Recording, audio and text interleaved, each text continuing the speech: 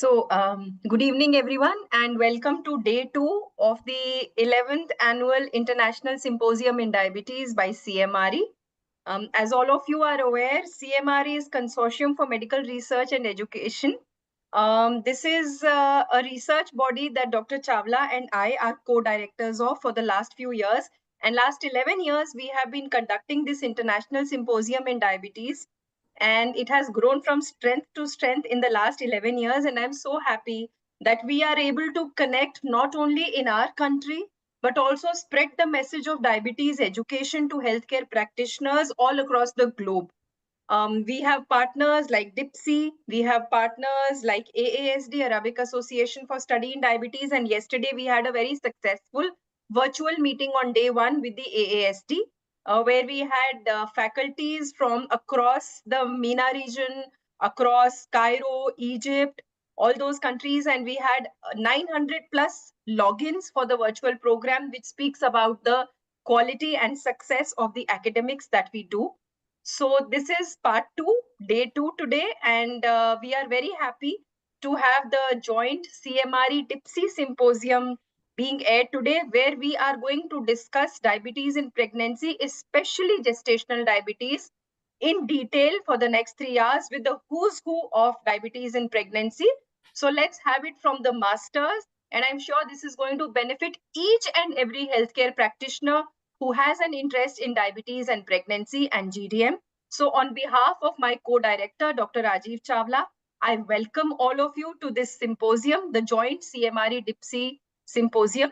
And I would request Dr. Chawla to say a few words before I invite our DIPSI president, Dr. Sahai, to say his words of wisdom.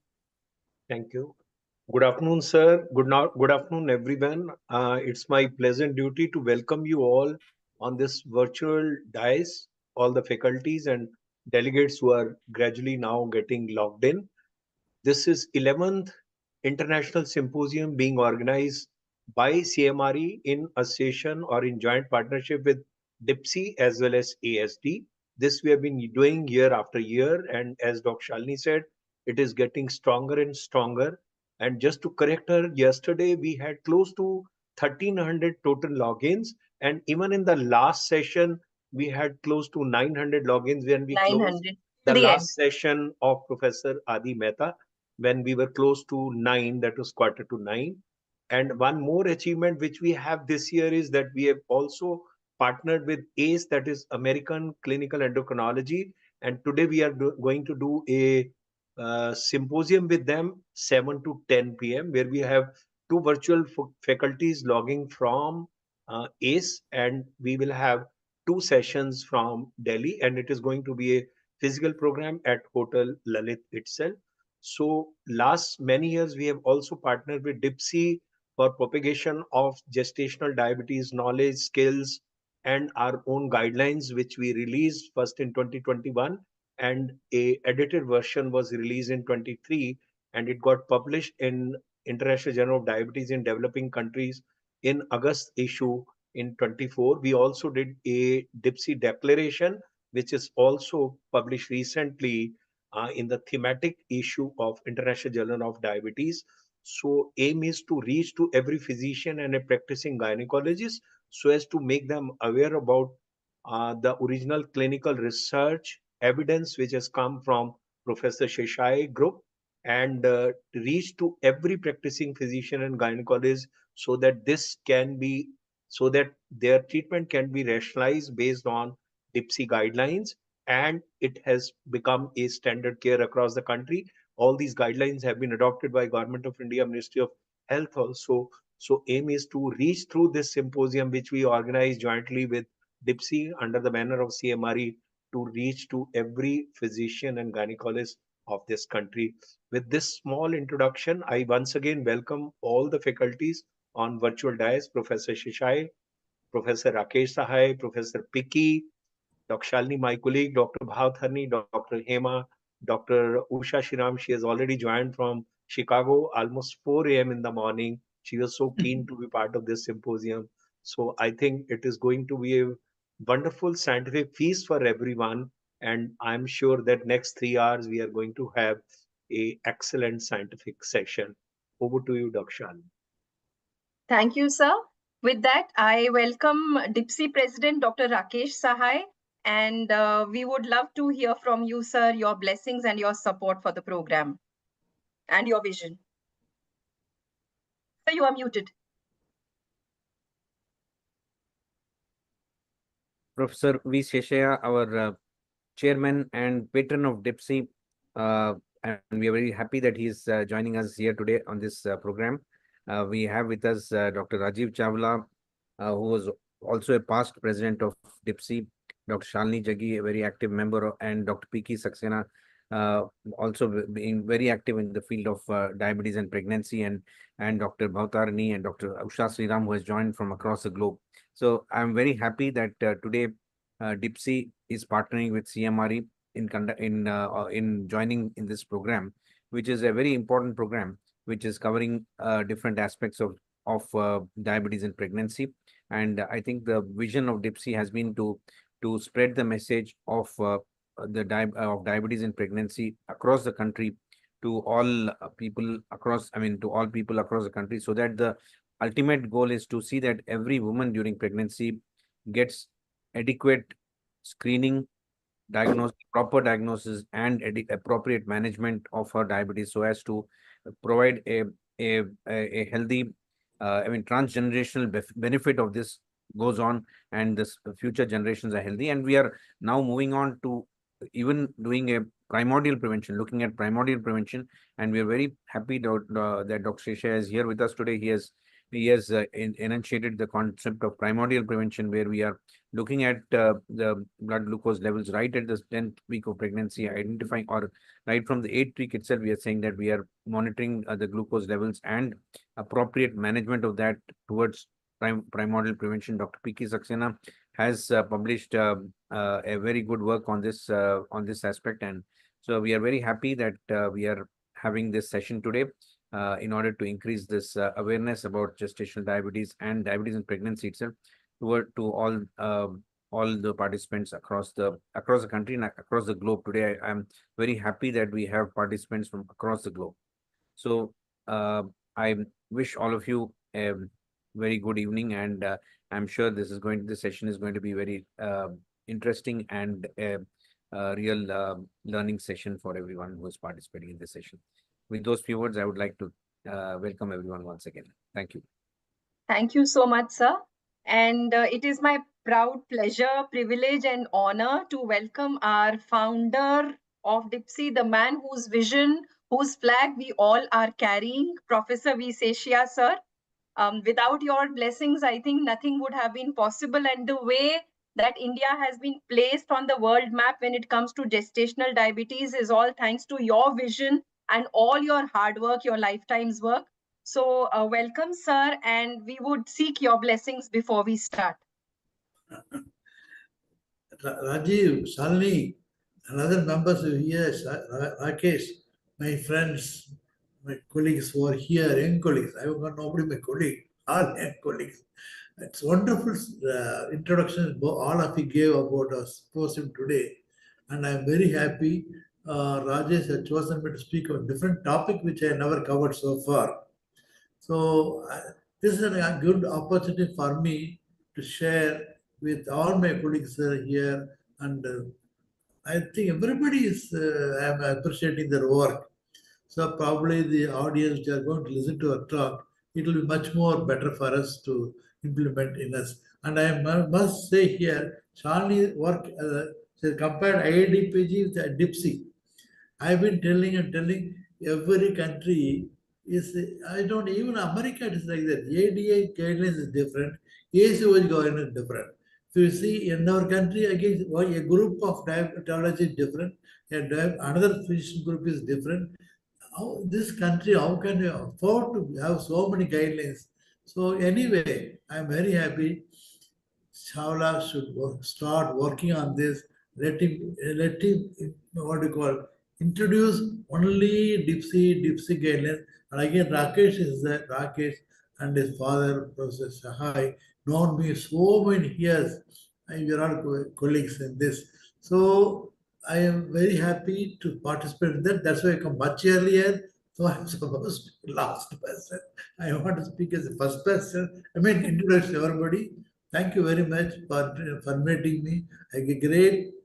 I appreciate you and Raju for inviting me for this symposium. Thank you very much. Looking forward to see you in Delhi. Yes, sir. Yeah. Shanti, I should come Delhi, no? Oh, Yeah. you should come, sir. Most welcome, sir. We would love to have you, sir. Next year. Sure, sir. We'll plan. Thank Shalini, you, I'm sir. going for Thanks for your RSS. blessings and good wishes always, Coming sir. for, We are yeah, we'll blessed, be sir. meeting, sir, in RSSDI. Thank Yes, you. Yes, Yeah. sir. Shalini. RSSDI is in Yes. Delhi this time. Oh, yeah. I told Rakesh about that. Tuti, you may run Saraswati So Vandana. thank you so much, sir. Let's just take blessings from God and we'll have Ganesh Vandana to start.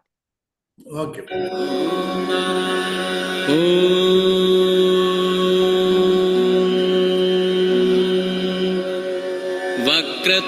वक्रतुण्डमहाकाय सूर्यकोटिः समप्रभ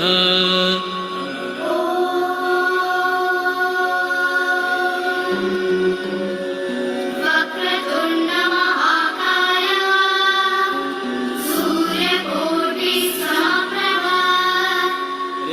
निर्विघ्नं कुरु मे देव सर्वकार्येषु सर्वदा निर्विघ्नं कुरु मे देव सर्वकार्येषु सर्वदा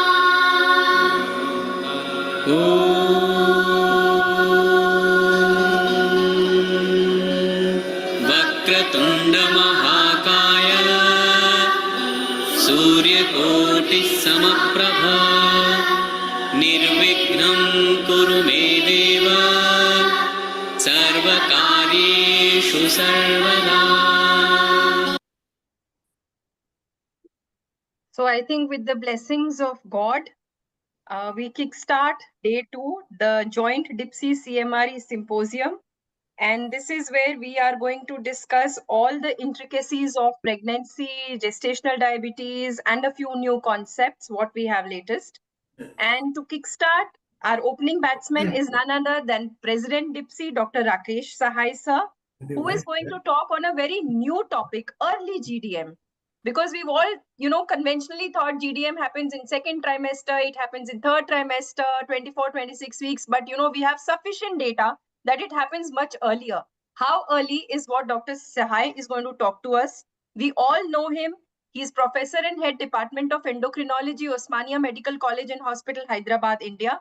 He's president, RSSDI, immediate past president, Endocrine Society of India, also president, South Asia Federation of Endocrine Societies, and president DIPSI.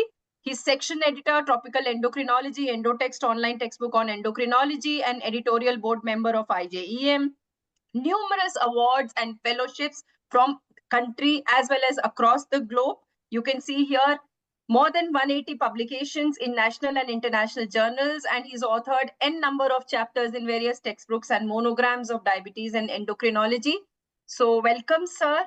And we would like to hear from you on what exactly is new when it comes to early GDM. Thank you, Dr. Shalini, for the kind words of introduction. And as you said, that I would be focusing today on just this new aspect which has been discussed. Although I would say that this is something which in DIPSI we have been discussing about this from a long time. The guideline we have been speaking. I mean, we have been recommending early screening of gestational diabetes right from the first antenatal visit itself. And we are saying that we need to repeat this in the second and third trimester. If the first report is normal, then we repeat it in the second and third trimester. But internationally, I mean, this was not being followed across the globe. While we are very happy that in our country we have been following this this guideline as per what has been recommended by DIPSI, and also the Ministry of Health guideline also recommends this. So I'll just share my slides and.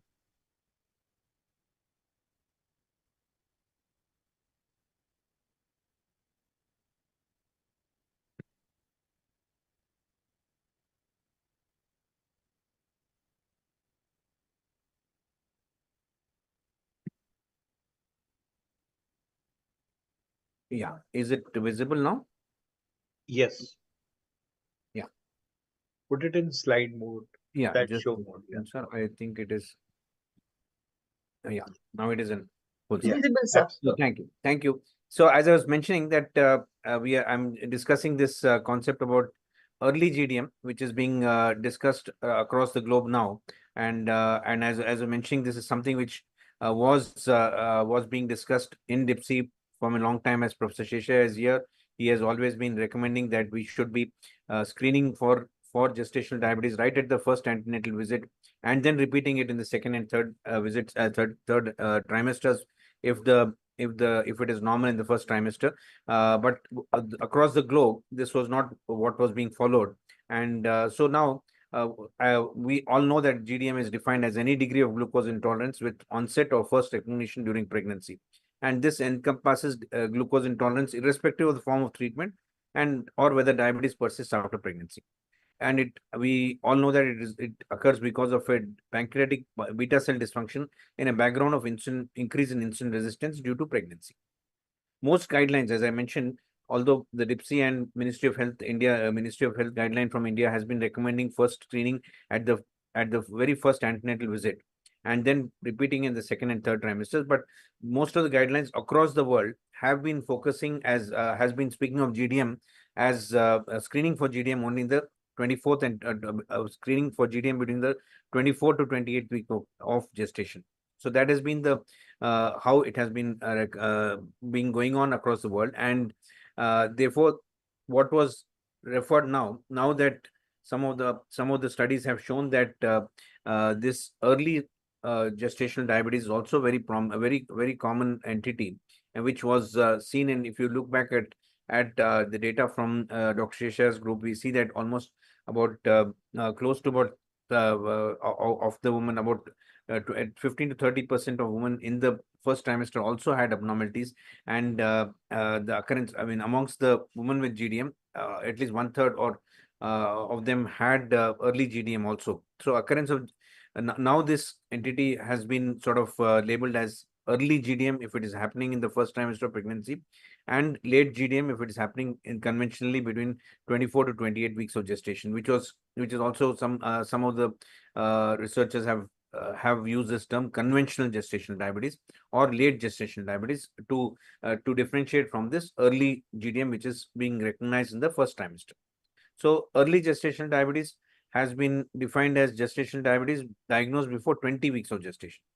And in 2021, the global prevalence of early gestational diabetes varied from 0.7 to 36.8%, as reported in a systematic review of 41 studies. This was the prevalence that was seen across these 41 different studies from across the globe. And if you look at the predictors, the higher body mass index, a history of gestational diabetes in previous pregnancy, family history of diabetes, or multiparity have all been factors that predict the occurrence of early GDM. And adverse pregnancy outcomes were reported in women diagnosed with early GDM. And this is what we have been discussing in the, if you we have been aware of the fact that the earlier the occurrence of GDM in pregnancy, the greater is the need for insulin, greater the need for therapies, and the greater risk of various complications. So adverse pregnancy outcomes associated with early GDM are macrosomia, cesarean deliveries, induction of labor, then hypertension, preterm delivery, shoulder dystocia, and the incidence of postpartum dysglycemia and the need for insulin is higher amongst these women with early GDM. There's also evidence that postpartum conversion to pre-diabetes or type 2 diabetes, as well as the need for insulin use in the postpartum period also, was higher in women who had this early GDM as compared to those with conventional or late GDM. So this is a very interesting study which has looked at 166 individuals. This is a distinct, showing that there is a distinct insulin physiology trajectories are seen in euglycemic pregnancies and gestational diabetes mellitus. So this is a study where they looked at the participants underwent oral glucose tolerance at less than 15 weeks of gestation that is an early pregnancy, and then they repeated this in mid or late pregnancy, that is between 24 to 32 weeks, and then did it in the postpartum period also. So they, based on the values obtained, they looked at the insulin disposition index and the Matsuda index, and they also looked at what is called as a insulin physiological index. And based on that, what they have seen is that in these 166 individuals with diabetes risk factors who were followed throughout pregnancy and postpartum with serial oral glucose tolerance, those with early pregnancy there was a early pregnancy augmentation of beta cell function in excess of insulin resistance, is which is seen in the in all women, in normal women who did not develop gestation. Deficient augmentation of beta cell function in early pregnancy appears to contribute to the development of GDM. And early onset of gestational insulin resistance is a distinct feature of early onset GDM. So this is some of the features that we've been seen. The green dots are those who did not meet the criteria for GDM in pregnancy. It means they were normal throughout pregnancy. They had normal glucose. Those women had normal glucose tolerance during pregnancy, and you can see the distribution of their Matsuda indices, and you can see that clearly they are different from the women who developed early GDM. Those are ones in the purple dots are those with early GDM who were detected before 15 weeks of gestation. And so the pregnancy insulin physiology index is a good estimate of the beta cell compensation for insulin resistance, and it predicts GDM when measured at less than 15 weeks gestation. So this is a index which they have highlighted, is very useful in terms of differentiating in or identifying those women who are likely to develop early gestational diabetes. So if you compare this early gestational diabetes versus conventional gestational diabetes, we can say that those with early gestational diabetes have greater decrease in insulin sensitivity, or rather they have higher insulin resistance. They have greater, the quantitative insulin sensitivity check index decreases progressively. They have higher waist circumferences, blood pressure, and serum triglyceride levels compared to those with conventional GDM, suggesting a greater prevalence of metabolic syndrome in these women who have early GDM. And the fasting hyperglycemia is the predominant derangement and the driver behind the worsened perinatal outcomes in early GDM. Postprandial hyperglycemia is predominantly associated with large for gestational age and macrosomia and other adverse effects of conventional GDM. So pathophysiology of early GDM could be due to a dual defect of beta cell dysfunction and insulin resistance, making the metabolic profile of women with early GDM uniquely different from that of those with normal glucose tolerance, and even from those who develop the conventional or later developed GDM later in pregnancy. So this is how we see that there is a greater degree of insulin resistance and more of beta cell dysfunction in women who developed early GDM. In South Asians, the obstetric and sonographic evaluation showed higher anterior abdominal wall thickness even at 20 weeks, which is quite earlier than what happens with the conventional GDM, despite lower fetal measures, whether you look at the head circumference, abdominal circumference, or femur length, or bipedal diameter, all these being lower. Even with that, there is higher anterior abdominal wall thickness. This shows that the alterations in fetal growth can occur earlier than the conventional GDM diagnosis in South Asians.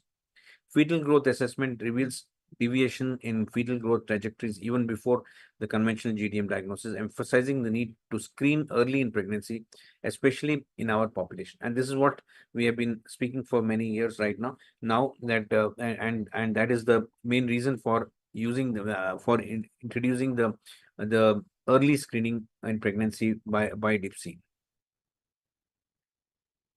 Now, whether fasting glucose should be used for diagnosis of GDM is one point of discussion, because in the DIPSI criteria we have been looking at mostly the postprandial glucose levels, post-meal glucose levels and post glucose challenge glucose levels, because of the fact that that is the one which is predominantly affected in gestational diabetes. But one point that is in favor of fasting glucose is that these are the changes in the fasting glucose levels can be seen early in pregnancy, and these are associated with worsened perinatal outcome, including a higher chance of large for gestation age infants and macrosomia, even in the absence of later development of GDM. So this is a point which needs to be further studied, where we have seen that where it is shown that fasting glucose levels in early pregnancy may be a factor that needs to be looked into. Pre-pregnancy BMI in the overweight range or above, in conjunction with a fasting glucose of more than 92 milligram per DL, may represent pregnancies at higher risk of complication and should be considered for close monitoring.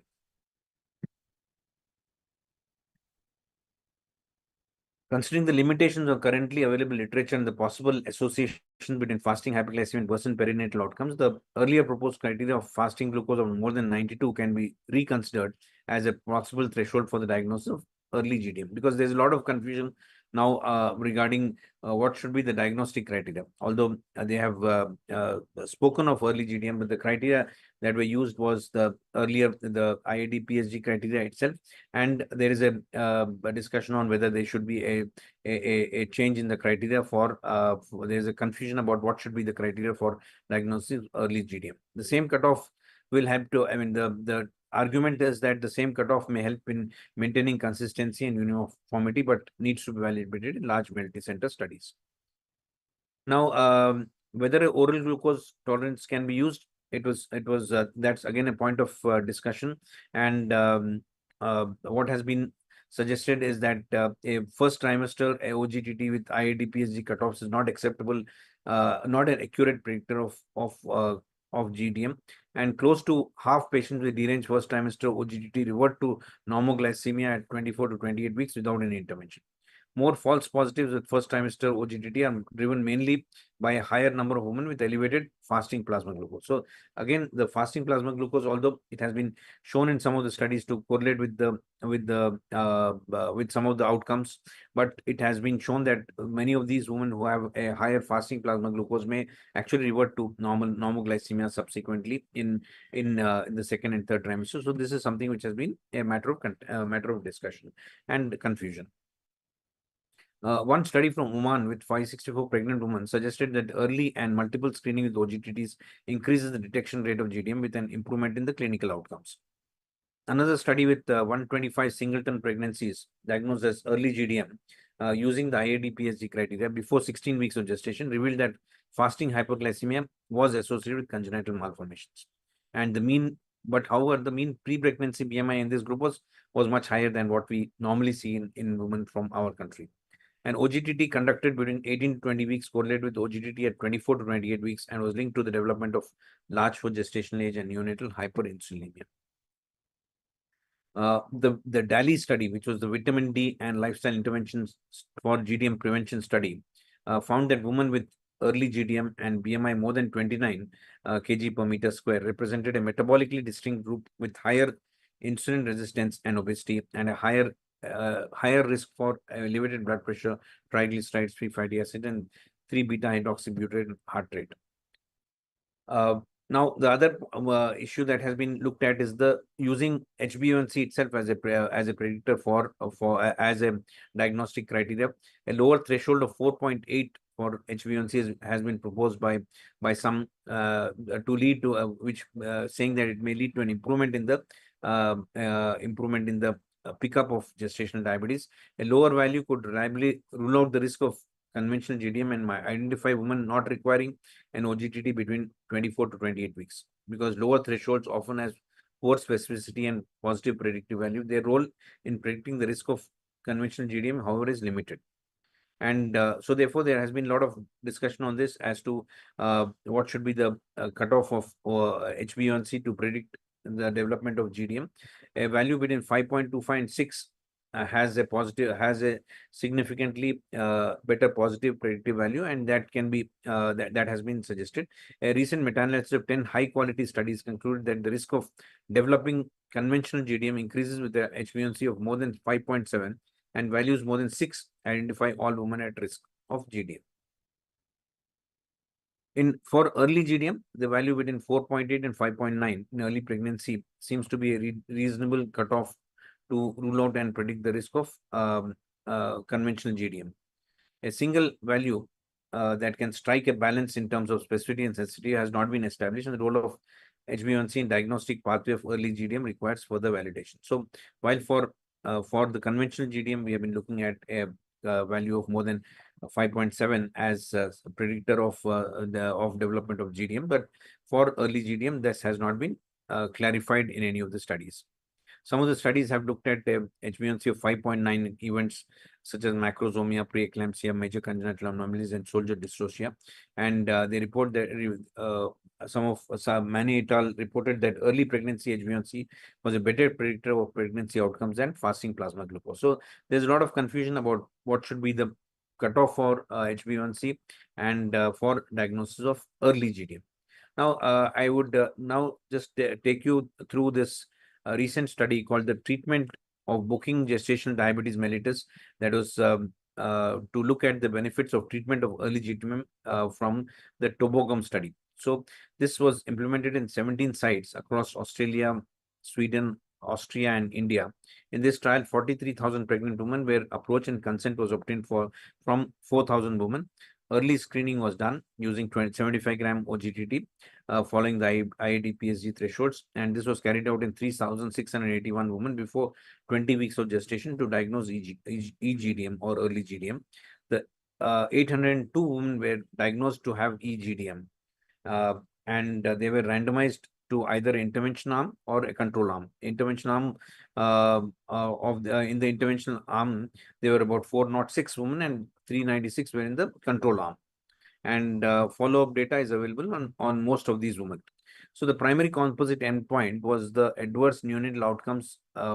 This occurred in 24.9% of women in the interventional arm and 30.5% of women in the control arm, with an adjusted risk difference of 5.6 percentage points, which was statistically significant. So this showed that treatment of early GDM had led to an improvement in the adverse neonatal outcomes. When they looked at pregnancy-related hypertension, they found that this occurred in 10.6% in the intervention arm and 9.9% in the control arm, and showing which was not statistically different. And the adjusted mean difference in mean neonatal lean body mass was also not statistically different between the groups.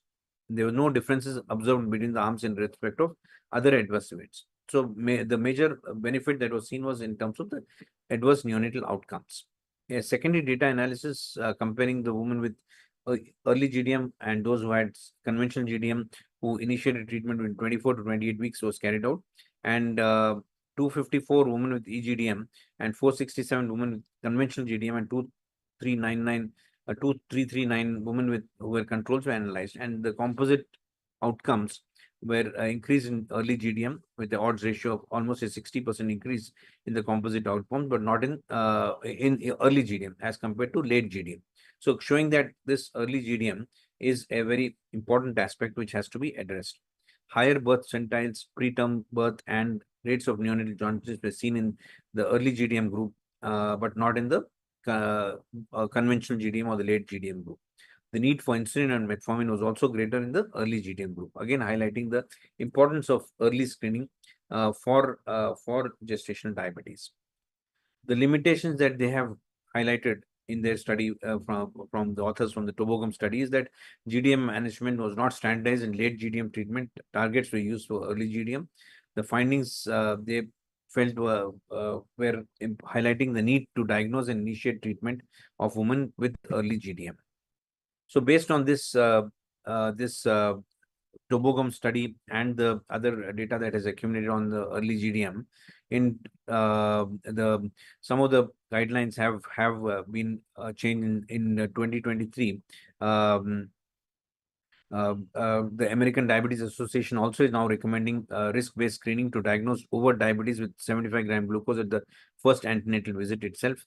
And while Diabetes in Pregnancy Study Group of India is one of the first to recommend the screening for hyperglycemia in the first trimester of pregnancy. Other guidelines are also slowly understanding the importance of early GDM, and they are bringing out this change in their approach. So finally, there's a lot of confusion in terms of, across the globe, that whether early GDM should be screened, who should be screened, whether it should be universal or not. But we are very clear in terms, in our country at least, that from DIPSI, we are very clear that we need to screen every woman because we have a high risk of gestational diabetes, and we are screening every woman at the first booking visit itself, and continue to do this in the second and third trimesters.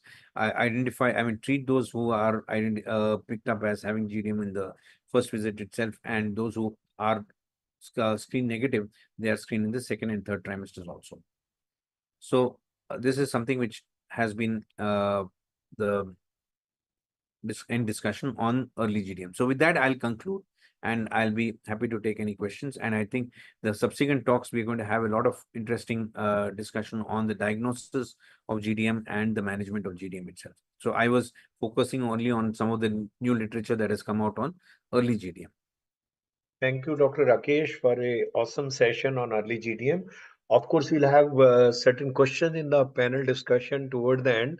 So I'll request you to stay back. Just to comment what you said, that there have been various studies focusing on HbA1c as a predictor for development of early GDM. Recently, we published in IJJDC a editorial I wrote with Dr. Hema, where we reviewed postpartum screening and the importance of fourth trimester, like first, second, third, and fourth trimester in long-term prevention of GDM in those females and doing some help to the offsprings. There we came across a couple of the studies that actually there is no consensus on HbA1c in terms of prediction of early GDM. That is one. Second important thing is one study I came across. Fortunately, sir is here, Dr. Shai and Dr. Balaji group. They have done a systematic analysis, which I have published and cited in that editorial also, where, if I correctly remember, it was 5.3 as a mean HbA1c in Indian patient. Based on that evidence, they said that anything more than that, they are the one who are likely to get converted to early GDM. Although it is very difficult to say that anyone who has 5.5, which is absolutely normal, why will she convert to GDM? Because even at the time of conception, even if it is 5.5 or 5.66, that our first trimester will have actually lower sugars. Mean fasting will be close to 74, and postprandial will never exceed 99 plus minus 10. That means it will never cross 110. So I think the importance of existing or baseline HbA1c at the time of conception is very, very, you may say, fallacious, because no way it will be able to predict until unless someone has HbA1c more than 5.7, falls into the category of IGT or pre-diabetes, and they are the one who are likely to get converted to type 2 diabetes. Amongst us, me, Dr. Shalini, we have shared about 40 pregnancies, those who have had developed GDM at 8 to 10 weeks, and they had normal HbA1c close to 5.5. That means HbA1c may be absolutely normal, but still you might have a early GDM coming as early as 10 weeks. That is why Professor Shrai rightly says that there is a need for primordial prevention, and you must screen everyone at 8 weeks and do that intervention, either MNT or insulin or metformin. In 2 studies now we have published that if you intervene at that stage, probably you might be able to avert that hyperinsulinemia in beta cells of fetus to prevent long-term conversion to NCD. Just a comment. And if you want to answer it, then towards the panel, I'll request you to We can have all the discussion in the panel discussion, sir, because Okay, otherwise okay. we'll, no? Okay. Right, sir. So with that, we now move on to our next session. Unfortunately, Professor Balaji had an emergency, so he's not able to log in. So we've requested Dr. Bhavtarini to take over his topic as well. So she will be talking on screening for GDM, why, when, and how. All of us know her as Honorary Professor of Diabetology, State IMA, State Coordinator, IMA Diabetes Course, Governing Council Member of RSSDI and DIPSI, faculty in a lot of training programs, Best Teacher Award at IMA, WDF Regional Coordinator for GDM, faculty for a lot of things, and the flag bearer of DIPSI. So welcome, ma'am. Thank you. Thank you, Dr. Shalini. I immensely thank Dr. Rajiv Chawla and Shalini for giving me this wonderful opportunity. Excellent program. I congratulate you both. Now coming to the topic, which is Balaji's, I'll say how much I can make it, I'll do it. This is screening GDM, why, when, and how. That's what I'm going to focus today. See, these problems, congenital malformations, small babies, big babies, microsomia, hydramnias, and hypertension in future life, obesity, cardiac problems. For all this, GDM is the mother of all these non-communicable diseases. So we need to screen. Why? This is the reason. And why we are focusing on pregnant women. If we focus on her, we are going to hit 2 mangoes in a single shot. That is, we are preventing diabetes in the mother as well as the child.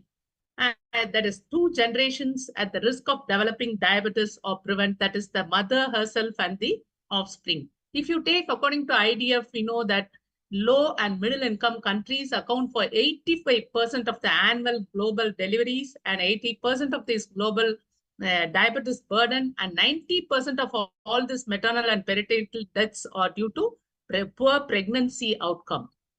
Stepping down from ivory towers to ground reality, if you take pains to go and see what is happening in the lower socioeconomic places, that is, I have traveled through all these non-metro areas, primary health centers, and found it's very difficult for the pregnant woman to come in fasting. Out of 5,000, only just 369 has come in fasting. That too, they have been asked to come in fasting for some other reason, and not that they have come really in fasting. See the huge crowd what we face in the rural areas. For doing the regular GTT, we need 3 venous samples. There is not adequate strips, reagents, syringes, lab technicians, paramedicals, doctors. Even the drinking water is not available. Somebody has to donate. And every PHC has to tackle at least 100 to 150 pregnant cases on this antenatal day. And the PHC opens by 8 a.m. only for fasting GTT. Even if it takes just 2 minutes for each case, for all these cases to be covered, it takes more than 1 hour, by which time few cases would have crossed the 1 hour and few would have crossed even the 2nd hour also. If both the medical officer and the staffs in the PHC can finish their routine in a single visit, it will be easy for all the patients, staffs, attendees, medical officers, and to the nation as such. The visit becomes unnecessary. And if you see the proportion of obstetrician to patients, it's very low, and there is no medical officer at all in some PHCs, and they are deputed from elsewhere. In Tamil Nadu, if you see, they give around 18,000 rupees to all the antenatal cases. So even the affordable, they come only to the government hospitals to get this free money. Naturally, the crowd becomes more. And if you take the pregnant woman, she's a household, she's a caretaker of the home, and she has to take care of her house members. Not only that, all the domestic animals, what she has, goat, cows, and this dogs, all this. And after finishing her routine, only she can come. And she is not in the town. She is in a remote area where there is no transport facilities, and they have only at particular time of the day. And to reach that bus stop itself, she has to walk for up to 1 kilometer. And then to reach the PHC and get a turn, it takes another half to 1 hour. By all this time, she cannot keep herself in fasting. And the PHC also, it's in such a way that it is not open round the clock. That is, she cannot go as she likes. She has to report in the morning to get a turn. And again, because of the huge crowd in the PHC, to get a turn to see the medical officer and get the advice first, it takes another 1 hour. So all these are difficult in fasting for a pregnant woman. They can easily faint. And elders in the family also don't allow them without eating something in the morning. They strongly believe that pregnant women should not fast for a long time. And they don't come alone. They are always accompanied by some attenders. By them, both are daily wages. If they are already, by this visit, they have lost 2 wages, they are asked to come again in fasting, they will not return, and we'll have dropouts. So thinking all this, and see this lady, she is working on a May 1 Labor Day, that too on Sunday. If she is not doing her work, her family will be deprived of food. So she has to work even on that day. In pregnant, fasting is always low. You know that insulin sensitivity high and the muscle takes up more glucose, neoglucogenesis comes down, and there is a less hepatic glucose out of. So fasting blood sugar is very low. And again, if you see we go for early ketosis, they are more ketose prone because of the accelerated starvation. And fetus is a continually eating border in an intermittently eating host, and she has to eat for two, and she feels hungry more easily. And she has another problem, hyperemesis. The hyperosmolarity associated with the GTT solution frequently leads to GI intolerance and nausea and vomiting. If they come in fasting, they vomit, and all efforts of coming in fasting again becomes waste. So pregnant refuse to undergo GTT in fasting and tolerate glucose better in non-fasting state because vomiting is less and the problem is solved by screening and diagnosing in the same visit. We know that there is no deliveries. Number of deliveries has increased on one hand, and GDM is also in the continuous race on the other hand because of the sedentary lifestyle, PCOS, ethnicity, strong family history, overeating, late marriage, and further delaying the child, and early occurrence of diabetes.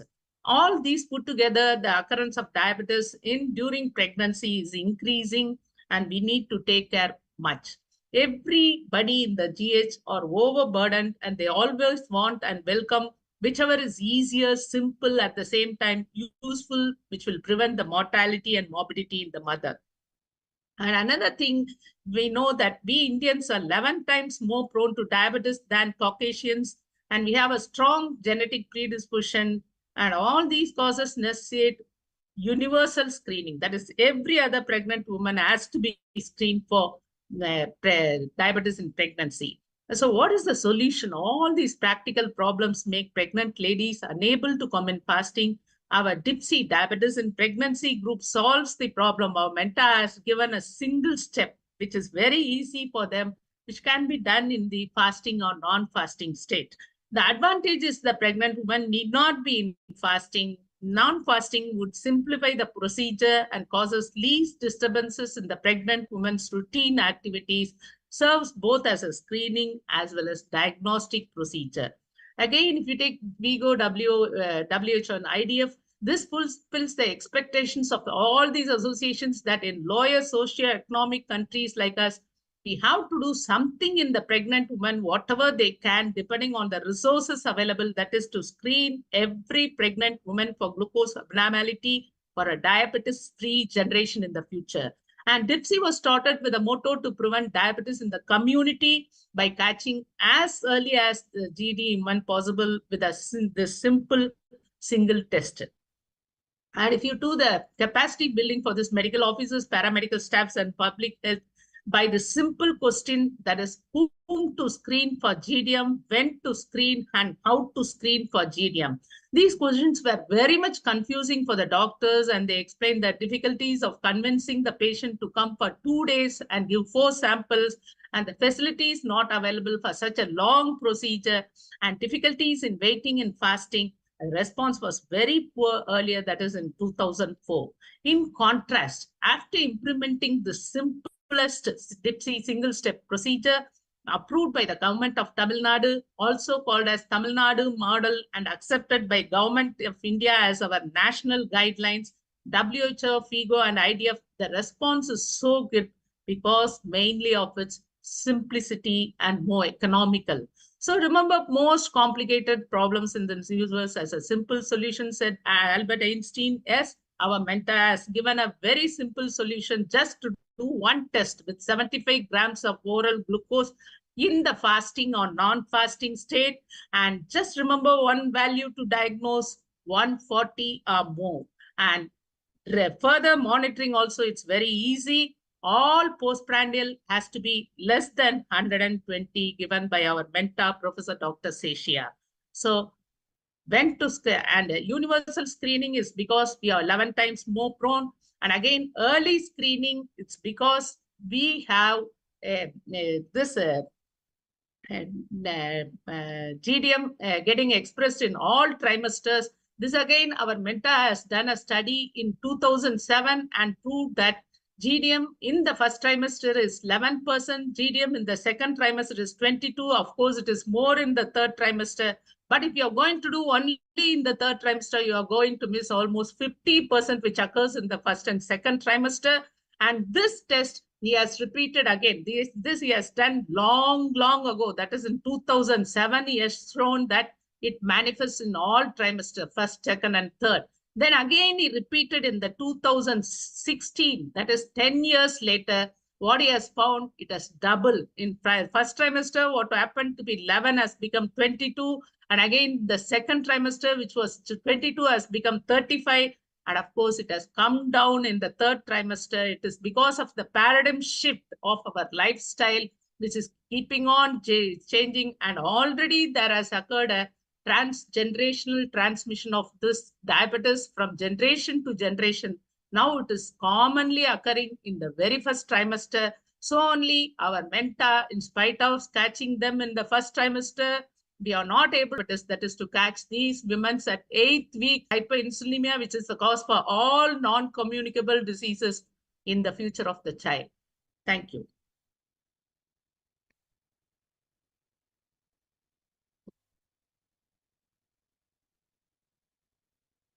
Next is your session only. Yes. That is management of Yes.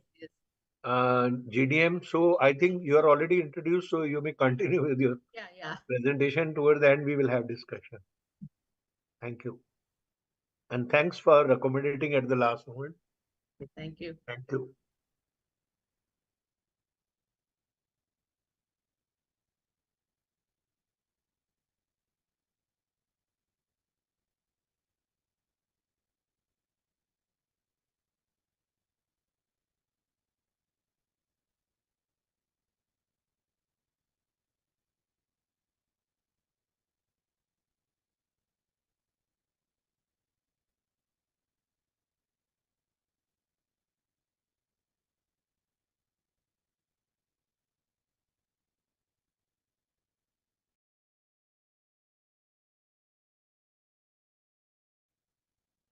So again, coming to my topic, that is hyperglycemia in pregnancy management in 2024.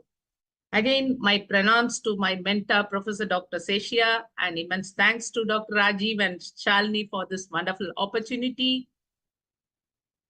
And if you talk management, it depends on the type what they have. We know we have pre-GDM and GDM, that is the pre-existing type 1 or type 2 diabetes, and also the diabetes detected for the first time during pregnancy. Along with that, we have GDM. We need to know what type of diabetes before going for management. We know that these are all prevalent GDM, whereas the one which is occurring only because of the hormonal diabetogenic stress is the GDM.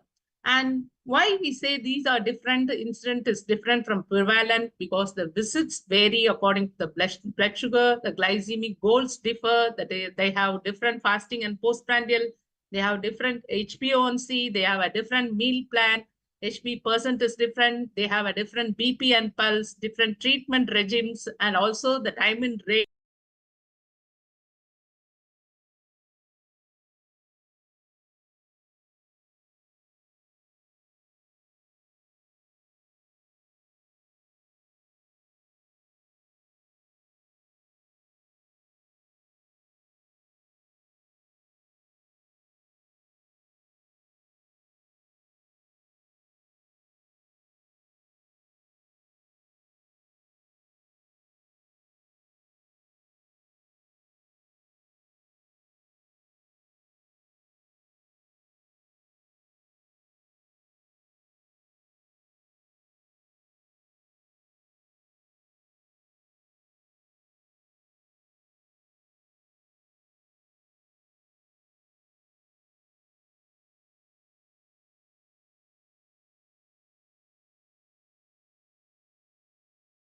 Is not pre-pregnancy diabetes? That is where we do an HbA1c if it is absolutely normal.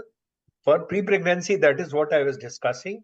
Normally, we take as 5.7. Dr. Shishai sir and Balaji had an evidence that mean HbA1c in normal female who conceives is usually 5.3. If it is more than that, we should look into that probably they are the one who are likely to get converted to type 2 diabetes. But most of the international evidences say that anything 5.7 to 6, they consider it is significant. But obviously, when we are talking of early GDM at 10 weeks or 12 weeks, we have to have an HbA1c which is absolutely normal, less than 5.5. Only then we can say it is a new onset GD. Otherwise, it becomes a pre-existing. Yeah, Dr. Bhavtani is back. Over to you, madam. You are muted. Please unmute yourself. You are muted, Dr. Bhavtani. I'll do it. Yeah. Please. So I think the previous slides came. I hope this is the slide where I stopped. Am I correct? Yes. Yeah. So all these differ between the incident and prevalent GDM. And again, I want to stress first and foremost is diagnosis important, which I have said already. It is the single step procedure with 75 grams and single value to remember 140 and for further monitoring 120. So with this, you have to do it as early as possible. Otherwise, by 11th week, the fetal handling starts. If you're going to do it later, you're going to miss GDM in the mother and you'll have false negative tests. The mother may be having normal blood sugar, but the baby will have all the problems because of hyperinsulinemia, which has developed because of fetal handling. And 1 in 6 live births to women with some form of hyperglycemia. In this majority, almost 90% is GDM. And this GDM is because of our improper lifestyle. 90% of this woman can be managed by medical nutrition therapy and exercise. You put them on medical nutrition therapy and exercise for 2 weeks. If in spite of them, they are not coming down, fasting is more than 90 or 2 hours, more than 120, think about adding some pharmacotherapy. Whereas if the blood sugar is at the beginning itself more than 200 or 200, you have to go away, straight away, go with insulin along with this medical nutrition therapy. Our medical nutrition therapy goal is to achieve a normal blood glucose level without any ketosis and provide adequate weight gain with appropriate fetal growth and development. It should be a carbohydrate limited diet with just 33 to 40% of total calories, with remaining calories derived from protein and fat, along with vitamins and minerals. And ADA gives guidelines from dietary reference intake, that is DRI. This gives that we need to take 175 gram of carbohydrate during pregnancy, that is 35% of 2000 calories. Whereas in non-pregnant, if you see, it's just 130, but we all are taking more than 250. Of course, we have to cut down the carbohydrates during pregnancy, and with a minimum of 71 grams of protein and 28 grams of fiber. Emphasis should be more on monounsaturated and polyunsaturated fats, and we need to limit the saturated fats and avoid trans fats. And of course, in our country, the women is given more importance only during pregnancy, and it's celebrated throughout. This has to be brought down. And nowadays, it's a day of fast food everywhere. They have all this being more sedentary. All these has to be avoided, and this just simple slogan is make your food and take only homemade food. That's all. And what is the increment you allow? Of course, in the first trimester, they don't need any increment. Second, of course, it's very easy, just 340 calories, etc. And third trimester, additional 452 calories in a simple way. Or you go according to the weight gain. And remember, they can put on weight just from 7 to 12 kgs during pregnancy, not more than that. See the weight gain, if it is 0.8 to 1.2 times. So ideal, then you can go for the ideal calories, that is 30 kilocalories per kg. And if it is 1.2 to 1.5 times the ideal body weight, reduce it to just 24 kilocalories. And if it is very less, that is 0.8 of the ideal body weight, you have to increase the calories to 35. You can go even to 40 kilocalories also. And if it is 1.5 times, that is, she's putting on more weight than the ideal body weight, that means you have to restrict to 18 kilocalories per kg. And remember that the pregnancy is not the time where you can reduce your weight. It's just reducing the calorie, but you should not go for weight reduction during pregnancy. And the very main thing is, instead of taking 3 meals, what we usually take, it has been split into 6, in between 2 snacks and 1 bedtime snack. And remember this ADA plot model, which is very easy: half plate full of greens and vegetables and only quarter of whole grains, and the other equal amount we have to give importance for the proteins. What we are taking is 3/4 plate full of carbohydrates and very little of protein and the vitamins and minerals. This has to be avoided, and we need to go for this ADA plate model. Regarding non-nutritive sweeteners, there is a limited data, but FDA approves this acesulfame, aspartame, sucralose, neotame, stevia, all that. But American Medical Association did not recommend the use of saccharin, and ADA and American Dietetic Association consider these non-nutritive sweeteners safe only when used in moderation. And exercise is very important therapy during pregnancy. They can do any form of exercise according to their wish, either walking.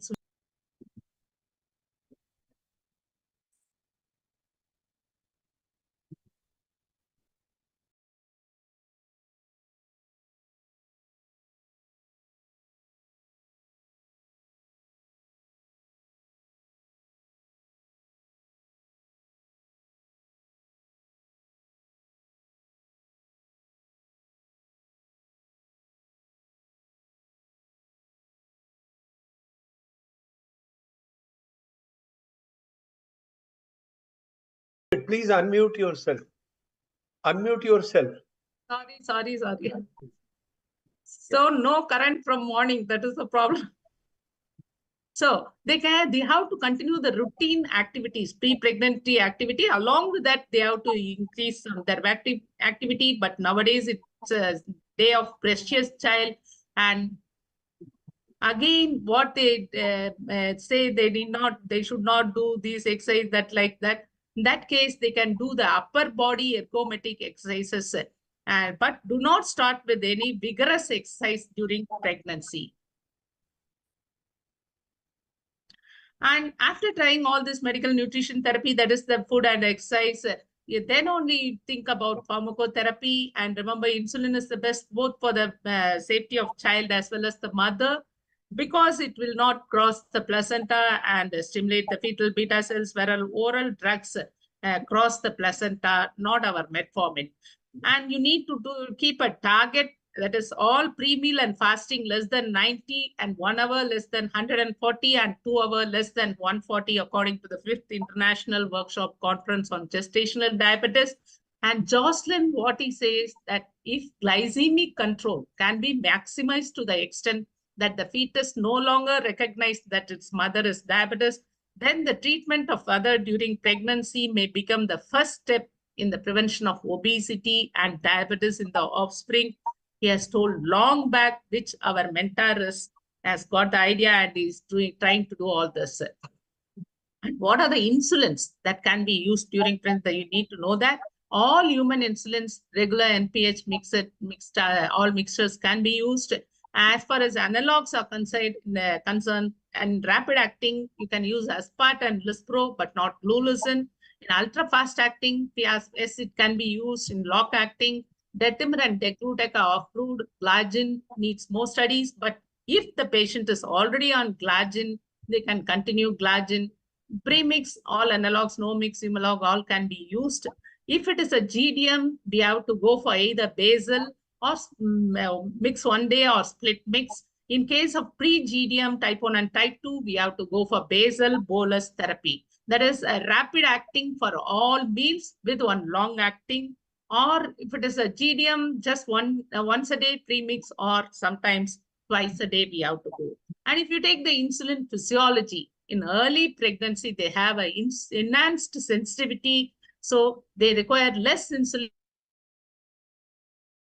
Use of sure that no change in insulin site or technique is needed. Second trimester, go for the lateral aspects of the abdomen, can be used for injecting insulin, staying away from the skin over the fetus.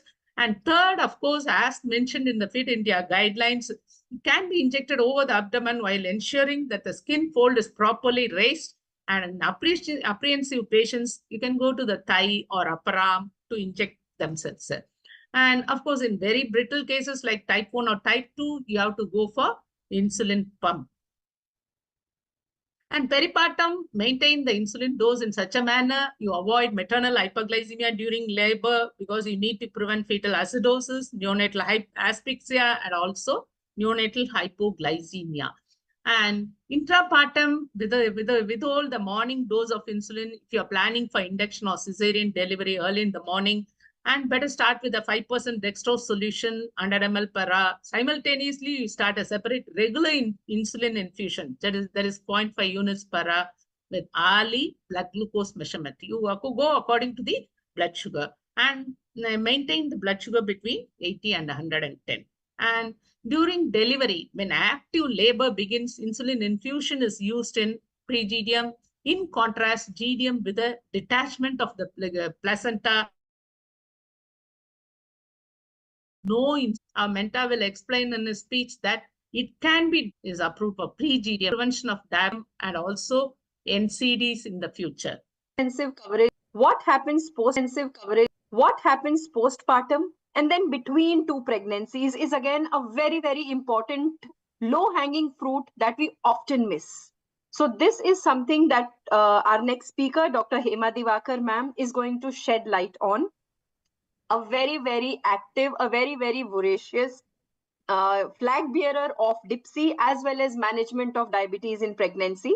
She is CEO and chairman, Asian Research and Training Institute for Skill Transfer.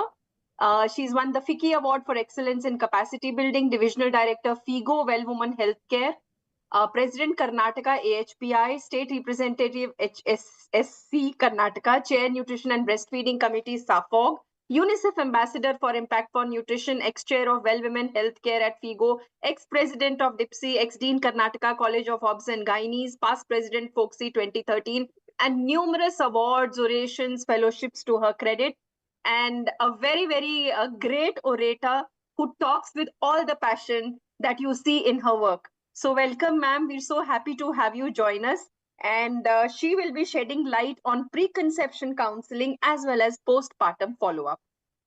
Thank you so Welcome, much. Dr. Hema Namaskar. madam. And thanks to Rajiv ji and Shalini for putting us all together yet again on a common platform, which I very affectionately call the Sweet Connect, because it's so delightful to see Piki and Bhavtarni and Meena, Visha and others. And of course, to constantly draw inspiration from Sheshaya sir, whom I have been seeing his, of course, he's sipped a cup of tea, but he's been sitting with his all attention to every word of what each one of us are going to be speaking. And it's quite amazing. He is always attentive.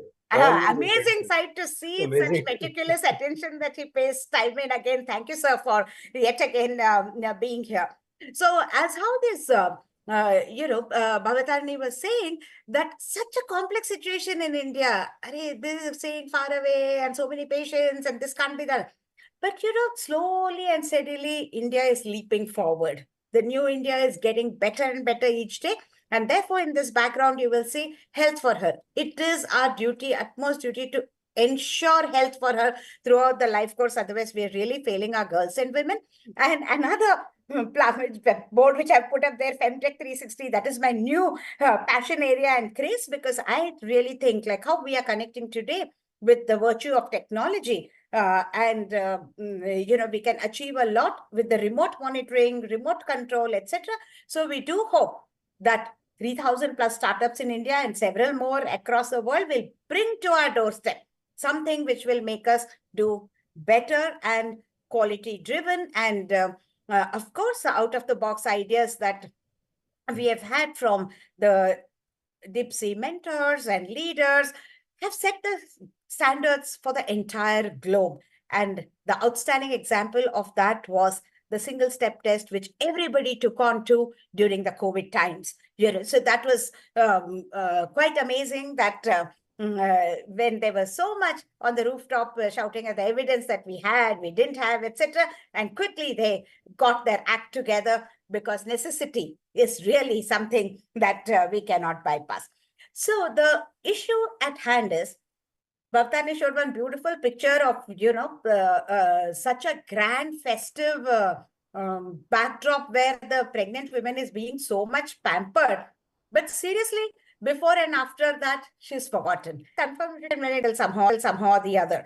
The preconception disorders, which are all listed here, they are the opportunity to be seized to do the best in time, because the impact of not doing anything here, you would be creating 1.9 million extra neonatal deaths, 0.82 million stillbirths, 0.16 million maternal deaths by the year 2025 if you do not do. The numbers are mind-boggling.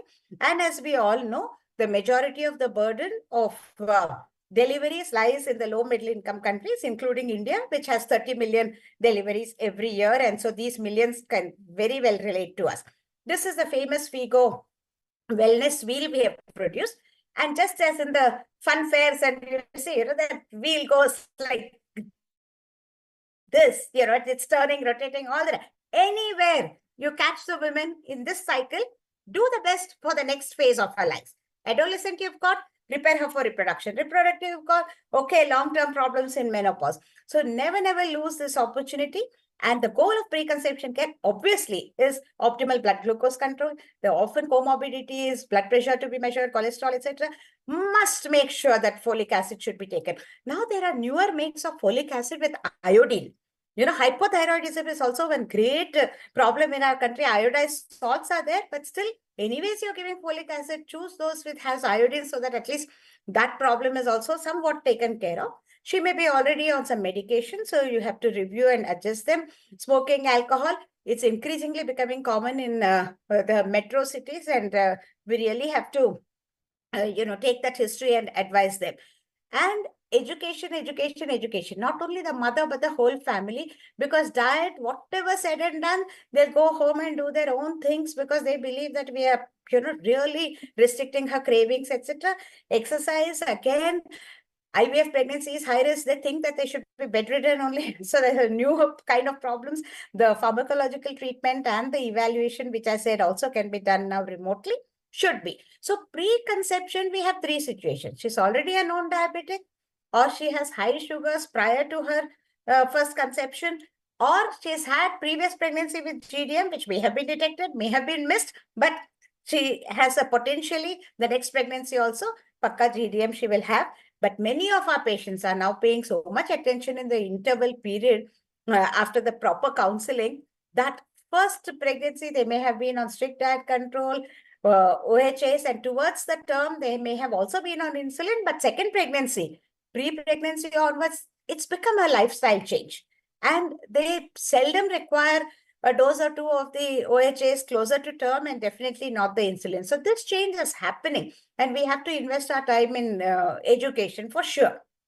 For individuals with diabetes, if you do not optimize the blood sugars, again, you're in a jam because HbA1c will be high, sugars are high. It's a period of organogenesis. Whether 25% chances of anomalies, but 75% may still be normal, whether the small anomalies are missed, whether obesity itself is causing miscarriage, everything becomes a huge mess on our table when this data is documented. And we are really, always more apprehensive than the patient as to what we may find in her next visit. Those with PCOS and obesity, we are urging the fertility specialists to whom these obese PCOS go. They have to really, it's a very good opportunity for pre-pregnancy care.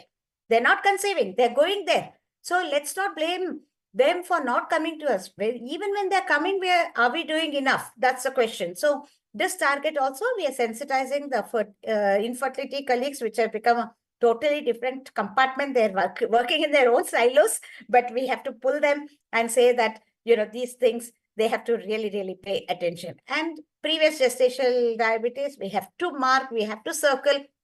And please remember, she has had a previous IUD or a large birth weight baby in some other setup where she may not even have undergone a sugar test.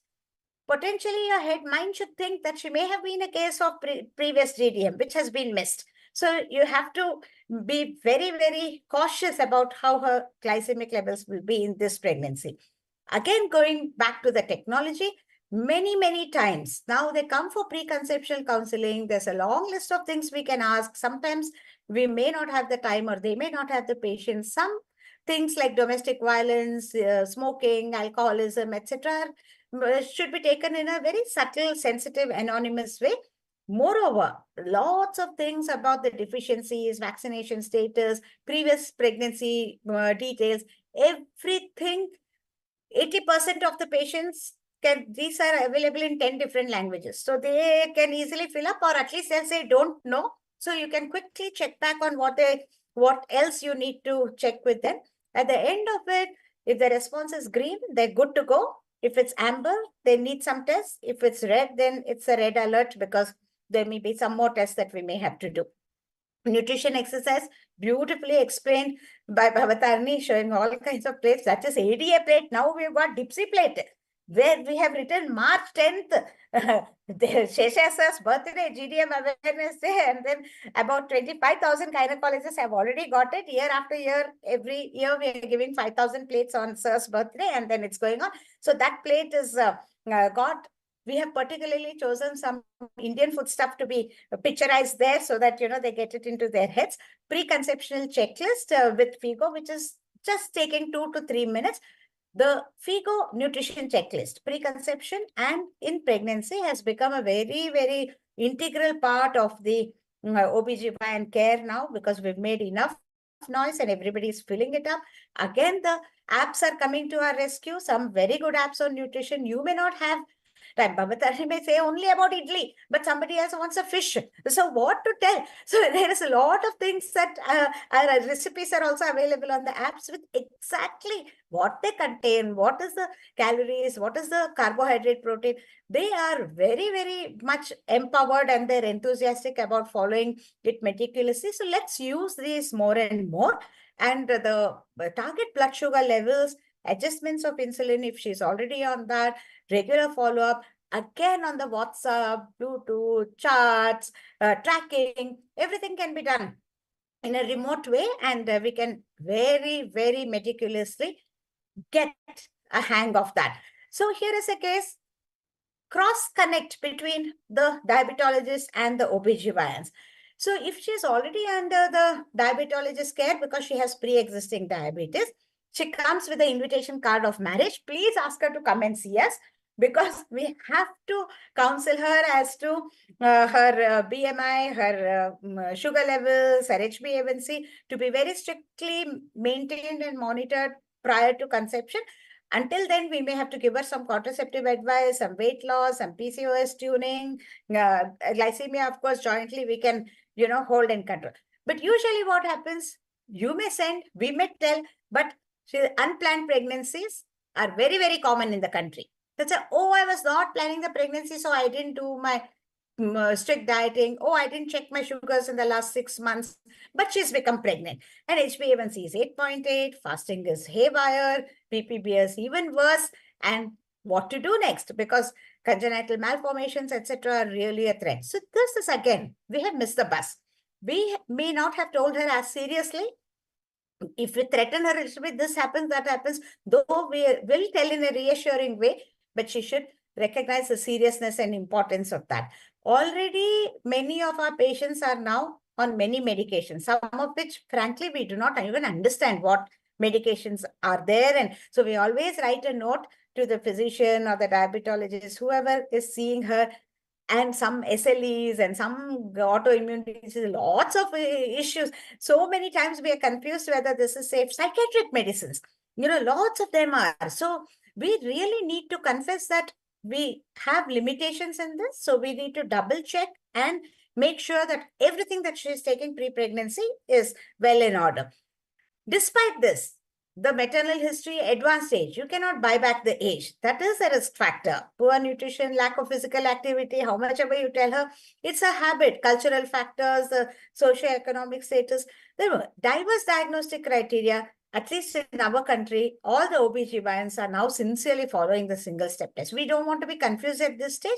We may shift to the earlier testing and, the preventive mode very, very soon. As soon as we get our act consolidated, we will disseminate it very, very seriously and thoroughly throughout the country. And absence of self-compliance and above all, the lack of resources and trained medical staff. So this we have averted with our accreditation program, and the way the G75, S75, 75 grams of glucose, they are delighted in so many maternity homes, the sales have gone up so much because everybody has started doing. So that is our indirect way of knowing how much coverage is there. And we bring to the notice of the whole team that there is a whole 360-degree round, complications which we will be avoiding if we pay attention to the entire meticulous monitoring system. All of these, not only to the family and the patient, but to us also, it really causes mental distress. But now the mental health care has become, again, nutrition and mental health, government is also paying enough and more importance.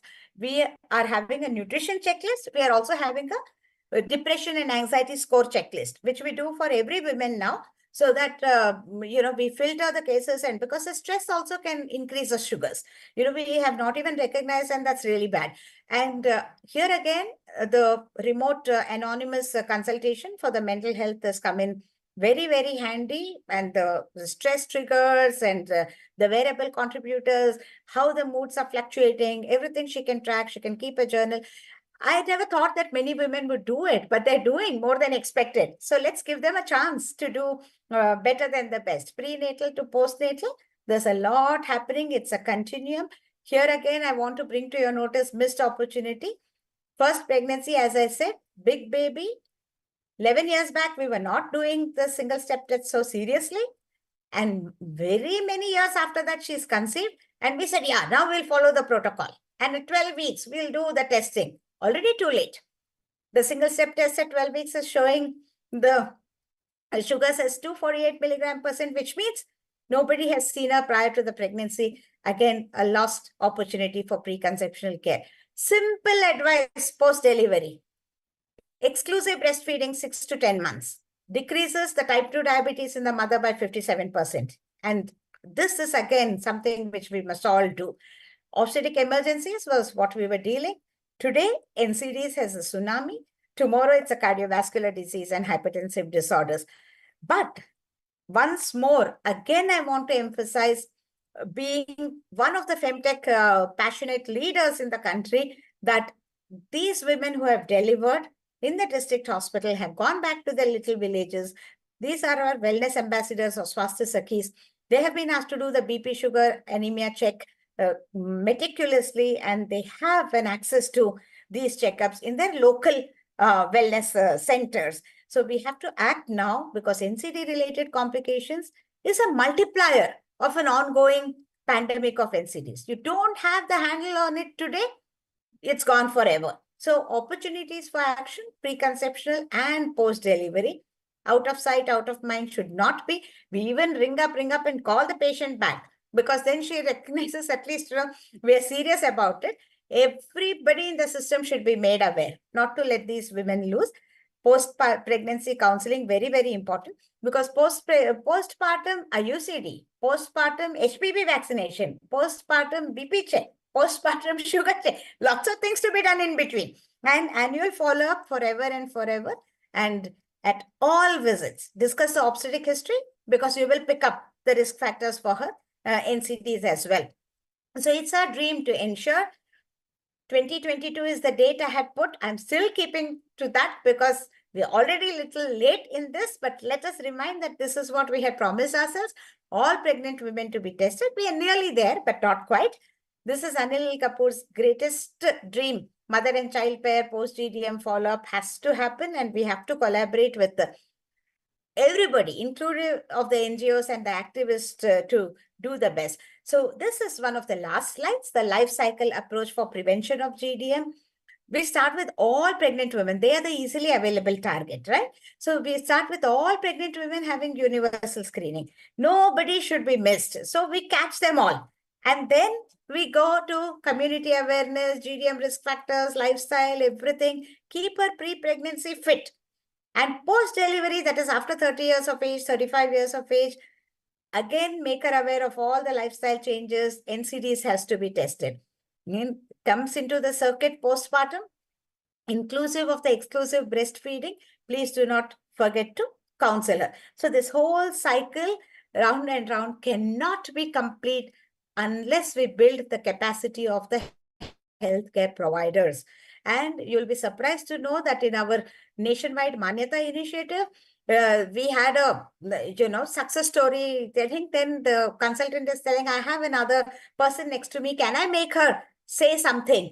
So she was a housekeeper who told exactly properly about the single step test, the instructions that she too can give the patient. So it is just, it's not rocket science. It just requires the will to do, and we will be able to do. So the capacity building every single day, the batches happening round the clock, tens and thousands of the upskilling of the staff for assisted to maternal newborn care, for Anemia Mukta Bharat, for Poshan Yukta Bharat, for breastfeeding facilitators, for cervical cancer eliminating coordinators, all kinds of digital courses we've started so that it gets into their head.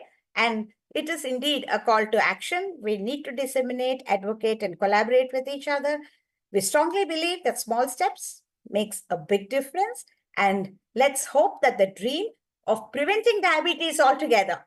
See, we eradicated polio, smallpox, etc. Now we are thinking of cervical cancer elimination in a big way. Okay, the diabetes also is treading the same path thanks to Sir and the others in the team who are already embarking on some major studies which will have their reports out for us to tell the rest of the globe that together we can and we will. Namaste. Thank you so much, ma'am. It's always great to listen to you because the passion that rings in your voice tells us that all the work that you're doing is just in the right direction, and it's such a pleasure to join you in your path in all these endeavors. And I really hope that our collective vision of preventing diabetes does come true one day.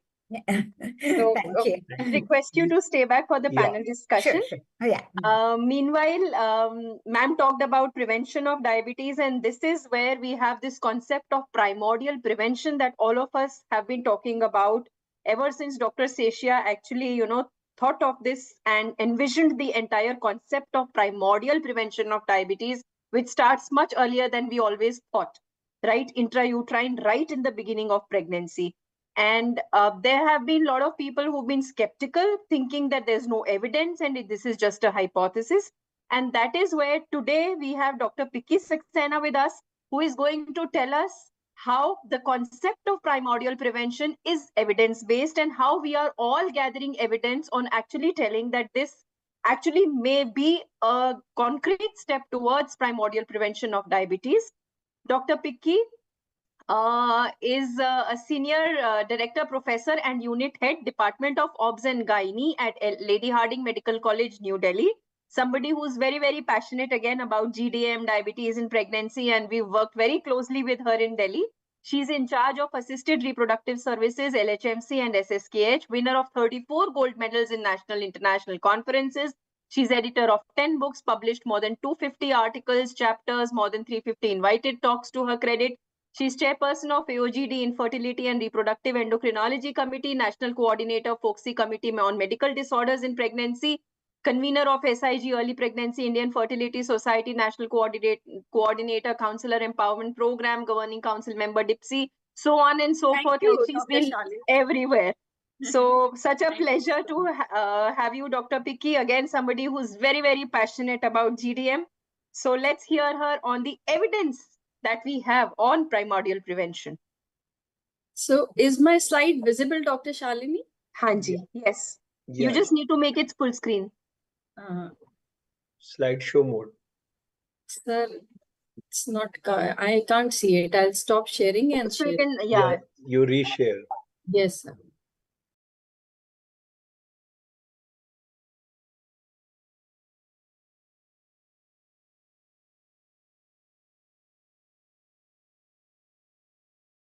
very much Dr. Rajiv Chawla and Dr. Shalini for giving me an opportunity to be here and present this original work which we have all worked together, and we have tried to see if the hypothesis of and the vision which sir has given, the primordial prevention of diabetes, not just GDM, is it holding true? Let us see the evidence. So we know that GDM today, we have been hearing it, and we all know that GDM today is the mother of all NCDs tomorrow. We were discussing about early GDM, and this is the concept which sir has given, which is going to talk about pre-GDM. And we know that when nearly, I'll just take this pointer, when nearly 15% of the beta cells of the pancreas are not functioning well, it presents as impaired glucose tolerance in non-pregnant patients, and during pregnancy this comes out, corresponds to GTM. So already this dysfunction is there, and because of the placental secretion of glucogenic hormones, the insulin resistance increases, and this dysglycemia comes out and causes its feto-maternal complications. So it is now time that we change the focus to primordial prevention of diabetes and other NCDs, starting from the adolescence and the preconception period, which we have been hearing through Dr. Hema and Dr. Bhavtani. GTM is not a transient condition, but it is recognized as a stress test, indicating a physiological dysfunction that we just talked about. Nearly 2/3 of these women are going to develop GDM in the subsequent pregnancy, and 50 to 70% within 2 to 5 years are going to develop type 2 diabetes. So maternal hyperglycemia sets off a vicious cycle which will affect not only the mother and her child, but also the future generations to come. We know that it all begins in the utero. Nutrition in early life has permanent changes. Maternal nutrition, be it anemia, obese woman, PIH, or hyperglycemia or preeclampsia, all that is going to lead to fetal malnutrition and develop a thrifty phenotype, which is well adapted to survive in the intrauterine period, but it has permanent changes in the way that it has decreased beta cell function. And as the child grows, there is catch-up obesity, diabetes, hypertension, and the full-blown metabolic syndrome. The Barker hypothesis again emphasizes this, that the developmental origins of health and disease, adverse intrauterine events permanently are going to program the postnatal structure, function, and homeostasis by methylation of the DNA and acetylation of histones, which is going to lead to adapted birth phenotype. This causes change in number or function of cells, endothelial dysfunction, oxidative stress, and epigenetic changes. So for the first time in the world, the novel concept of primordial prevention of diabetes, what we are going to talk about right now, is just the first baby step, that is prevention of GDM. But we know that GDM is the mother of all NCDs. So once we are going to prevent GDM, we will be able to prevent diabetes. And this hypothesis was given by Padam Shri Professor V. Seshayya. Sir is the father of GDM in India, we all know. And in his honor, 10th of March, his birthday is celebrated as the GDM Day in India.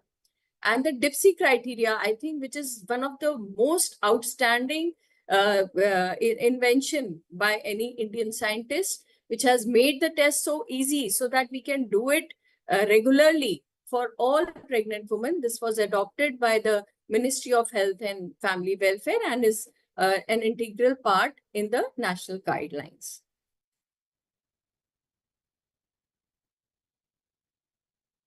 So we have been hearing, Dr. Bhavtani told us the targets, thresholds of glycemia in pregnancy, but it is time to think, do we need to challenge the current therapeutic targets? And this was a paper which was published in the American Diabetes Association. Hernandez et al. Studied 12 studies involving 45 years of data. They studied normal glycemic women and found they recommended that the fasting blood glucose should be not more than 71 plus minus 8, and 2 hours postprandial should be less than 110. In sync with this, last year in August 23, the revised DIPSI guidelines were released. We all know the criteria of GTM. We have been noticing that even below this criteria, when the patient is having blood glucose between 121 to 139, these women are also having adverse fetal-maternal outcomes, and they are prone to develop type 2 diabetes. This is known as the gestational glucose intolerance. But now what we need to focus on is this early gestational glucose intolerance. This is not early GTM. And this is, sir has hypothesized that all women who are having a 2-hour postprandial, not post-glucose value, more than 110, are prone to develop GTM and all the fetal-maternal complications, both the short-term and the long-term. So this is the target group for primordial prevention. Before they develop GTM, we need to target them so that the intrauterine programming is avoided. So let us talk about another very important hypothesis. This is the fetal glucose steal phenomena. What happens is, why we are talking about this 110 milligram per deciliter. The renal threshold of the baby is around 110. When the blood sugar in the mother is above this value, it is going to pass across the placenta and stimulate the beta cells of the pancreas to secrete more insulin. And it has been seen that in the amniotic fluid of these women, there is hyperinsulinemia, and this has been found to be a surrogate marker of intrauterine programming.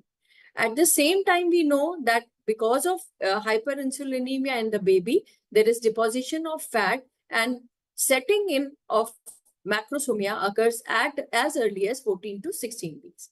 Even after this time, if we are able to achieve normoglycemia, this macrosomia and the other consequences like polyhydramnios or preeclampsia, all these things may not be, we may not be able to prevent them. So fetal hyperinsulinemia, high levels in the baby, are going to pull the blood sugar from the mother to the baby, and they are going to lower down the blood sugar of the mother. So if this time we are giving the mother a glucose challenge, she may not come out to be positive because the blood glucose level of the mother is low, but this is at the expense of the baby. And this phenomena is known as the fetal glucose steal. As the beta cells of the pancreas develop at about 10 to 11 weeks, therefore, it is very important to bring down the blood glucose level below 110 by 10 weeks. And this can be done by starting some intervention. Earlier, we thought it can be done by medical nutrition therapy, but I'm sure you will agree with me that medical nutrition therapy alone in 2 weeks will not be able to reduce this level. So this other paper was published. This is again by Dr. Shaya, and it says that the prediction and prevention of gestational diabetes mellitus and its sequelae by administering metformin in the early weeks of pregnancy. And what they say is that at 8 weeks, if the postprandial blood glucose is more than 110, it gives us a grace period of 2 weeks where we can start medical nutrition therapy along with metformin, a low dose of metformin, so that we are able to bring down the blood glucose levels below 110 by 10 weeks. To prove this hypothesis, we undertook a study, and we are planning a multi-centric all over nation study to evaluate the correlation between first trimester 2-hour postprandial glucose greater than 110 for predicting gestational diabetes mellitus. This was the first step.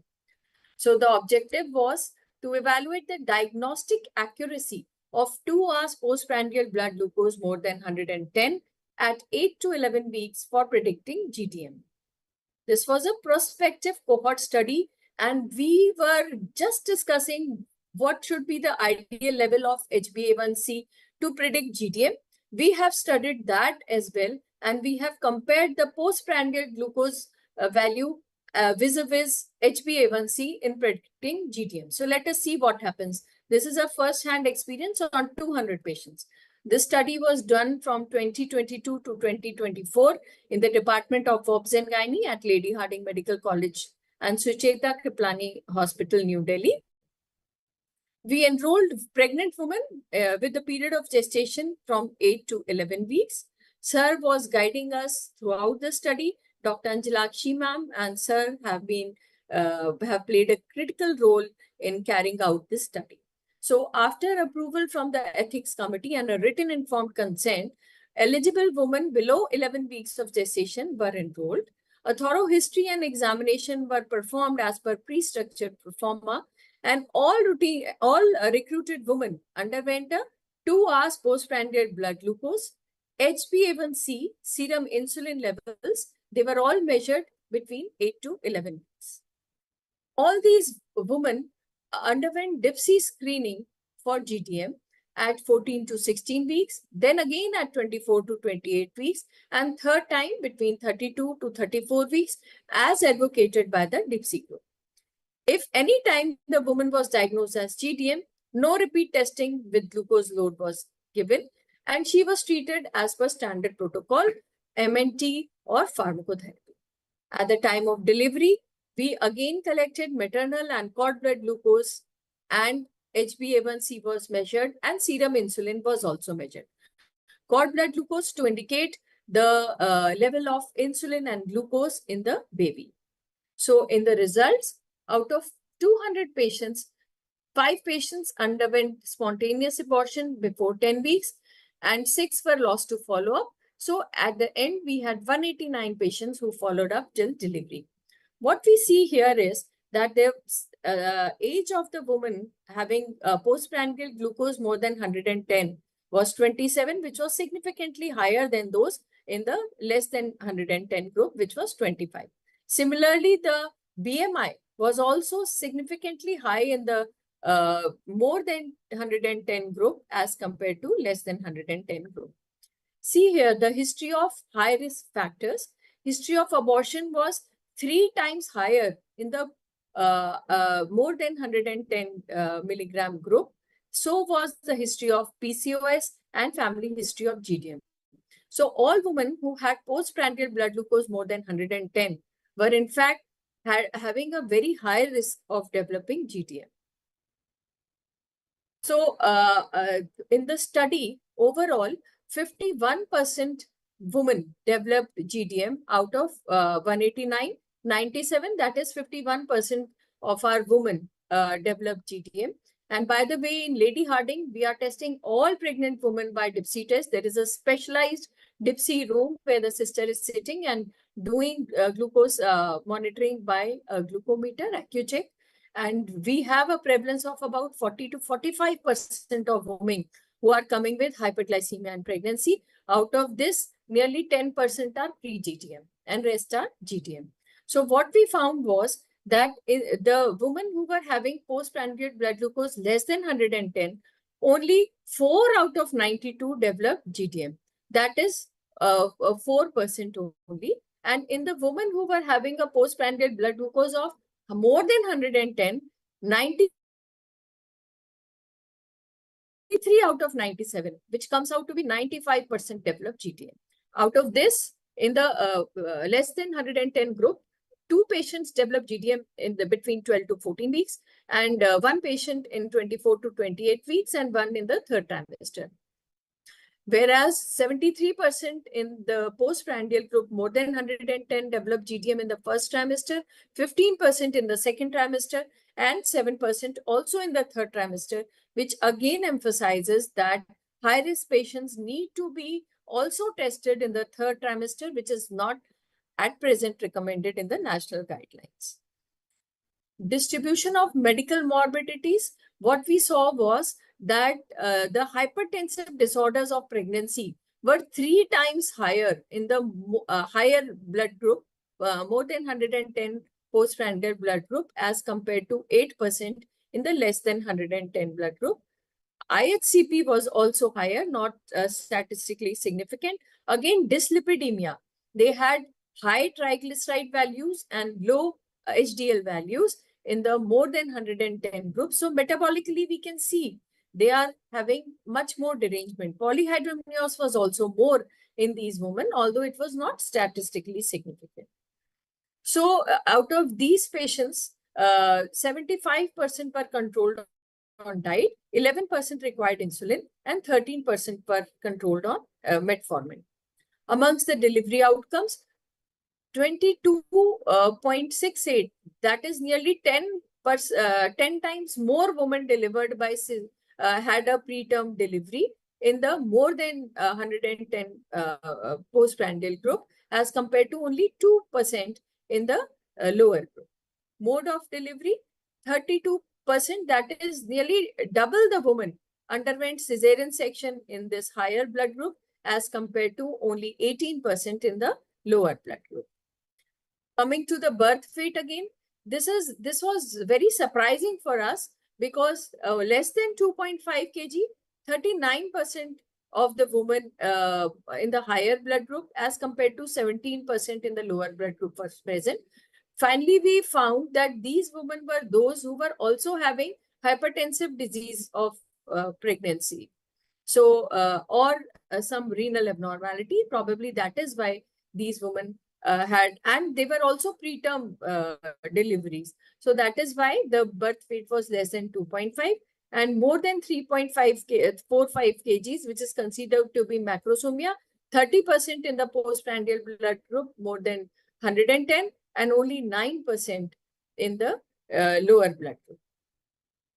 We also correlated the 2 hours postprandial sugar at the time of recruitment with cord blood glucose, which signifies the fetal blood glucose levels, and we found a very high correlation coefficient of 0.66. Similarly, the insulin levels in the mother at the time of recruitment and the cord blood insulin levels also were significantly correlated, 0.465. So here we can see the HbA1c, which we measured at the time of recruitment. We found that that was also a good predictor of GDM, but the sensitivity, specificity, and diagnostic accuracy varied from 80 to 83%.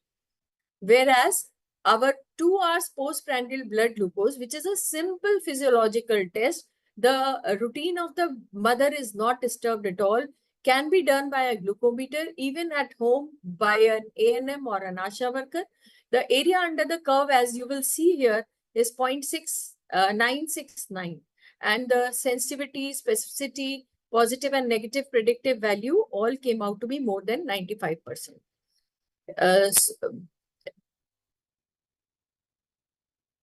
When we did the univariate logistic regression to find the significance of the risk factors, the individual PPBS level of more than 110 had an odds ratio of 403, indicating a substantially high risk compared to those with PPBS less than 110. On applying the multivariate logistic regression, individuals who were having PPBS more than 110 had significantly higher odds of developing GDM compared to those whose level was less than 110. So the study conclusion was that PPBS more than 110 milligram per deciliter at 2 hours exhibits a diagnostic accuracy, sensitivity, specificity of more than 95% for prediction of GDM and provides very strong evidence to prove the hypothesis of primordial prevention. Early identification of these individuals at risk, we are not talking about early GDM, we are talking much before that. We are talking about identification of individuals who are at risk of developing GDM based on PPBS more than 110 at 8 weeks. This may facilitate timely intervention and management strategies, thereby reducing the problems of GDM. This was the second study which is still going on. In this, all the women more than 110 were recruited. To one group, we gave metformin. To the other group, we did not give metformin, and we found that to the women who we had given metformin, only 1.6% developed GDM. That is, metformin was, along with MNT, was able to prevent GDM in these most of the women, whereas in the non-metformin group, 84% till now developed GDM. So results so far indicate that metformin 250 milligram BD significantly prevents development of GDM in women with 2 hours postprandial. This is in the process. We are writing the paper, and soon we will be sending it for publication. And the very important and good news is that the regulatory approval for metformin from use from conception to birth has been already approved by the European Union, and the NICE guidelines also say that it is safe for use in pregnancy. So to conclude, non-communicable diseases are programmed and imprinted during pregnancy. A simple, cost-effective intervention in the form of metformin initiated at 8 weeks has a huge potential to achieve normoglycemia and prevent the development of intrauterine programming for primordial prevention of diabetes, and may turn the tide of diabetes NCD pandemic, as GDM is the mother of all NCDs. So we need to focus on the fetus for the future. That is what Dr. Sashaya and Dr. Hema Divakar ma'am says. And I thank you all for a very patient hearing. One thing I did not show in the best sensitivity of HbA1c that we found in our study, the best sensitivity and specificity was at 5.3%. And we also did a AUC graph for postprandial blood glucose, and it was 110, which showed the best specificity. So here we can say that 5.3, if the HbA1c is more than 5.3, we have to be very careful, and better to do a cheaper test, physiological test, that is PPPS. So thank you very much for a patient here. Thank you, Dr. Picky. I think this was excellent evidence. Yes, more and more evidence as it comes. Maybe very soon this hypothesis becomes a recommendation endorsed by the government as well. And maybe the way forward is to gather more and more evidence. And this seems very promising, especially the second study where you clearly showed that 84% women actually developed GDM when they were not intervened in terms of giving metformin as small a dose as 250 milligrams twice a day. So maybe Right. once we have more data, I'm sure this hypothesis will stand the test of time. And we all practice science-based medicine, evidence-based medicine, and this is exactly the kind of evidence that is needed in larger numbers. And I'm sure the study, once it is done across the country, different centers, we will be little wiser and we will connect again and discuss. So thank you so much. Please stay back for the discussions. And now the best for the last. So that is where we have our mentor, our founder, Dipsy, Professor V. Seshia, who's going to shed light on why we all talk about GDM diagnosis, GDM prevention, GDM management, because pregnancy is a window to future NCDs. The entire burden of NCDs, maybe if we take timely action right in the beginning, maybe the graph that is going up in terms of NCDs can come down. I don't think he needs any introduction. We know Padma Shri Professor V. Seshia as the founder patron of Dipsy. He established the first department of diabetology in the country at Madras Medical College way back in 1978 when I was 4 years old. So, you know, at the time when we were toddlers, and he was doing work in this field, talks about his vision and his dreams.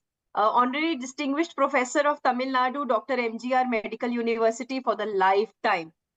You know, he's Vice Chair, Executive Board, IADPSG, recipient of Dr. B.C. Roy National Award in 1988 for development of diabetology as a specialty in the clinic in the country. Winner of Lifetime Achievement Award by IDF 2017 and was awarded the Padma Shri in Medicine in 2022 for all the lifetime that he has devoted to the cause of medicine and pregnancy and GDM for the country. So, sir, waiting for your session.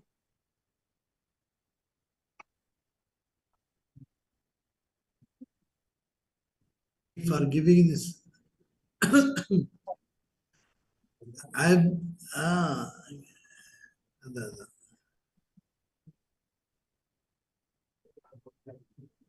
அது இல்லை பண்ணிட்டேன் இது இல்லை 1 second எடுத்தா போயிட்டேன் போச்சு அவ்வளோதான் என்ன போயிடணும் சிதம்பரம் நினைத்ததை எடுத்து வச்சிருக்கீங்களப்பா 1 second நான் போய் சொன்னேன் இதுக்குதான் ஒண்ணு பாவம் 3 hours வெயிட் பண்ணிட்டு இருக்காரு இது இங்கேயே எடுத்துட்டு போயிது சார் அதை எடுத்துடலாங்க சார் எடுத்தாச்சு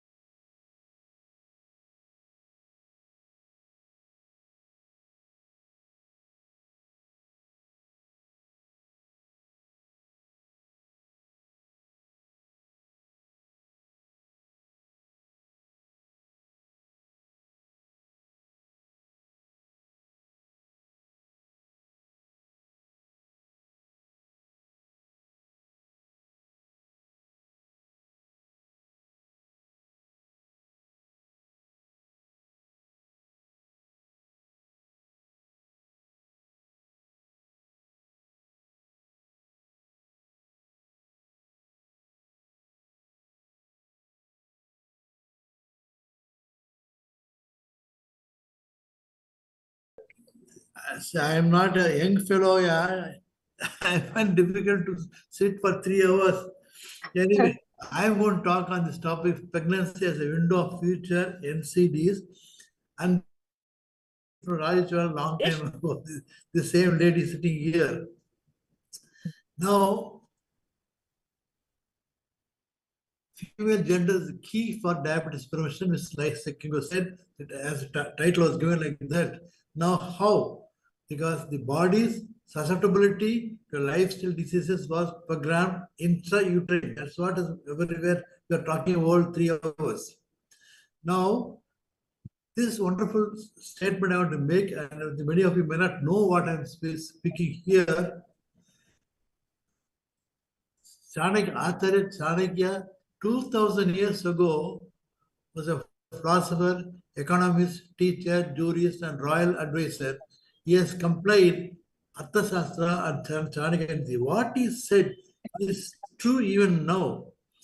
When a life gets seeded in a mother's womb, the age, deeds, wealth, education, death all determined right there intrauterine. So that's what I want to discuss about. This was told 2000 years ago.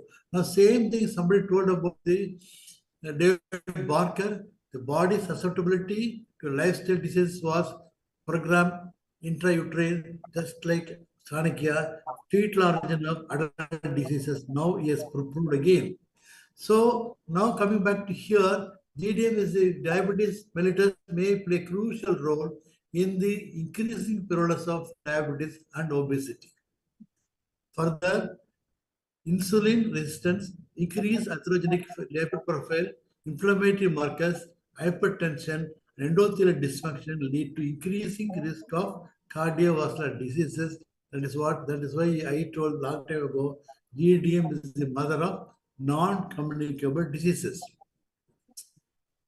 Now, development origin, it is again very important message here. The ovum is well supplied with mitochondria, but the sperm contains a few, even those few do not persist in the offspring. At fertilization, it's only the nucleus of this spermatozoa that enters the ovum, and thus all the cytoplasm, mitochondria, and mitochondrial DNA are exclusively maternal oriented. This is a very clear point here. Mother is very, very important for everything in life.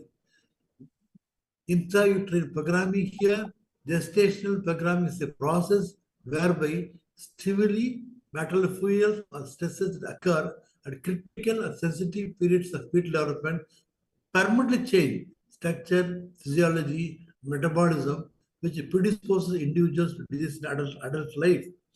So now maternal hyperglycemia and progeny. What is here? This is a very important message here. The offsprings of Pimondians who were in utero diabetes have a greater risk of diabetes compared to early child siblings born before the mother developed diabetes. So this shows intrauterine milieu is very important compared to innate destiny. We always think about genetics here. We look for here. Development origin of health and disease, phenotype here, genetics, and comes here intrauterine environment and an extrauterine environment, that is postnatal environment. Of these, most important will be the epigenetic, that also more intrauterine environment here. Genetics loads the gun. It may be there, but environment shows environment is very important. That environment is a intrauterine environment is very important to develop the consequences. Now, aftermath of GDM. Now we'll go back to topic. Following GDM, the risk of over diabetes immediately after pregnancy is 10%. Whereas 80% of GDM women develop type 2 within 5 years. And then they are at higher risk of cardiovascular complications due to dyslipidemia, hypertension, and abdominal obesity. Unfavorable changes in HDL and TG levels compared with women with healthy pregnancy, and finally prone to recurrent GDM. So higher intimal medial thickness compared with women without a history of GDM. Now, clinical scenarios of forgetting to type 2 diabetes. Here, gestational age, a diagnosis of GDM, hyperglycemia is diagnosed in first trimester, history of GDM in earlier pregnancy, the degree of glucose intolerance and insulin requirement during pregnancy, excessive weight gain during pregnancy, inability to shed pregnancy-induced weight gain, post-delivery, and shorter duration of breastfeeding, and finally, longer duration of follow-up. Now, as somebody told about this fourth trimester, yes, postpartum period must be viewed as an important window of opportunity to identify women with a higher risk of type 2 diabetes and prepare for healthy future pregnancies.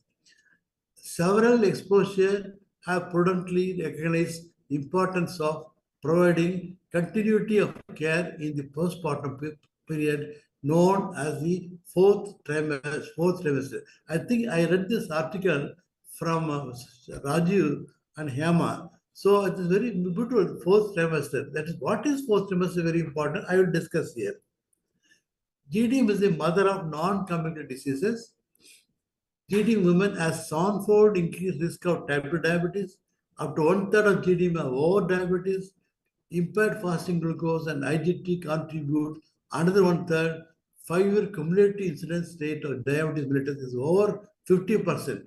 1/3 of women with diabetes mellitus pass through the stage of GDM, which is the important window of opportunity for progression. As title was given here, this is true. The important window of opportunity for progression.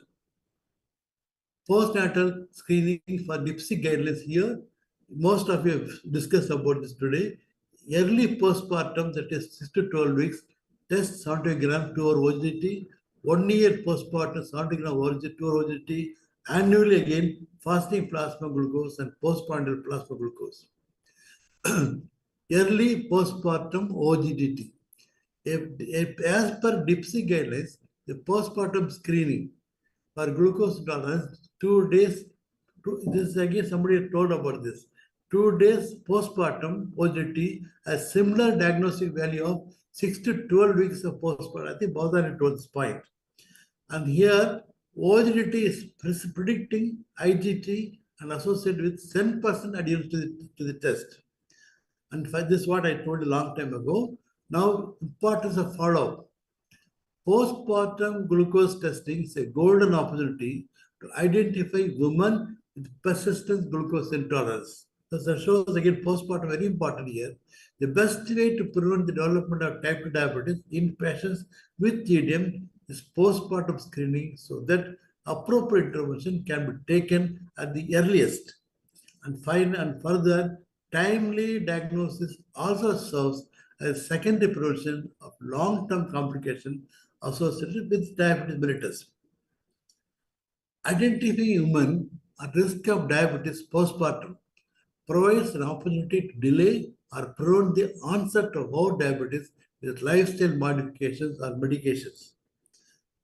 Preventing, delaying the onset of our diabetes mellitus in a woman of childbearing age also protects future offspring from the harmful in utero effects of hyperglycemia, that is, intrauterine programming, birth defects, risk of obesity, and diabetes. This screening universal, this simple, all of us know about, all of discussed. They're recognizing these high-risk women at the earliest during and after pregnancy is beyond doubt, as early detection has been shown to improve not only short-term outcomes but also long-term as well. And further, globally, postpartum screening rates are poor, mostly less than 50%. So that shows postpartum part very, very important. Lifestyle modifications and pharmacological intervention can prevent or delay women with a history of GDM from progressing to type 2 diabetes as effectively as in people with prediabetes. A study done in the center here in Chennai, the title is Early versus Late Postpartum Deficit Test in this GDM. In this study, it was found, duration of study was January 22 to October 22.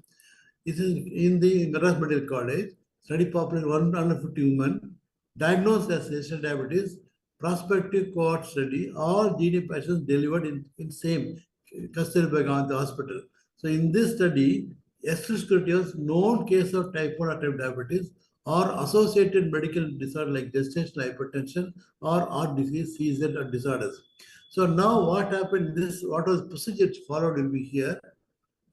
GDM mothers were advised to take 70 gram OGT, just like DIPSY only, 2 ppg on postnatal day, third day.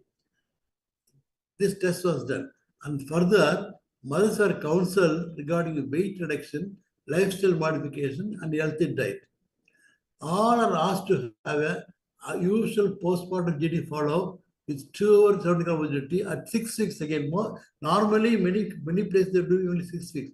In this study, we did in third day, and then again did in 6 weeks.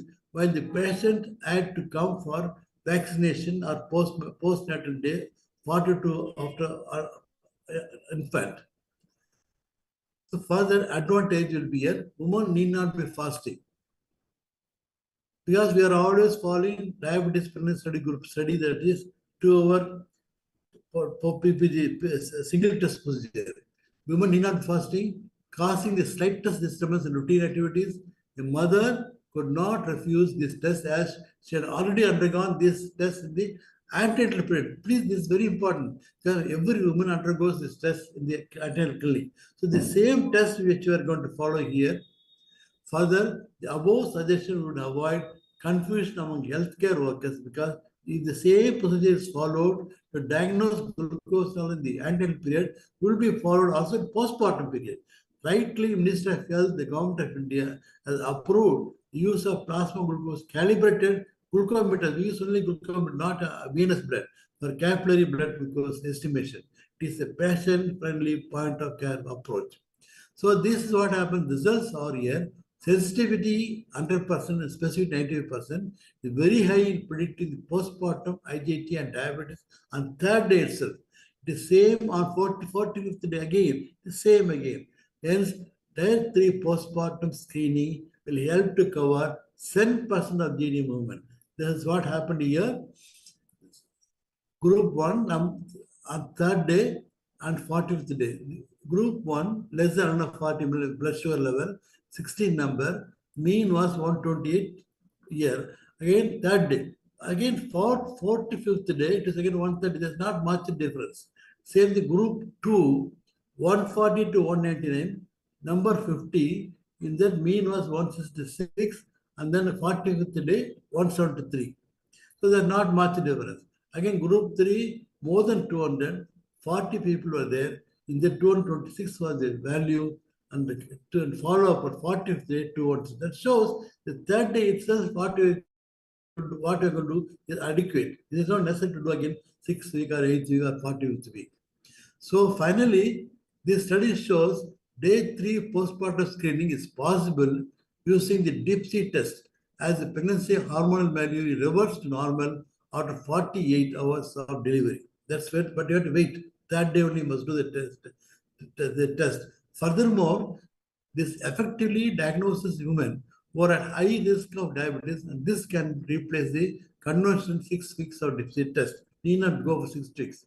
The maximum number of GD patients can be screened by day 3 testing. Finally, to prevent non-communicable diseases, the solution is to sensitize the government, which has a well-placed health delivery system, about the importance of GDM screening during pregnancy and glucose tolerance in the early postpartum period. So, postpartum screening of the GDM, aiming for universal coverage, is a very important study here. The public health care, ASHA workers, all of us know about that, are already performing GDM screening test by single test procedure in antenatal clinic. So the same test procedure can be followed to detect glucose tolerance in the postpartum period also. So there's no different, because all of them know what we are doing in the pregnancy time. Same test you can do it here. So if more than 140 milligrams diagnosed as IGT and more than 200 as diabetic, diagnosing a this is postpartum screening, which got this paper published. And then postpartum oral glucose tolerance testing is justifiable step towards diabetes prevention, SARA medicine. So preventing this diabetes will be here. And I think diet is very important. This shows pregnant women who participated in the diet and exercise program had a greater gestational diabetes risk reduction. Also, as less weight gain and reduced number of birth by cesarean section. This is a method of avoiding it. And then here also, step to prevent the offspring from developing type 2 diabetes. This is lactation at least for 6 to 10 months may lower diabetes risk after gestational diabetes. Very, very nice study done here. You have to give lactation of 10th month. And then breastfeeding for the first 6 months protects offspring developing type 2 diabetes. That only shows, this study shows that lactation is very important. So, friends, I'm coming to last message. Prevention of NCD.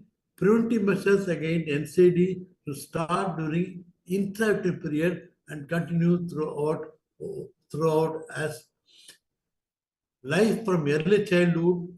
Prevention of type 2 diabetes must begin in utero and continue throughout the life course, as above told in the here. GDM offers an important opportunity for the development, testing, and implementation of clinical strategies for NCD prevention. So it is possible, prevention is possible. So pregnancy and avoiding NCD here, Les Kingo was told, it starts with a healthy pregnancy, low birth weight or large for gestational age weight, and elevated risk for in adult life, obesity, diabetes, hypertension, CVD, all lead to intergenerational. It goes from mother to child like that. Intergenerational transfer of risk, and so the maternal health, the link to the NCD epidemic. So maternal health is very important to prevent diabetes. So it's a beautiful statement where Norman Frankel said, no single period in human development provides a greater potential than pregnancy, the long-range payoff by a relatively short-range period of enlightening metabolic benefits. Very short period, 10 months, we can avoid diabetes. It all starts in utero, which we have already started in this first slide. Hence, for diabetes for a generation, you have to focus on the fetus for the future. So there's always a hope, as everybody has listened to a talk from in the afternoon. Wonderful talk everybody made. I'm sure in future, I've already written a chapter in the book in tech. Hope and scope for diabetes free generations. That's what that authors editors it's wonderful paper will publish it, and that's what we are telling here. Focus on the fetus for the future, so we can avoid diabetes in this country. Hope so. Somebody is listening here will see what happens. I wish you all the best and support your work I'm suggesting here. And I would suggest here this this our Sahai, Rakesh Sahai, or that other fellow, bunches of, they all should join together and see you organize, and then the people who are here, 10 or 15 people should again sit. I mean, very serious discussion must make and what we can do, because already Vicky has showed the evidences and we have also showed evidence. It is possible to implement this what we are telling about the guidelines which are going to follow for the prevention of diabetes in the country. Hope it is successful. Thank you very much for the opportunity given to me. Thank you. Thank you so much, sir. You have always led the path, and I think can you unshare this? Unshare, sir. Please unshare it. Stuti will do it. Stuti will do it. No problem. So now we're open to a panel discussion, and I think we have all the stalwarts in diabetes and pregnancy and GDM here. So I'll request all delegates who are logged in to send us your questions so that we can have a fruitful discussion. Can I ask the question? Sure, ma'am, please. So my question to Dr. Bhavtani is that you said decrease the carbs to 40%. Does that apply to my type 1 patient who's pregnant? Actually, Meena, the present day recommendation 2024 recommendation is 33 to 44%. I wanted to give the latest what we say. Usually, previously we were saying 40 to 50%, all that. But now the latest is we are consuming more carb and we are already insulin resistant. To break that, you have to bring down as much as you can. Type 1. We are talking about type. No. I'll tell you. Type 1, sorry, yes. You're asking for type 1. So that is what I'm asking. In type 1 patient who's pregnant, what is the distribution of carbs, fats, and proteins? My question. Even there, I feel yes, you can give the same. They say up to 40% you can give carb and more protein. The same thing applies. I don't think so. See, Picky, won't you get Meena, pregnancy is not the stage for any sort of dieting. That is what she's saying, that 40% carb is less for a type 1 I'm not asking that. Yeah, that is what I'm saying. That for pregnancy, we need to have a balanced diet, which will be at least 30% plus what is the prior to conception. That means if you are No, sir, that is not the question. What she said was that in DIPSI guidelines, we are saying 40% carb, but for a type 1, reducing carb to 40% can push her into ketosis. And I have seen this happen with 2 of my pregnant type 1 patients, where we reduced the carb. We told her to go high on the fat and the protein and the fiber and everything. We reduced the carb and her urine ketones started coming out positive. That is where we actually went up and increased her carbs back to almost 170 grams per day to let that ketosis go away. So this is, so this is an amendment that maybe in a future DIPSI guideline, we can have a separate section on diet recommendation for a type 1 pregnancy, where we can actually have all the scientific evidence on the amount of carb that goes well for a type 1 because it is going to be different for a type 2 and GDM compared to type 1. Dr. Sahai, your opinion on this, sir? Insulin resistant. She is Yes. not. She's in Type 1 in has fact, no insulin resistance. So for a Yeah. type 1, reducing carb to 40% can predispose her to ketosis. I've ketoacidosis. seen this happen clinically. Shalini, even in type 1, they go in for hyperinsulinemia. Even in type 1, they go for hyperinsulinemia because they have to tackle. And thus, I'll give you reference. There, we are putting, even for patients, we are reducing the carb and increasing the protein. This becomes a lenti carb and we are not facing any problem. So, madam, can we How will increase she get hyperinsulinemia if there is no I'll beta give that cell? reference. I'll give that to you. No, madam, what you're saying is that we were talking about fetal steel. Dr. Picky, you can come in here. If the sugars are little high, these sugars cross the placenta. There's a transplacental sugar transfer to the fetus, and he perceives as high sugar, and the fetus then pancreatic beta cells It's become fetal. fetal Fetal. Hyperinsulinemia. and Yeah. the sugar, Yeah. mother's sugar now becomes normal, but but aren't we subjecting her, the fetus to IUGR? My question to Dr. Picky, if we start bringing down the sugars to less than 110, you are talking about primordial prevention, but won't we lead to IUGR babies? We are more worried about the present baby than the mother developing an NCD in the future or the child developing. No, So- but how do you think, Dr. Meena, how- 110 is the fetal renal threshold. 110. It is not like us adults. 110. only if it 110. is 110. We are maintaining 110. That's all. We are not bringing less we than are not that. allowing it to trying to- cross. Once you Yeah. cross, all the problems will start both for the mother. Fetal insulinemia causes problems both for the mother as well as the child. Meena, I remember, for the child. I remember this. You are referring to a discussion we had recently in Mumbai. I know when there is always a concern that if a Indian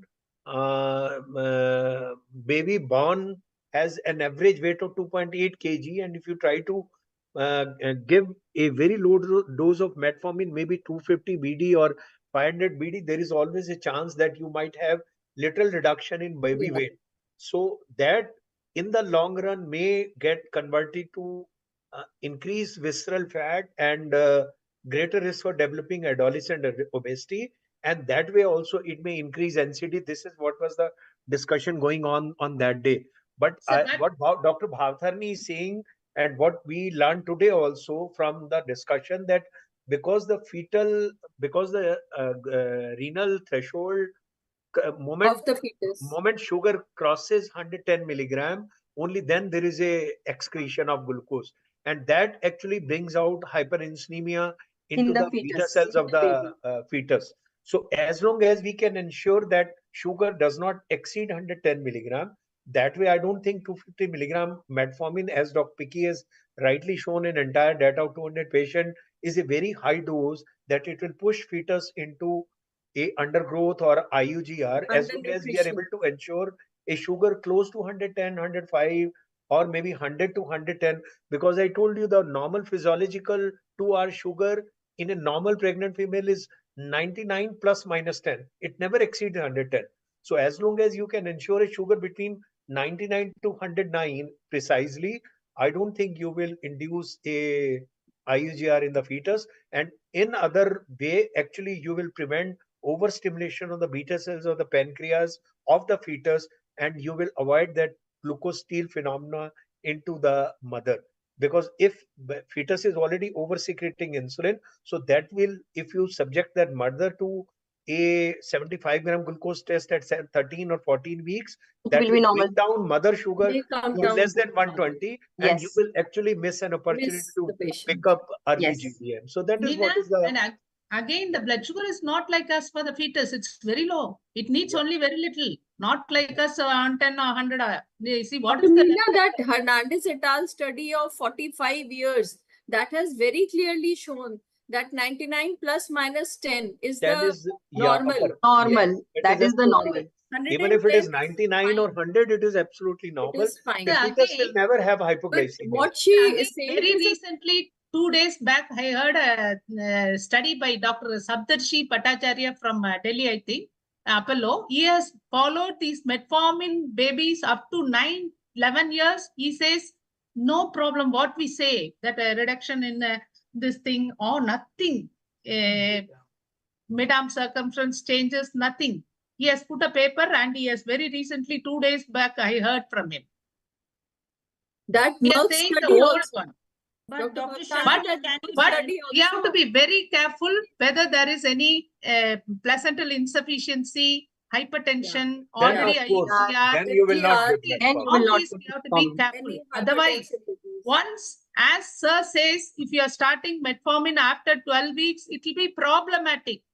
Not after 12 weeks. It has to be started before so that we don't have any problem. Sir, you have to unmute. You have to unmute. Sir, you have to unmute. Sir, Unmute. you are not audible. Sir, unmute, unmute. Unmute, sir. Tamil. You tell him in Tamil. Sir, unmute. Sir, mic நீங்க open பண்ணல. Mic open பண்ணல. But at the same time, I would like to just bring in, because Chidambaram, mic. many of these women in whom we are restricting the calories, we should tell them to take adequate proteins, because many of the babies are turning to be low weight or FGR. So they have to take a adequate diet depending on their pre-pregnancy weight and their physical activity. And protein should be given in adequate That amount. Should be in is a what proper my premise proportion. is, Dr. Shalini, that how can we give protein 70 grams in a vegetarian person is almost impossible. In spite of milk having a 1 glass milk having 6 grams and egg, even if they are vegetarians. All pulses. Challenge will Yeah. be the Pulses, gram. Yeah, pulses. So many Yeah, pulses. pulses have carbs. yeah. Pulses have carbs. So most pulses would also have carbs That with is them. Yeah, but that is a lentil-carb. Yeah, lentil carb. That It's But is that is a lentil carb, yeah. complex carbohydrate, which is It not is, going it to is. be so. Ah. No, we are not saying, but we are saying it's a challenge to go down It's to a challenge. 40% Definitely. That is true. in the country like That India. is why we are getting so That, many yeah. babies who are low weight in spite of the mothers being GDM, which was evident in our study also. Less than 2.5.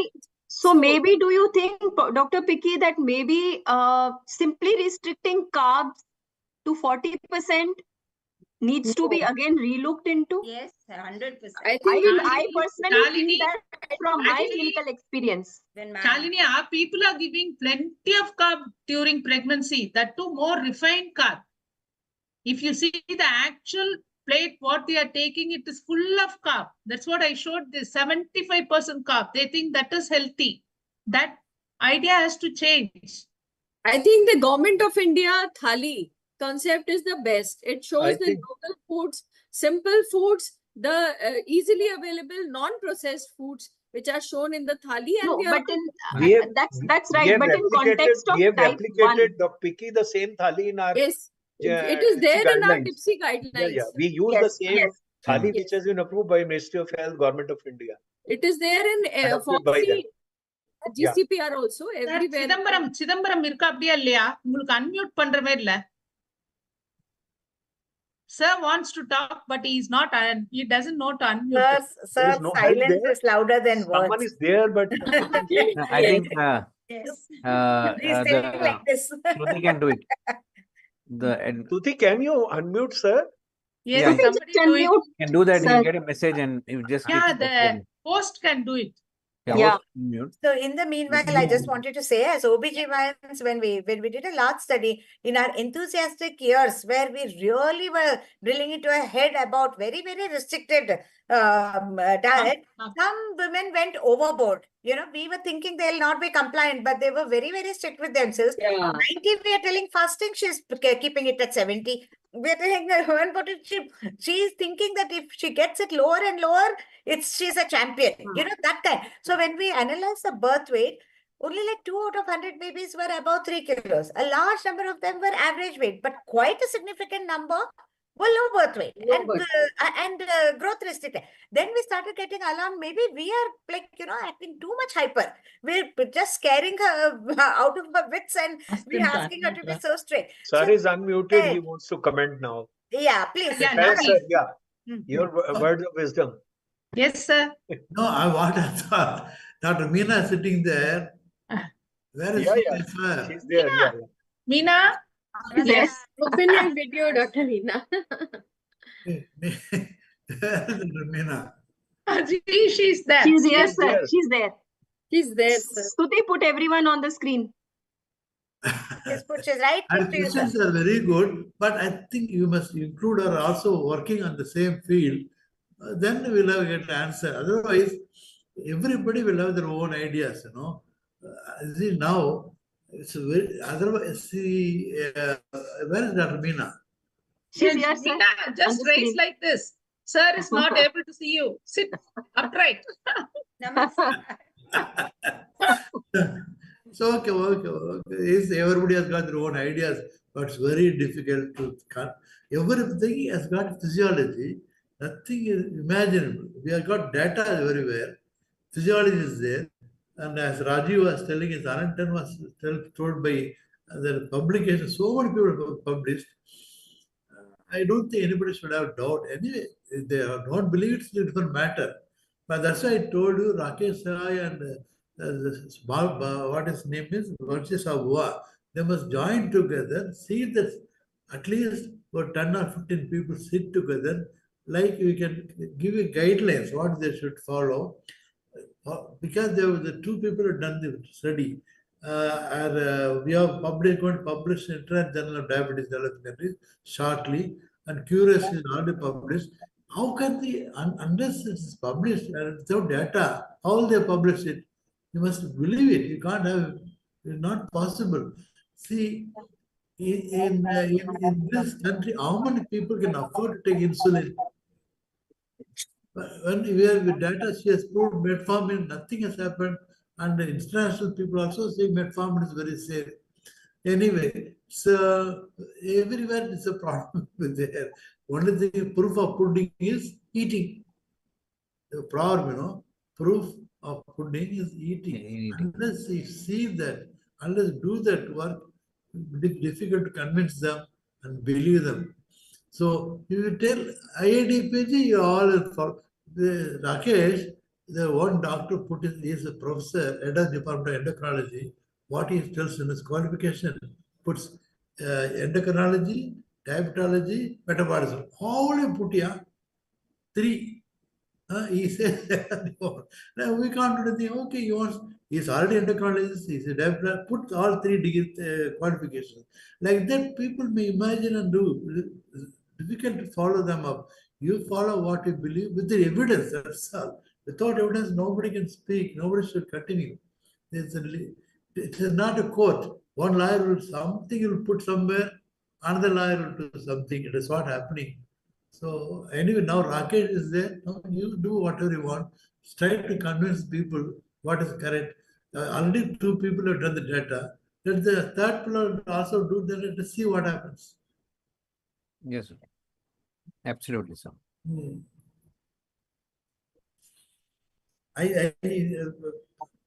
Vinod came, when we had a Calcutta DIPSI meeting, he gave such an amount of guidelines. Those days I'm telling you.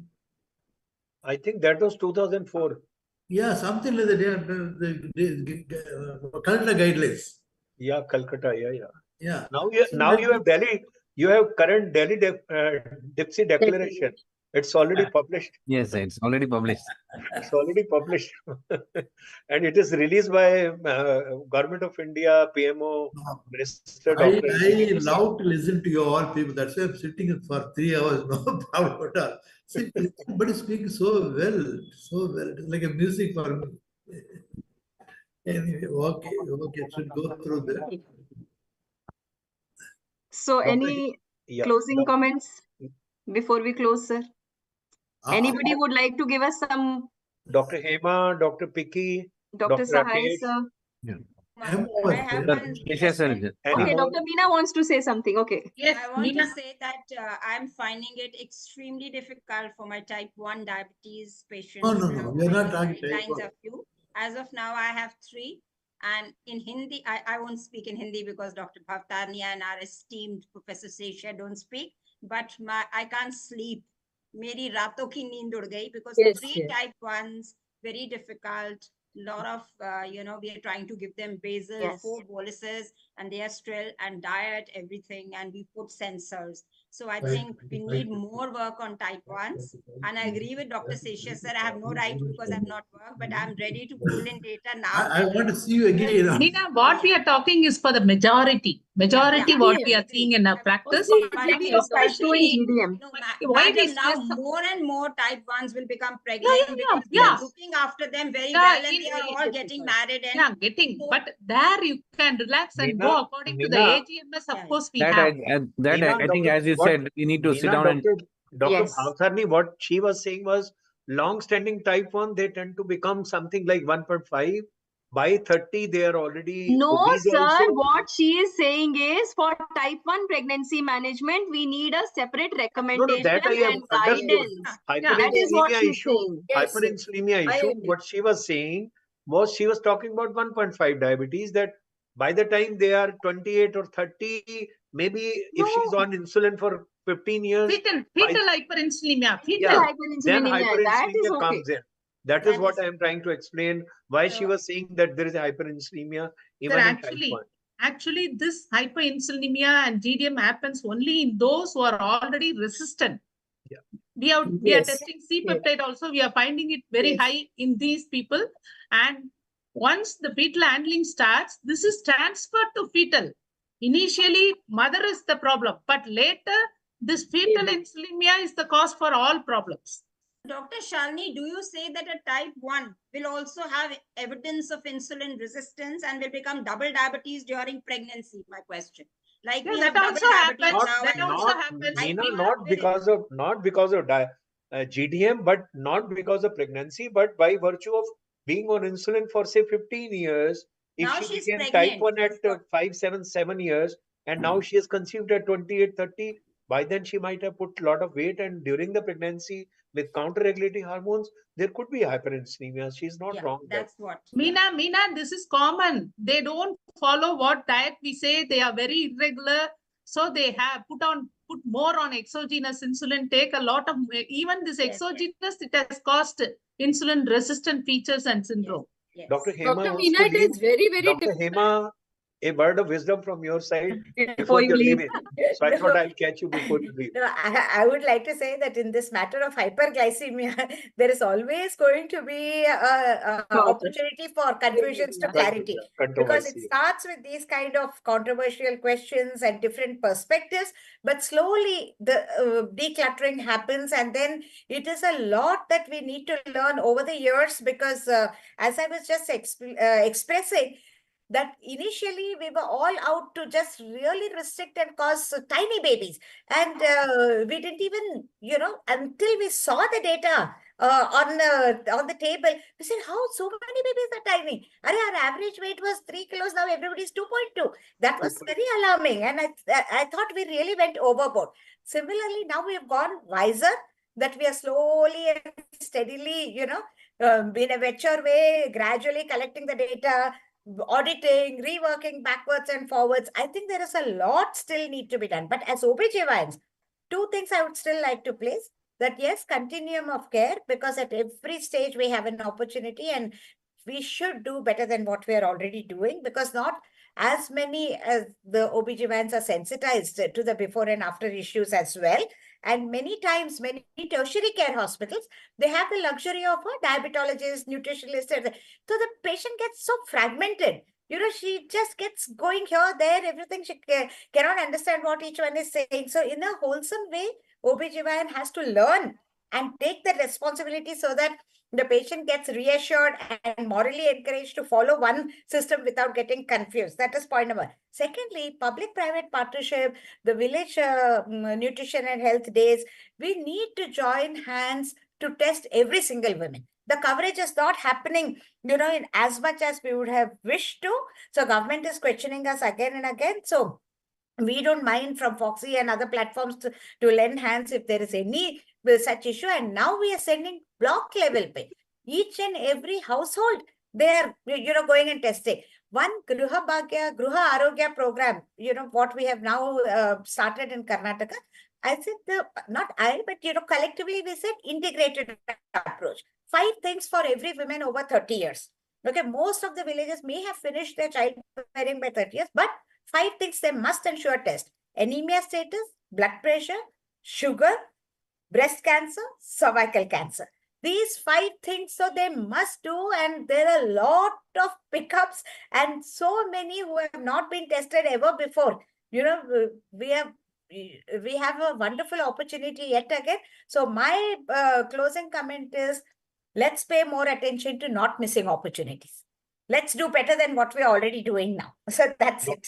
Thank you. Dr. Hema, neither you nor sir touched upon our recent editorial, our joint editorial index pregnancy, a window opportunity to NCD. Actually, I gave him this topic thinking that we will talk of fourth trimester care also, like 1, 2, 3, and the fourth for post This is parental the fourth care, semester, screening, and planning. Actually, after 30, every woman is tested. Means that is the window. Whether she has been tested or not in pregnancy, we may have missed there, but we have to pick up, because at 30, 35, in that age group, if she is having a high sugar, that means somebody has missed in the GDM, and then she's she's continuing. So on the whole, yes, the window is there, but we have to open the doors.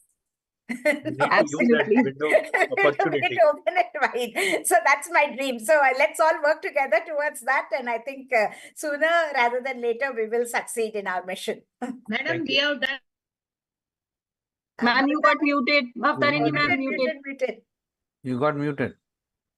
We have done a study in the retrospective aspect of the present female diabetics and found they are having big babies, BOH, all these, which have been not diagnosed. Absolutely, absolutely. There's a large number lying out there, because even when we see the coverage, even today, of everybody having institutional deliveries, but like how PK has created those stations and then they're doing, that's a very strong way of ensuring. Now with this rushed kind of approach, kind of everybody knows, but the gap between knowing and doing is still not plugged in. You know, that we have to really, really ensure that what we already know, let's do it properly. Okay, then there is more to do, always more to do. Every week we are having a stillbirth meeting, and most of the stillbirths are again due to some sort of hyperglycemia, some opportunity missed. Yeah. So although we are having so many conferences, so many webinars, still we need to go to the masses, and even in Delhi it is happening. We are getting unbooked patients who are not being taken care of properly. And sir, we are going to talk about the 4th trimester of pregnancy in my postpartum panel tomorrow. Yeah, that is important. I thought that we will touch upon. Actually, I gave this topic to sir, but probably he didn't get the clue. So I think Lage raho principle. Absolutely. The hyperglycemia in pregnancy, we are writing on book chapters. You are also writing on chapter. In that, I have written that 4th trimester. Yeah. We have presented some papers in which you all were authors in RCOG and 4th trimester of pregnancy last year, Dr. Hema. And again, Vicky, it is not like our sir says, it is coming down and down. Previously, it was 12 weeks. Now, before 8 weeks, problems are starting. Yeah. It's because of the age of that pre-GDM is becoming more and more. Late marriages, junk food, sedentary habits. And we're writing now PK books and books of from bench to bedside. We get into practice and just actually do. We will do. Absolutely, absolutely. So thank you once again. So A with wonderful that, opportunity and huge Wonderful being with you, sir. With you, madam. Thank you, Dr. Shalini. Thank you so Thank much, you, Dr. everyone. I Preeti, think Dr. we've had great Sahai. discussions, and it is my proud privilege and honor to propose this vote of thanks to close this. Before closing, just a quick word, the closing comments by Dr. Rakesh Sahai, because he wanted to say something and we didn't let him speak. So, sir, all yours. For I think anyone, it Dr. is difficult to speak once 7, 8 top, Sir, let him speak, women please. icons Yes, are sir, speaking. please No, speak. I think I mean, whatever I wanted to say, Dr. Hema has very nicely put it, that there's a lot of opportunity there, window of opportunities there, but we need to work hard to see that we reach out to everyone. Each woman that has pregnancy, we need to reach out to them and see that we provide the best care, and that is the great challenge that we have, and we should work towards that. Absolutely. So thank you so much, everyone, for logging in today for the DIPSI Symposium. And we've had great 3 hours, and I don't know how the 3 hours just flew by. discussing so much that we did on diabetes and pregnancy and GDM. And I think there's so much work that still needs to be done. Because I think we are all in an era of evidence-based medicine, and we need more and more and more evidence to actually recommend and go forward in delivering the best standard care to our patients. And the whole idea, the vision that all of us share, preventing diabetes, preventing GDM, and having a world free of NCDs is something that all of us aim for. So with that, my thanks to all the faculties who've been part of this symposium, right from Dr. Seshia sir, Dr. Sahai sir, Dr. Hema ma'am, Bhavtarini ma'am, Pikki ma'am. I think we've had great sessions today, and I'm sure our delegates go back home enriched, especially in this field. So thank you everyone for logging in, and it's time to say goodbye. Thank you so much for a very, very Thank you, Dr. Shalini. full of learning. Thank you so much. Thank you. Thank you. Thank you so much. Thank Thank you. Thank you, everyone. Thank you, Thank sir. you, Thank you, Dr. sir. Rajiv. Thank you, Thank Shalini. you. Thank you, Shalini. Bye Thank bye. you. Bye Bye. Bye, Vicky. bye. Bye.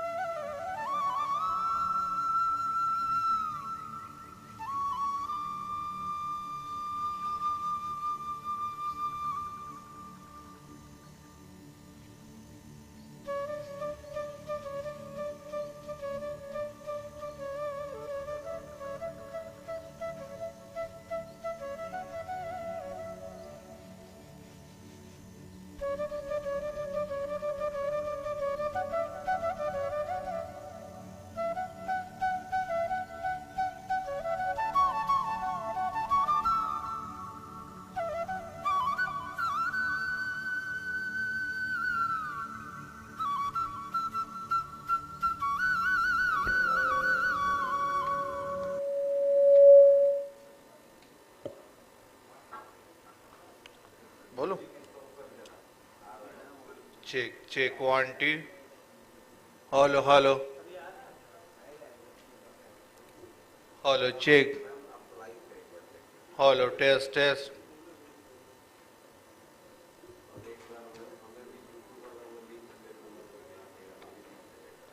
Check 1 2.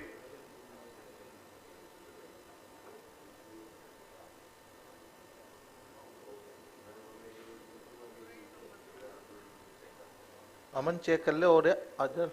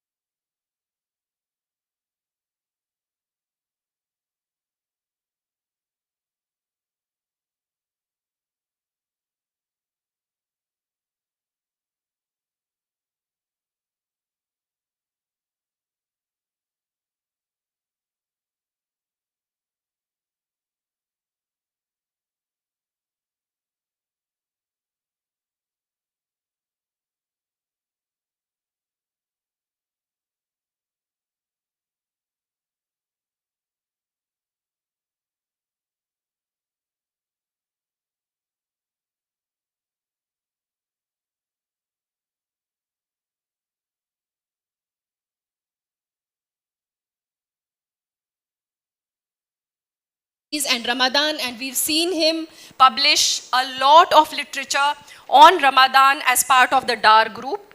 He co-authored recommendation papers on this subject for the ADA 2005 and 2010 and for the British Medical Journal 2010, Diabetes Canada in 2017, as well as the IDF DAR Practical Guidelines 2016 and 2021. His other areas of interest include educational programs for people with diabetes or HCPs, where he won the first prize for this from Diabetes UK as well as EAST. He has published over 100 papers, participated as first author, co-author in various studies, regional, international guidelines, and has been felicitated by the IDF as well for his work. So welcome, Dr. Hasnain. With that, may I now ask the chairpersons to kindly take over and start the proceedings for today. Dr. Shashank has just landed, so he'll take some time to come. So meanwhile, I'll request Dr. Rajiv Chawla to kickstart and talk on the obesity paradigm in India. Dr. Shashank will be joining us very soon. Good evening, everyone. It's a very proud moment for all of us. For the first time, as Dr. Shalini informed you, partnered with ACE, which is American College of Clinical Endocrinology. We took this initiative, and I'm very happy to share with you that for the first time, because ACE also wanted to be very, very inclusive on this part of the world. They didn't have too many representatives from this part of the world, and they are trying to involve all the physician community in Asia Pacific. So ACE has constituted a APEC board, that is Asia Pacific board, where across Asia Pacific we are going to coordinate, we are going to be their sole representative. This board is headed by Professor Shashank Joshi. Then as members we have Professor Rakesh Sahai, Dr. Bansi Sabu, Dr. Amit Gupta, Dr. Shalini Jaggi and me. We are on the board of APEC, which has been constituted by ACE. So we wanted to carry this partnership further, and we wanted to have a joint symposium with ACE, because this time was very less. So ACE agreed for having a virtual hybrid mode symposium for the first time, and maybe subsequently we will have a physical presence from ACE in the coming years to have. And as a part of this APEC board, we have a recording from Mr. Johnny White, who is CEO of ACE, and we will like to run his message. Yeah. So it's a welcome message from Mr. Johnny White. And as Dr. Shalini told you, we are in the 11th year of our CMRE, which is organizing international symposium year after year.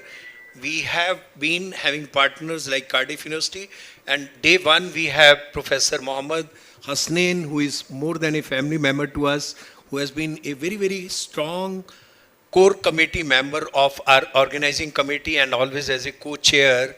And since then it has gone a long way. We are in the 11th edition. Professor Colin, we are missing his presence this time. He is also a core committee member. And so is Professor Inas Sheltout. So I want to put it on records, their virtual presence here. Both of them, they couldn't make it this time. Dr. Inas missed her visa just by 1 or 2 days, so she couldn't make it. She was part of our program, which was virtual yesterday with ASD, and she has given you the figures. We had a very, very successful joint venture last night only, finished at almost 9 o'clock. So fortunately, over the years, with the help of all local faculties and members, those who have been part of CMRE since day one, this program has been growing year after year and is one of the most sought after program. And just to share with you, for the physical conference, we closed our registration at 1,000. Let's hope more and more people join for the program, which is going to start tomorrow at 9 a.m. So may we have the video message from CEO of ACE, Mr. Johnny White. Hello, everyone. Before we start the program, yeah. Of ACE. And it's great to be here with you internationally at the 11th International Symposium in Diabetes. First, I want to tell you a little bit about myself. Again, I'm the CEO of ACE. I've been involved in running healthcare organizations for many, many years now. I started my career at the Endocrine Society as a director, and then moved my way on to the Cardiovascular Research Foundation, where I was the executive director, and then I also was the senior director at the American Academy of Otolaryngology.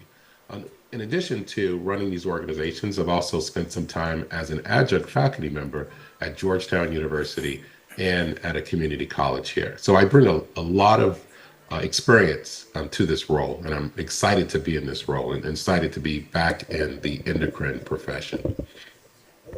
Now, I want to talk a little bit about some of the things that we're doing at ACE. First of all, our global inclusive community. We're an organization that's welcoming all types of healthcare professionals, not only endocrinologists, but also primary care physicians, nurse practitioners, pharmacists, and diabetologists. So if you are interested in finding a home that's providing education on how to treat patients with endocrine disorders, you definitely want to come to ACE. As you can see here, if you want any information about membership, you can go to our website. That's ace.com/join us. I definitely would love to see you a member of our organization. And then when you become a member, you also want to look at our designation, and that is our FACE designation. That's a Fellows of the American Association of Clinical Endocrinology. There are a few requirements. One is you need to be a member for 3 years, and that 3 years goes by pretty quickly. So I hope that you join today and you start your journey into becoming a FACE, having the FACE designation. You must attend one of our ACE major meetings within the next 4 years, or the last 4 years. This meeting could be the one that we have in the US or the conference that we have in the Middle East, which we've been doing that program for the last 3 years. And then there's an application fee. So again, if you're interested in that, please go to our website. That's ace.com/face distinction. An initiative that I'm really proud of is our certificate programs. We just launched our certificate programs. We're doing a series of certificate programs. We just launched our Fundamentals of Diabetes Technology. And then by the end of this year, we'll have the Obesity and Weight Loss Certificate and the Inpatient Diabetes Certificate. And then next year, we'll have more certificates. These programs are very, very unique. It's not your traditional program where you're seeing a lecture and slides. It's very interactive. We have some animations and so forth in these certificates. And so it's more of a hands-on virtual type of format. So I definitely recommend that you look into these programs, because those that have taken it so far have given us some really good feedback, and they're very satisfied on what they're learning in these programs. And so again, on our website, ace.com/certificates. And then lastly, I want to invite you to our annual conference next year, May 15th through the 17th in Orlando, Florida. It will be at the Hilton. This is a program that you do not want to miss. This past year, we were in New Orleans. There was a huge buzz at the meeting. Everybody was excited about all the science that we presented and the opportunity to network. So I'm hoping that I will see you next year in Orlando. Again, May 15th through the 17th. Thank you. And I appreciate you giving me this time to speak to you today. Thank you. Thank you, Mr. White.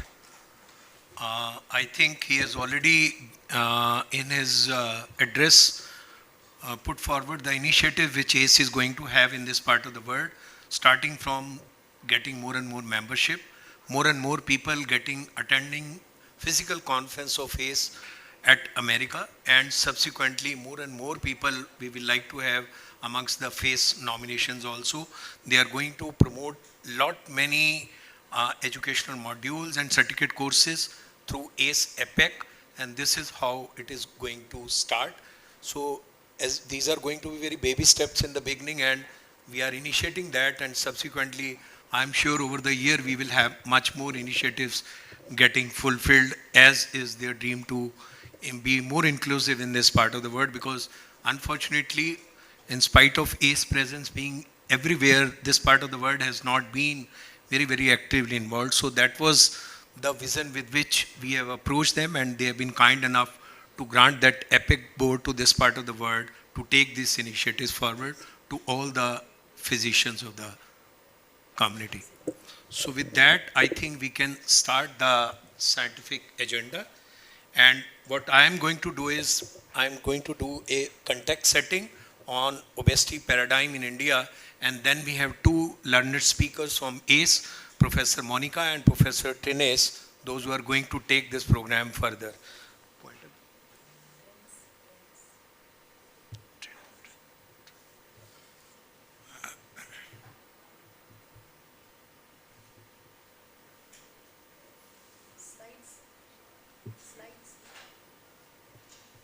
Please display the slides.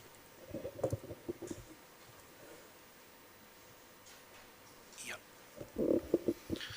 So what I am going to do is give you a background of obesity paradigm and touch upon the pathophysiology of obesity in this part of the world, and give you in pharmacology or in pharma industry, a dossier is presented whenever you want to come out with a new concept. So what I am going to do is to give you a weight dossier, and flow is going to be first to have the burden of obesity, understanding obesity, how it all happens, what is the role of brain in regulating appetite, the benefits of an early intervention if we do it timely, and towards the end, we will hand it over to both the learned speakers from ACE to talk about pharmacotherapeutic approach or landscape for obesity.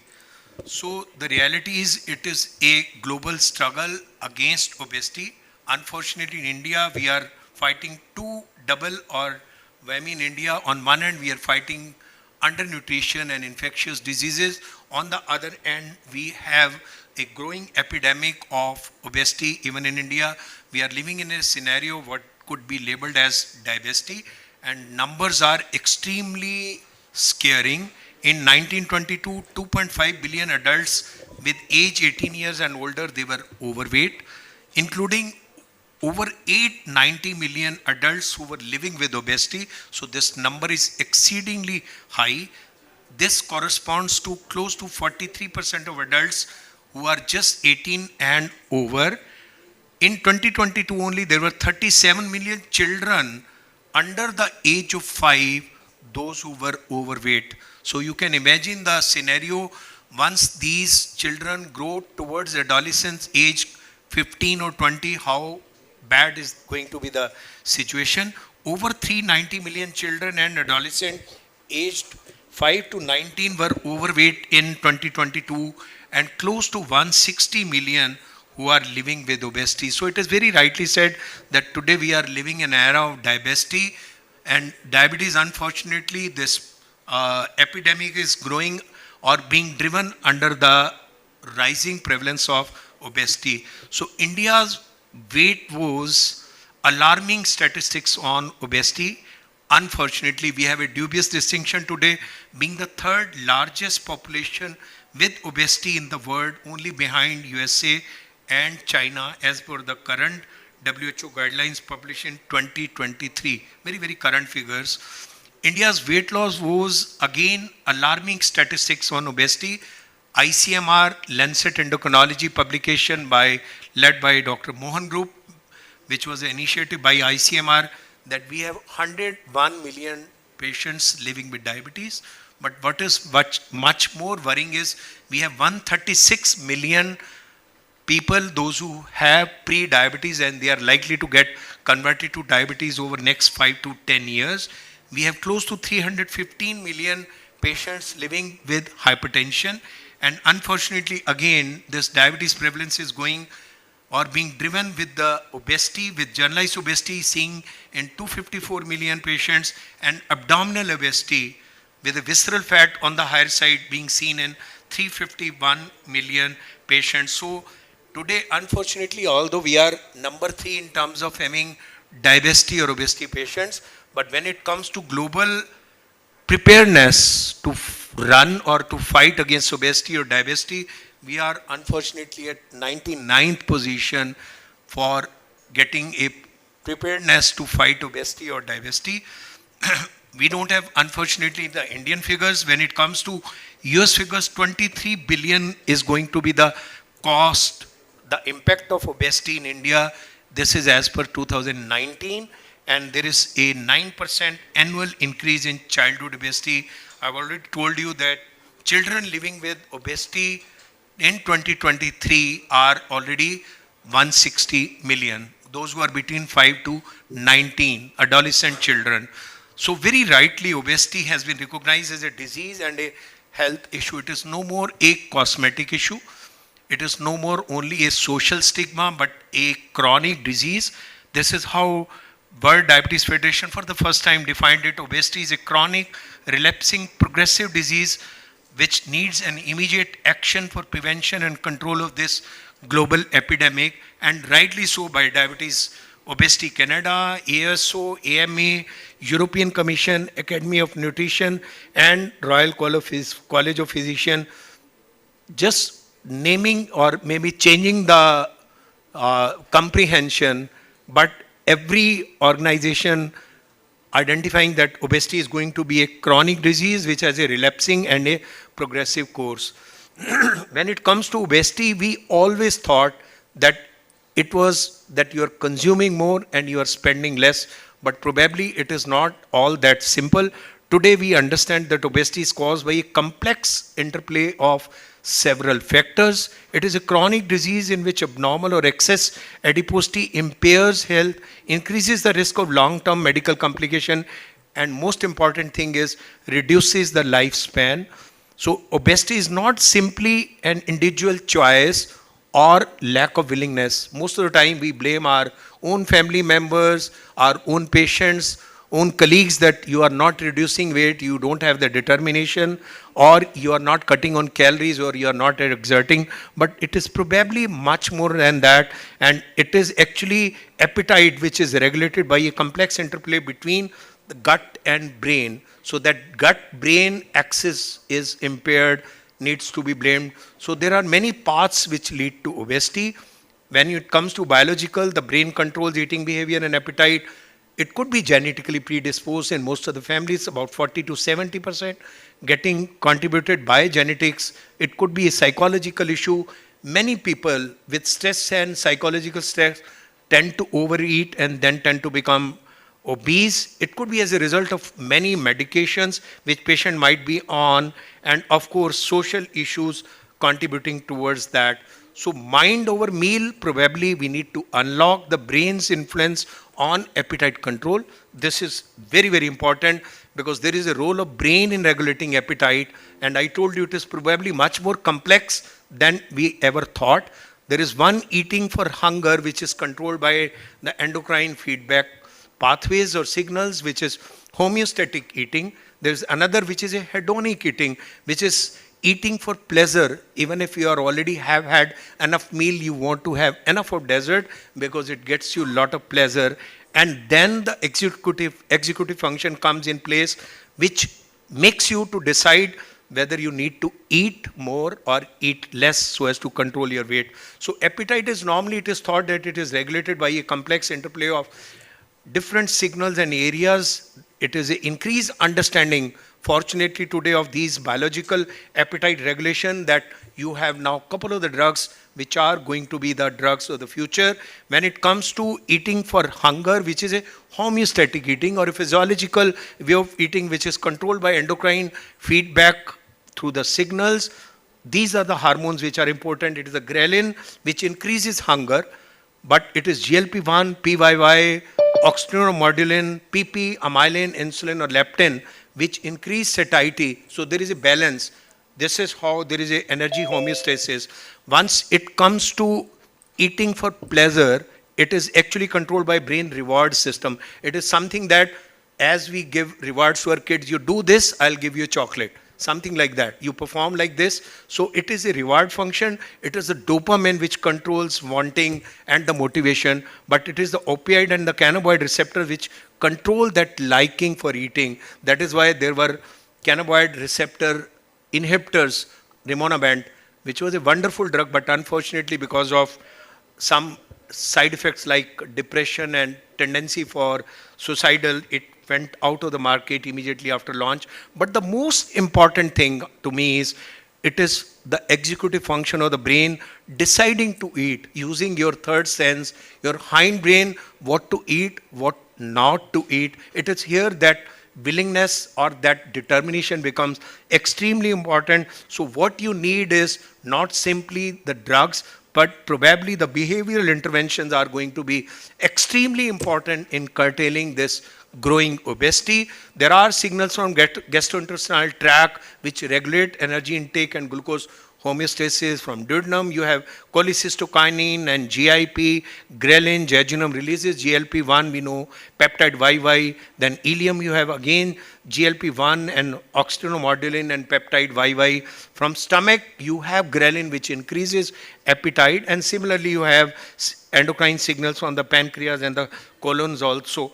So I think there is a need for an early intervention, a timely action, because there are going to be benefits, very, very motivating benefits if you can reduce the risk of developing chronic, expensive to treat complication. Most important thing is that you treat obesity today. If you treat obesity, if you can simply get down from obesity 1 to an overweight stage, that means reduction in BMI by 5, 50% of your patients will not develop type 2 diabetes. Your sleep apnea will go down by 50%. Your osteoarthritis risk, your risk for heart failure, hypertension and dyslipidemia and cardiovascular mortality will also go down.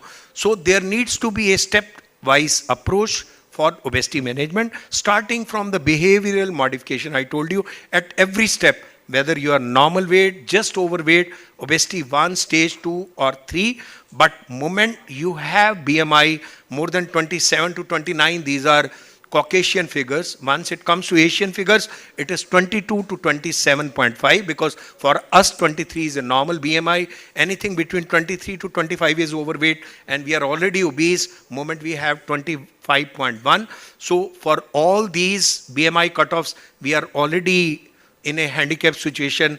We need to be 5 down in terms of obesity.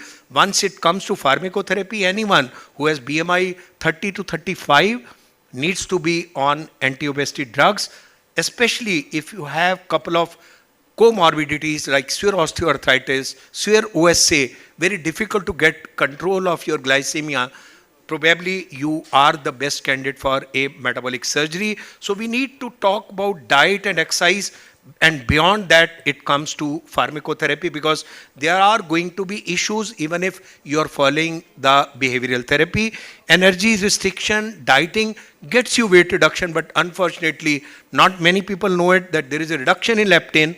Satiety hormones go down and energy expenditure goes down. Your BMI goes down moment you lose 5 BMI. So that leads to an increased hunger and desire to eat. So you go back to your original weight. That is how in physiological way body sort of persists losing further weight, but it is recommended that we must incorporate pharmacotherapy, especially if BMI is more than 27.5. And it is known from look ahead and early days trial that sustaining that weight loss only with lifestyle modification may not be possible. So you require pharmacotherapy to achieve benefits, something like 10 to 15% reduction in pharmacotherapy, because that can reduce your blood pressure, your waist circumference, your C-reactive protein, your triglyceride, and your conversion from pre-diabetes to diabetes. So I think future will be that we have much more promising drugs. I'll not touch upon drugs here, and I'll hand it over to Professor Monica, who is going to take us through from mono to di or dual to ultimately triagonist in management of pharmacotherapy. So over to Dr. Shalini to conduct the session. So thank you for that excellent context setting, Dr. Chawla. Can I have Dr. Monica's CV? So Dr. Monica Agrawal is joining us from the US as part of the ACE faculty, and she will be shedding light on management of diabesity from mono to dual to triple agonist. Can I have her CV on the screen, please? इस screen में आएगा क्या? वो इतना में Dr. Monica Agrawal is an endocrinologist and obesity medicine specialist at the University of Alabama at Birmingham. She is professor of medicine at UAB, director of the UAB Obesity Medicine Fellowship Program, co-director of the Clinical Skills and Integrated Skills Program, CRISP, parenteral nutritional specialist, and Move Physician Champion at the Birmingham VA Medical Center. She is chairperson of the Obesity Society TOS, Education Committee and board member of the Nutrition Board for Physician Nutrition Specialists, and she's served on several national committees at the ACE, the Obesity Society, American Society of Nutrition, and the American Society of Parenteral and Enteral Nutrition, ASPEN. So welcome, ma'am, and she will be shedding light on diabesity management right from mono to dual to the way forward, triple agonists in obesity management.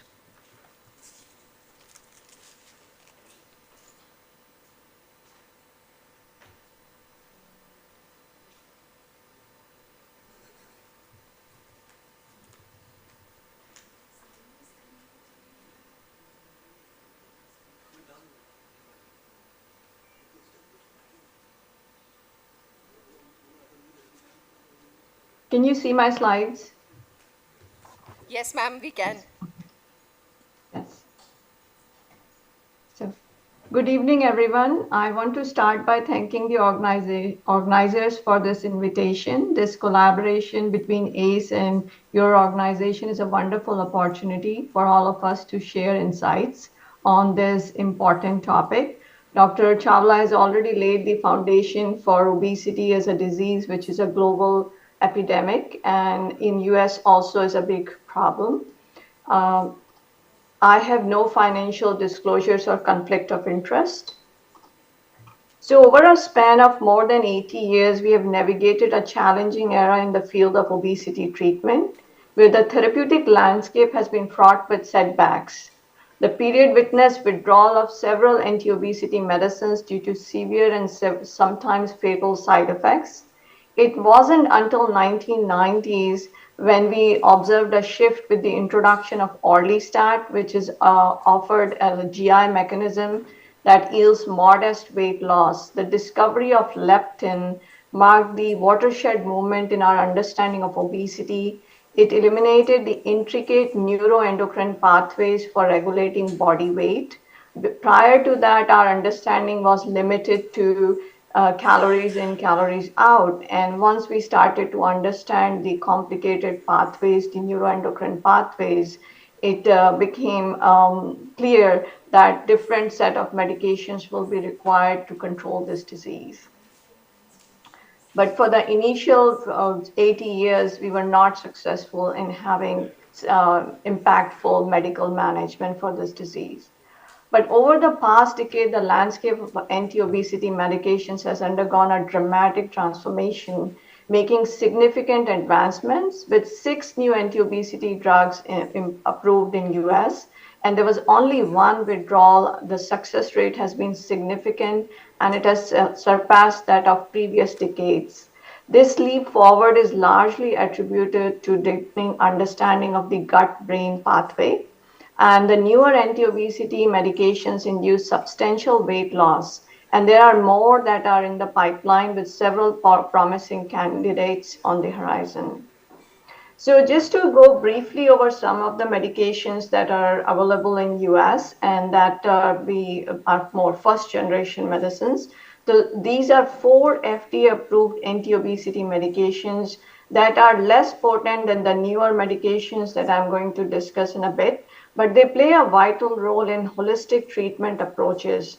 These medications, they are cost effective in US and can be pivotal in shared decision-making process with patients. And the older drugs, these are the older ones, they still have a unique position in our therapeutic management plans because they offer a viable option for patients who cannot tolerate the newer medications or face cost barriers as the newer drugs are expensive. And sometimes they are not covered by the insurance here. So we have these other options available that includes orlistat, which is inhibits the absorption of fat in the gut. Then we have a combination of phentermine with topiramate that also helps with weight loss, and the weight loss can be around 6 to 9%. And then we have combination of Viprion with naltrexone, where the weight loss is about 4 to 5%. It's important to remember that none of the anti-obesity medications are approved or should be used in pregnancy or breastfeeding. So they are not safe for use, even the newer generation medicines. So that's if the woman is breastfeeding, that she should not be on these medications. These medications can have certain side effects, so it is important to first screen and make sure there is no contraindication for starting these medicines. And when patients are on these medications, to assess for any side effects or safety concerns that may exist while they are on these medicines. So now moving on to the newer medications. So there is a interplay between the gut and the brain, which is a promising frontier in the targeted control of body weight. It is becoming increasingly clear that there's a multifaceted approach is needed because there is a redundancy in the obesity pathways. There's no single signal. There are multiple signals, so it's a complex disease. So it requires a multi-pronged approach for managing the obesity. And that's where the gut hormones come into play. So when the food is ingested, there is increase in certain gut hormones. These are the nutrient stimulated hormones. So the newer generation of medicines are nutrient stimulant hormone based therapeutics. That's NUSH. And when these there's increase in the GIP, glucose dependent insulinotropic factor. There's also increase in GLP, glucagon, and then amylin. I'm just going to focus on these, but there are many others. So this is the foundation for the NUSH therapies that are the mono, dual, and triple agonists. So the GLP-1 is the most talked about and the most we know among all the other gut hormones. And so the GLP receptor activation, you can see it's not just limited to obesity or adipose tissue, white or adipose tissue or brown adipose tissue. The mechanism of action can impact multiple organs and has beneficial effect across different systems. Just to highlight, you can see in brain, it decreases food intake. So there is reduction in appetite. At cardiac level, there is cardioprotection, improved cardiac output. In kidneys is diuresis. Skeleton muscle, there's increased glucose uptake, which helps with glucose control. In pancreas, there's increase in insulin secretion. Also, there's reduction in glucagon secretion. So there are multiple mechanisms of action for GLP-1. The next important member in this family is the glucose-dependent insulinotropic peptide, the GIP, which has several functions, including reducing appetite in the brain, then also increasing insulin and glucagon secretion in the pancreas, enhancing glucose uptake, and also leading to decreased glucose production in the liver and promoting glucose and fatty acid uptake in the adipose tissue. So these are the main functions of the glucose-dependent insulinotropic peptide. The third one is glucagon, and we know it from diabetes, our understanding of glucagon from diabetes and how to manage hypoglycemia in patients on insulin. But glucagon has several other functions, including decrease in food intake, enhance insulin secretion, increase lipolysis and energy expenditure in the adipose tissue, slow down gastric emptying, and reduce cholesterol levels in the liver, promoting lipolysis. So those are the functions of glucagon. So now you can see how these three different hormones, the nutrient stimulated hormones, they work, and the newer therapeutics is working towards combining these. So there are a multitude of drugs that are in developmental pipeline, each leveraging the intricate pathways of gut hormones and combination therapies. And I'm just going to highlight a few of these drugs that are in the forefront of advancing anti-obesity medications. So when we look at this multifaceted strategy that aims to create a synergistic effect that could potentially redefine obesity management, the backbone of this is the GLP-1, which its effect on brain is critical in regulating our appetite, our metabolism, and providing neuroprotection and in the contemporary therapeutic strategies. Intriguingly, the penetration of GLP-1 into brain varies with these drugs, navigating the blood-brain barrier in unique ways. reaching certain areas while bypassing others. So this is unique to GLP-1, that it only is able to go to certain parts of the brain and bypasses the other areas. And this forms the sort of the different drugs that are being developed. GLP-1s is an important part of those drugs. So in this figure, you can see the action of single, dual, and triple agonists focusing on GLP-1, GIP, and glucagon. So these agonists work synergistically across different pathways and in different organs. I'm going to focus on the agonists that acting alone or in combination influence food intake, insulin secretion, energy expenditure, and metabolic function. We'll start with GLP-1 receptors here on the, you can see single agonist, and then move our way down to the dual and triple agonist and explore how these combinations work in helping with weight loss. Now, overall, you can see here that the incretin therapies like GLP-1, GIP, they have a wide range of positive effects on multiple organs and tissues. In the brain, as you saw, there's decrease in appetite, there's an increased satiety. There's also some role, there are studies going on looking into Alzheimer's disease, that there may be some benefit with the amyloid deposition. Moving to the cardiac benefits, there is increased glucose utilization and contractility. So overall improvement in cardiovascular health. In the lungs, it reduces inflammation and is beneficial in some early studies with reactive airway disease. Again, these studies are still in process. In the liver, there is significant improvement in inflammation and fat deposition, hepatic steatosis. So that is also helpful. In pancreas. There is increase in somatostatin, and there is reduction in glucagon secretion with the incretin effect. In addition to that, in the kidney, you can see there's diuresis and natriuresis, so it will help with kidney protection. And so these all, and lastly and importantly, sometimes that doesn't get discussed that much, incretins promote bone formation and reabsorption, supporting bone health. So it is not bad for bone health, because sometimes that's a concern that's raised. So incretins have been shown in early studies to have some positive effect on the bone.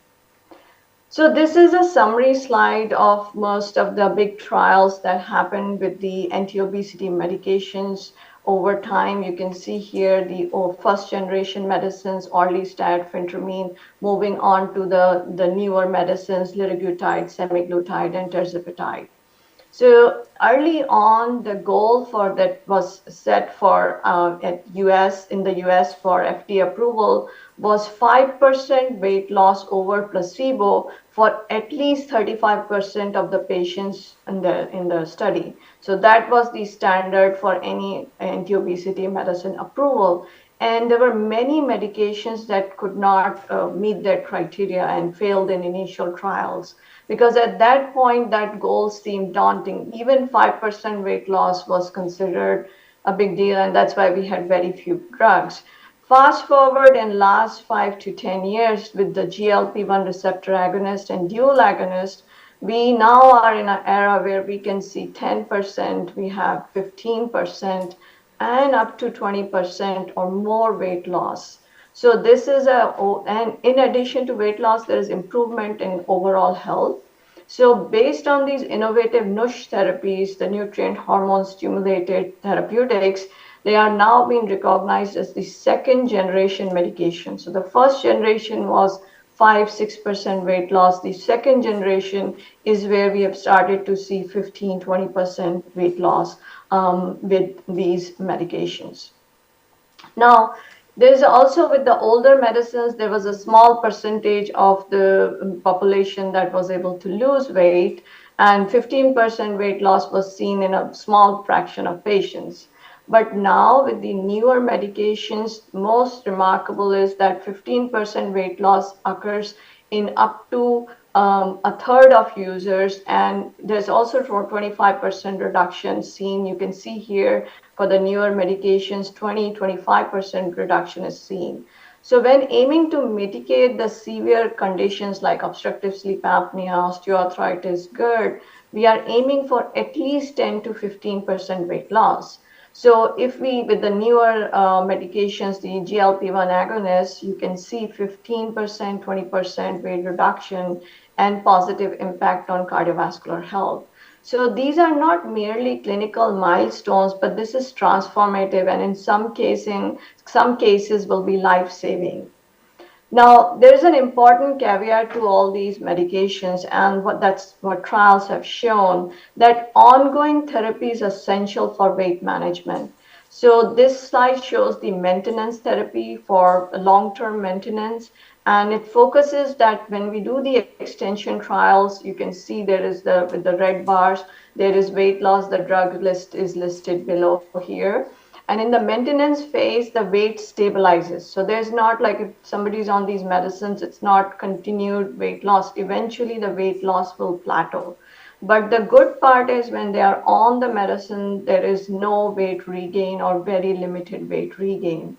So it is crucial to recognize the efficacy of these medications that extends beyond the immediate result, and it's important to be on the medicine for long-term maintenance of weight loss. There was one study done in semaglutide with maintenance where you can see this gray bar going up. So after the study was over, then in the maintenance phase, half of the patients were remained on the drug, semaglutide, and the remaining were taken off the drug. And they were blinded to this. And then you can see that the patients who were not on the participants who were not on the drug, they ended up regaining the weight. So this question often comes up, what if do people have to take it long term? So the treatment has to be individualized, but in clinical studies, when these medicines are stopped, there is weight regain. So how do we, this is a summary slide of the three medications that are commonly available and we use it here. So liraglutide is the short, all three are GLP receptor. Tirzepatide also has dual, so it has GIP. They all come in a single dose pen. There's dose titration that happens weekly. And you can see the side effects listed and contraindications. So very similar profiles, except liraglutide is a daily medicine and semaglutide and tirzepatide are weekly. So how do we dose these medicines? Liraglutide is 0.6 milligrams daily. And in a week, every week it can be titrated. Every few weeks it can be titrated. When it comes to semaglutide, we start with the lowest dose. So always for these medications to reduce the GI side effects and to improve tolerance, and also helping patients adjust, because once they get on their these medicines, if they are having large portion sizes, they will have nausea and vomiting more so than if they have controlled portion sizes. So it is important. Sometimes I give longer time for patients to go up on the dose. So starting on the low dose and then deciding about titration based on how they are tolerating. Sometimes we can go up, like for semaglutide, every 4 weeks to the maximum dose of 2.4, and sometimes it can take longer. And it is not necessary that the patient has to be on the highest dose. Sometimes the one step lower, like 1.7 for semaglutide, can also do the same amount, the same weight loss compared to the higher doses. So it depends on the tolerance. And I've had patients who do fine on 2.4 of liraglutide or 1.7 of semaglutide or maybe 10 milligrams of tirzepatide, and they don't tolerate higher doses or additional titration is not required because they have met their weight loss goals. This shows the comparative analysis of the weight loss greater than placebo, so placebo subtracted weight loss of these three drugs. So you can see here that liraglutide, which was the pioneer among them, which is administered daily, is effective, but is somewhat overshadowed by weekly dosing because it's easier for patients to dose it once a week. It's less injections, for them to take. And also there is more weight loss, 15-20% compared to 5% which with liraglutide, which is not less, but compared to tirzepatide and semaglutide, it is less. There is increased risk of acute gallbladder disease with all these medications. So all GLP-1 agonists, there is an increased risk for gallstones, acute cholecystitis, and but this is also true with bariatric surgery, that there could be increased risk of acute gallbladder disease if they still have their gallbladder. So there is, and those are, and some other side effects and contraindications and safety concerns are listed here. So there were two series of trials done for these medicines. Semaglutide is GLP-1 and tirzepatide, the dual agonist. And I've compared both of them head to head. So STEP trials are for semaglutide and SURMOUNT trials are for tirzepatide in people with obesity. You can see at the end of the study, it's about 15% for semaglutide and it's about 20% for tirzepatide. So the dual agonist has been found to be more effective with weight loss. And these studies had a lot of patients, about 2,000 for STEP trial, initial STEP 1, and for SURMOUNT were close to 2,600 patients. Now, the important thing to know about these medicines, so far I've talked about how effective these drugs are, but there are people who will be treatment resistant. So it is not the failure on their part or not that they're not taking medicine or any other aspects. There is treatment resistance observed with these drugs also. And although 86% of in the semaglutide group lost 5% body weight with substantial improvement in cardiometabolic risk factors and physical function, there were some transient side effects. With tirzepatide, 90% lost more than 5% body weight and 57% lost about 20%. But in addition to that, that's important to acknowledge that about 14% of the participants on semaglutide were treatment resistant and about 9% with tirzepatide. So even with these stronger, newer therapies, there will be some people who will not have response. And that's why we need multiple modalities for management of obesity. Now, moving on to some other newer drugs that are in pipeline in US, there's one drug where there's amylin instead of GIP, GLP, glucagon. This is a combination of amylin with GLP. So you can see here when the amylin analog is used alone, there's about 10% weight loss, 11% at 26 weeks. But when it is combined with GLP-1, the weight loss is about 17%. But the challenge is when the medication is stopped, you can see the weight starts to come back. So these medications have to be continued. It is the reversible nature of these benefits. And once they are stopped, discontinuation leads to weight regain. Now, the other one is a combination of GLP-1 with glucagon, as here seen here. And this combination alone is 18% weight loss. Here you can see the combination. And about 40% people lost more than 20% weight. So these are the drugs, these are the last two that I just discussed, GLP with glucagon, the dual agonist, that are still in pipeline and maybe coming out in next few years. Now, moving on to the triple agonist, this is very impressive. This is a synergistic effect of 3 different pathways. So the glucagon, the GIP, and GLP, so combining all 3 together. And because of this combination, this leads to a unique synergy where there is enhanced appetite suppression. There's also increased energy expenditure. There is improved blood sugar levels. So all these medicines are also effective in diabetes. So these trials are run parallel, some for people with obesity only and others with people with diabetes. So this is so far has been the most effective drug, the triple agonist. This was a phase 2 trial done looking at this effectiveness of this medication, and the trial was stopped at 48 weeks because that was how it was initially intended. And at 48 weeks, the weight loss was 25%. So had the trial continued, we don't know how further the weight loss would have been, because when it was stopped, the participants continued to lose the weight. So very effective, 1/4 of their body weight they were able to lose with this triple agonist. And the other interesting thing is, so far, like I alluded to earlier, that there's some treatment resistance with medications, the other ones. This is the first time we have a drug that had 100% success rate in participants achieving at least 5% weight loss. So this universal response is exceedingly rare in medical treatments, and this is a very unique phenomena. And in addition to that, you can see 25% of the participants lost more than 30% body weight. So we are talking about weight loss ranges that we see with sleeve gastrectomy, sometimes also with Roux-en-Y. So there is 25 to 30% weight loss, and it's not just a small proportion of small percentage of participants. A lot of participants lost that much body weight. Now, this is a summary slide for all the single, dual, and triple agonists. These are the ones that the two are available to us in US, semaglutide and tirzepatide.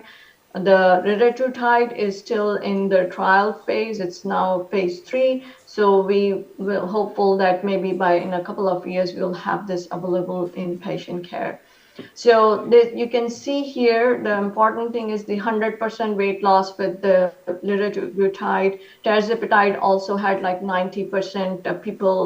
There was more than 5% weight loss among 90% of the participants.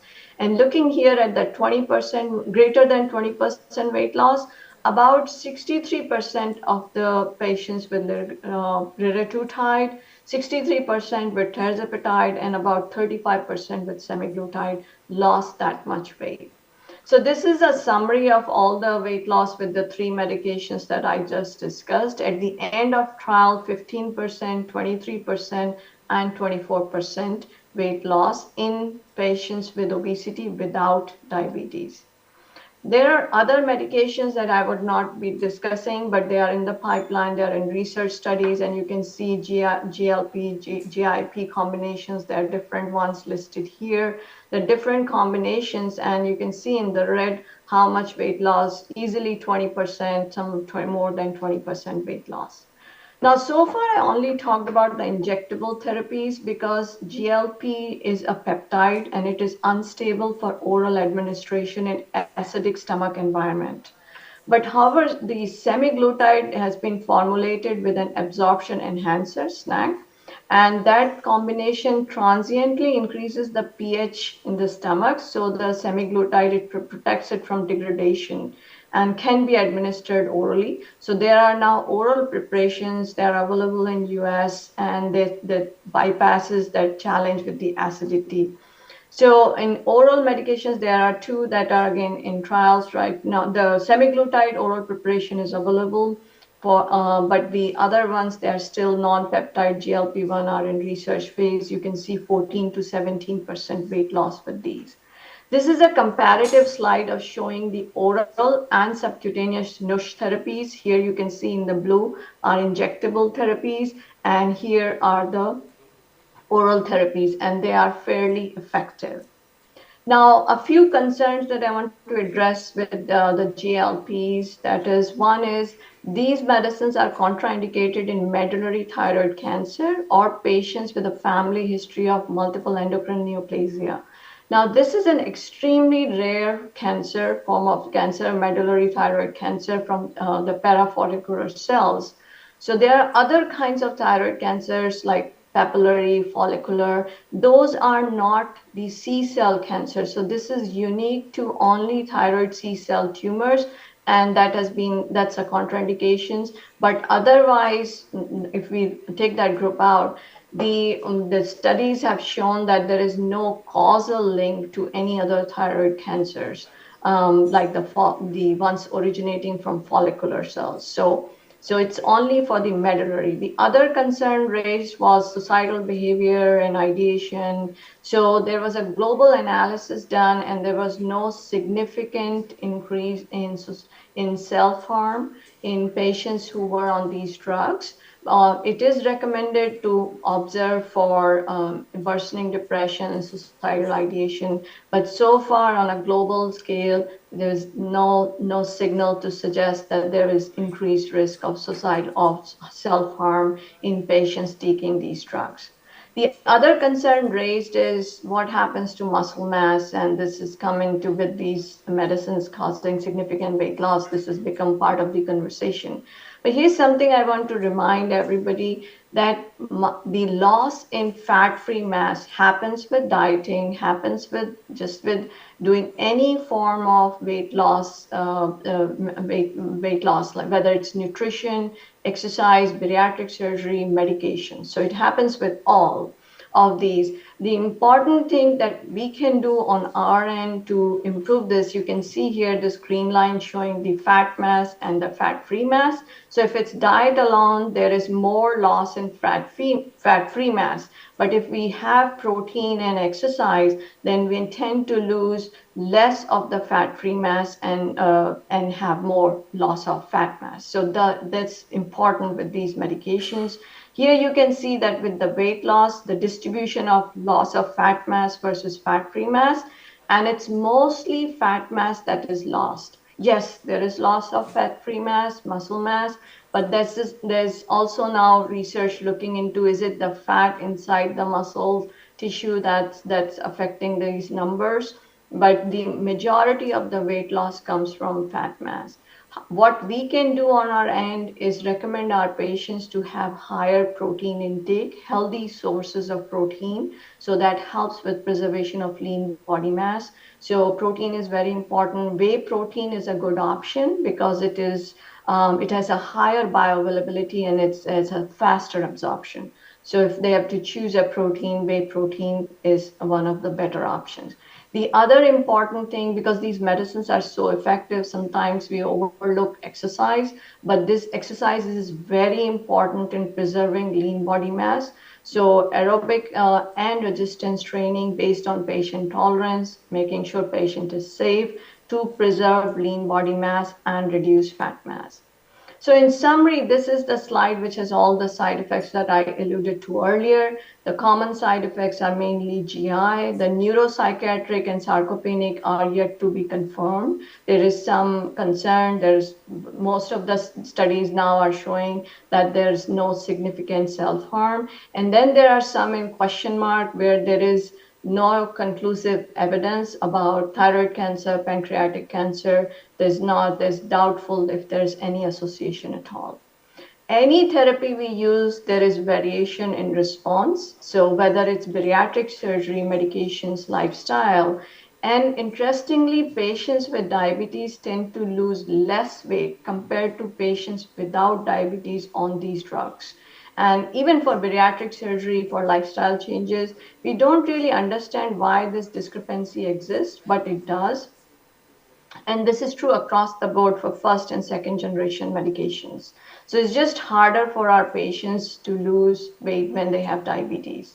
This is again a summary slide, not just so you can see obesity is for GLP-1 medicines. Yes, it addresses obesity, but it also addresses diabetes, cardiorenal disorders, patients with reducing the risk of stroke, MI. So there are a lot of beneficial effects of these GLP-1 agonists. There's also now data in fatty liver disease, metabolic liver disease, and there are ongoing trials in other studies. So the one of the things that was the part of the discussion is how effective are these drugs? Are they going to replace bariatric surgery? So the time will show. We have still triple agonist in the pipeline to come out, but they are getting closer and closer to the percentage weight loss that we see with surgical interventions, and they are less invasive. So we are now bridging that gap between lifestyle and bariatric surgery with these medicines. You can see tirzepatide 20%, and once we have the triple agonist, we will start having that overlap with bariatric surgery. And lastly, I want to mention this, that it is not these, because obesity is a very complex disease. It is not monolithic. There's multiple different factors to it. So therefore, we require a multi-pronged approach. So we could have primary medical therapy, surgical therapy. Like in cancer patients, we have neoadjuvant and adjuvant. So we could have GLP-1 before surgery. I do that all the time in my practice to reduce their preoperative weight. And many times post-surgery, if they have weight regain, then I introduce GLP-1. So it is a combination therapy that we would need in most cases, where we would need both. So historically and for forever, nutrition, lifestyle, intensive behavioral therapy, and sleep will always remain the foundation of weight management. We had anti-obesity medicine as the second tier, and then metabolic and bariatric surgery as tier 3. But now with the newer therapies, the paradigm is shifting. With the NUSH therapies, where the weight loss is 10 to 25%, it is more, we could go the anti-obesity route, we could go do the metabolic surgery route, or we could use the combination therapy. Therefore, a collaborative, multidisciplinary approach that includes dietitians, behavioral therapists, medical practitioners, surgeons is essential for providing a comprehensive care. I'm going to stop here. I want to thank everyone for their time and attention.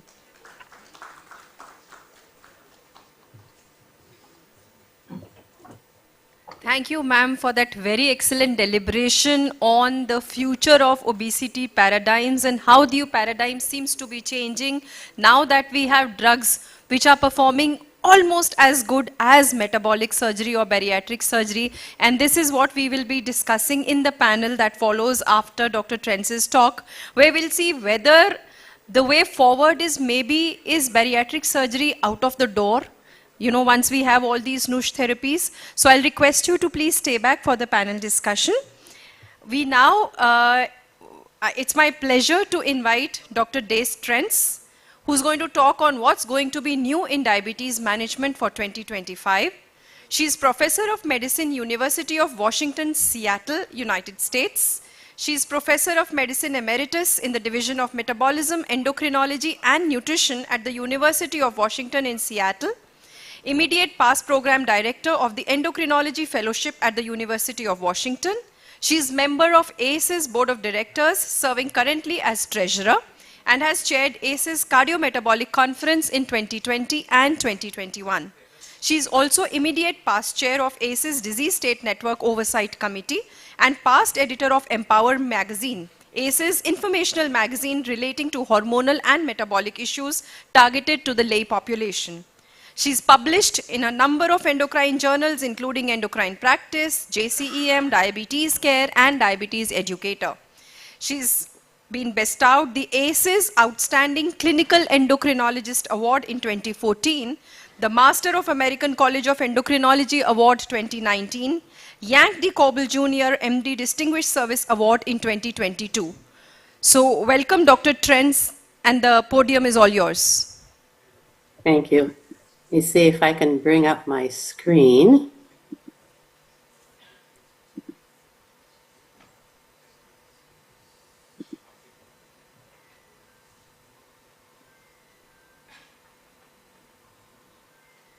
Okay, I'm hoping everybody can see this. Yes, we can. Excellent. So I first also want to thank the organizers of this symposium for the opportunity to present to you. And thank them for a topic that I found quite challenging in terms of being predictive of what's going to be available for diabetes management. If not, I will say for 2025, certainly in the immediate years to follow. I think this is a time that we are seeing just some exciting developments in management and treatment of diabetes. Whether they will be available in terms of cost or even able to get them will be another question. But the efficacy of some of these treatments has really been somewhat remarkable. And I think this follows up on Dr. Agarwal's certainly presentation. So given my time restraint, I will say that we have to limit some of our discussion to some 5 areas. I do want to talk about some of the newer insulins that are coming out. I will touch also on non-insulin therapies, which will include discussion building on Dr. Agarwal's presentation. I want to talk a little bit about the delay of development of type 1 diabetes, as well as the impact of some treatments we are now seeing available to slow the progression to full-blown insulin dependence. I'll talk a little bit about continuous glucose sensors and what we're seeing coming out, and just touch a bit on insulin pumps. So a lot of information to cover. I will not be able to cover it in the depth that I might like to if there was more time, but I think we can reserve that for discussion if there are questions.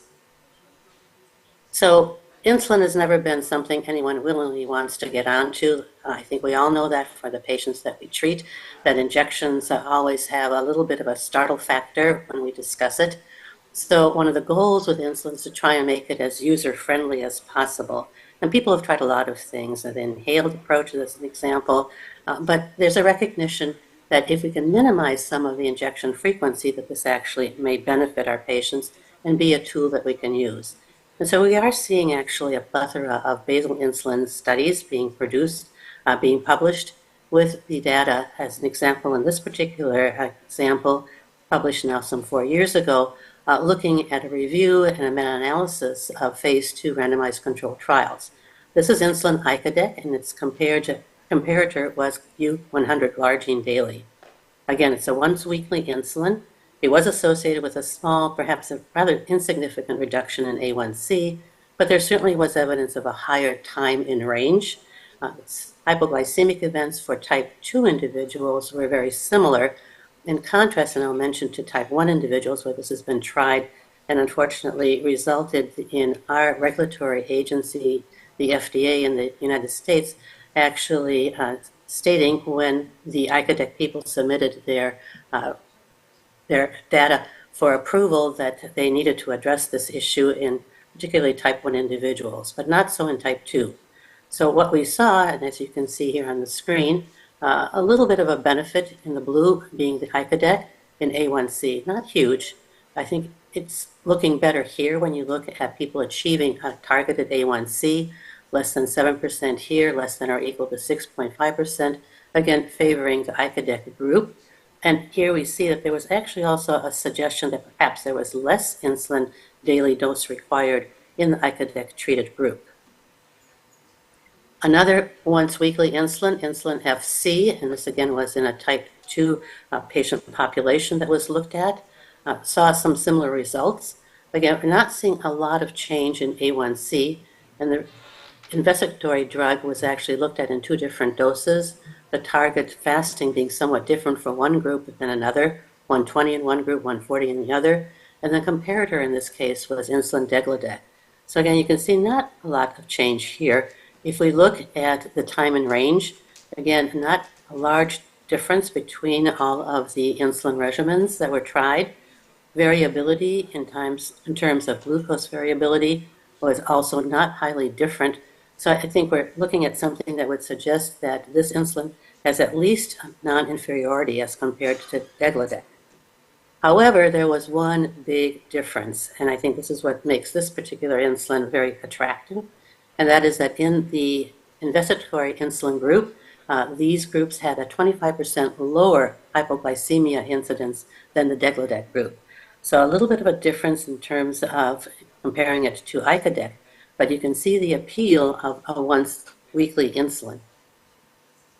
If we then move on to non-insulin treatments to treat type 2 diabetes, and much of this data, I won't have to go into detail because Dr. Agarwal so nicely described everything. And I think we need to look at tirzepatide, which has really made a huge dent in the ability to treat people with diabetes as well as obesity.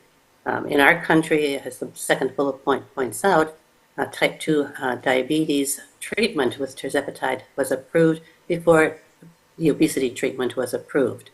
And I think what's important with this dual agonism hormonal approach is that there is now a lot of data coming out with regard to the role of tirzepatide in heart failure prevention or treatment, cardiovascular disorders. This actually just came out in the past couple of weeks with regard to protective effect, both with regard to cardiovascular disease as well as renal disease in a population with type 2 diabetes.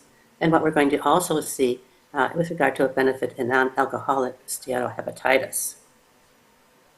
I think that this speaks for itself when we look at the success of tirzepatide as compared to just a GLP-1 receptor agonist alone. I'll just kind of point out to this particular dosage of 15 milligrams. So if we use just GLP-1 receptor alone versus insulin alone versus a placebo oral drug, I think the results speak for themselves that this is very successful in the treatment of type 2 diabetes, and I think increasingly may become a forerunner in terms of the armamentarium. A lot of debate going on with regard to metformin as being the first step.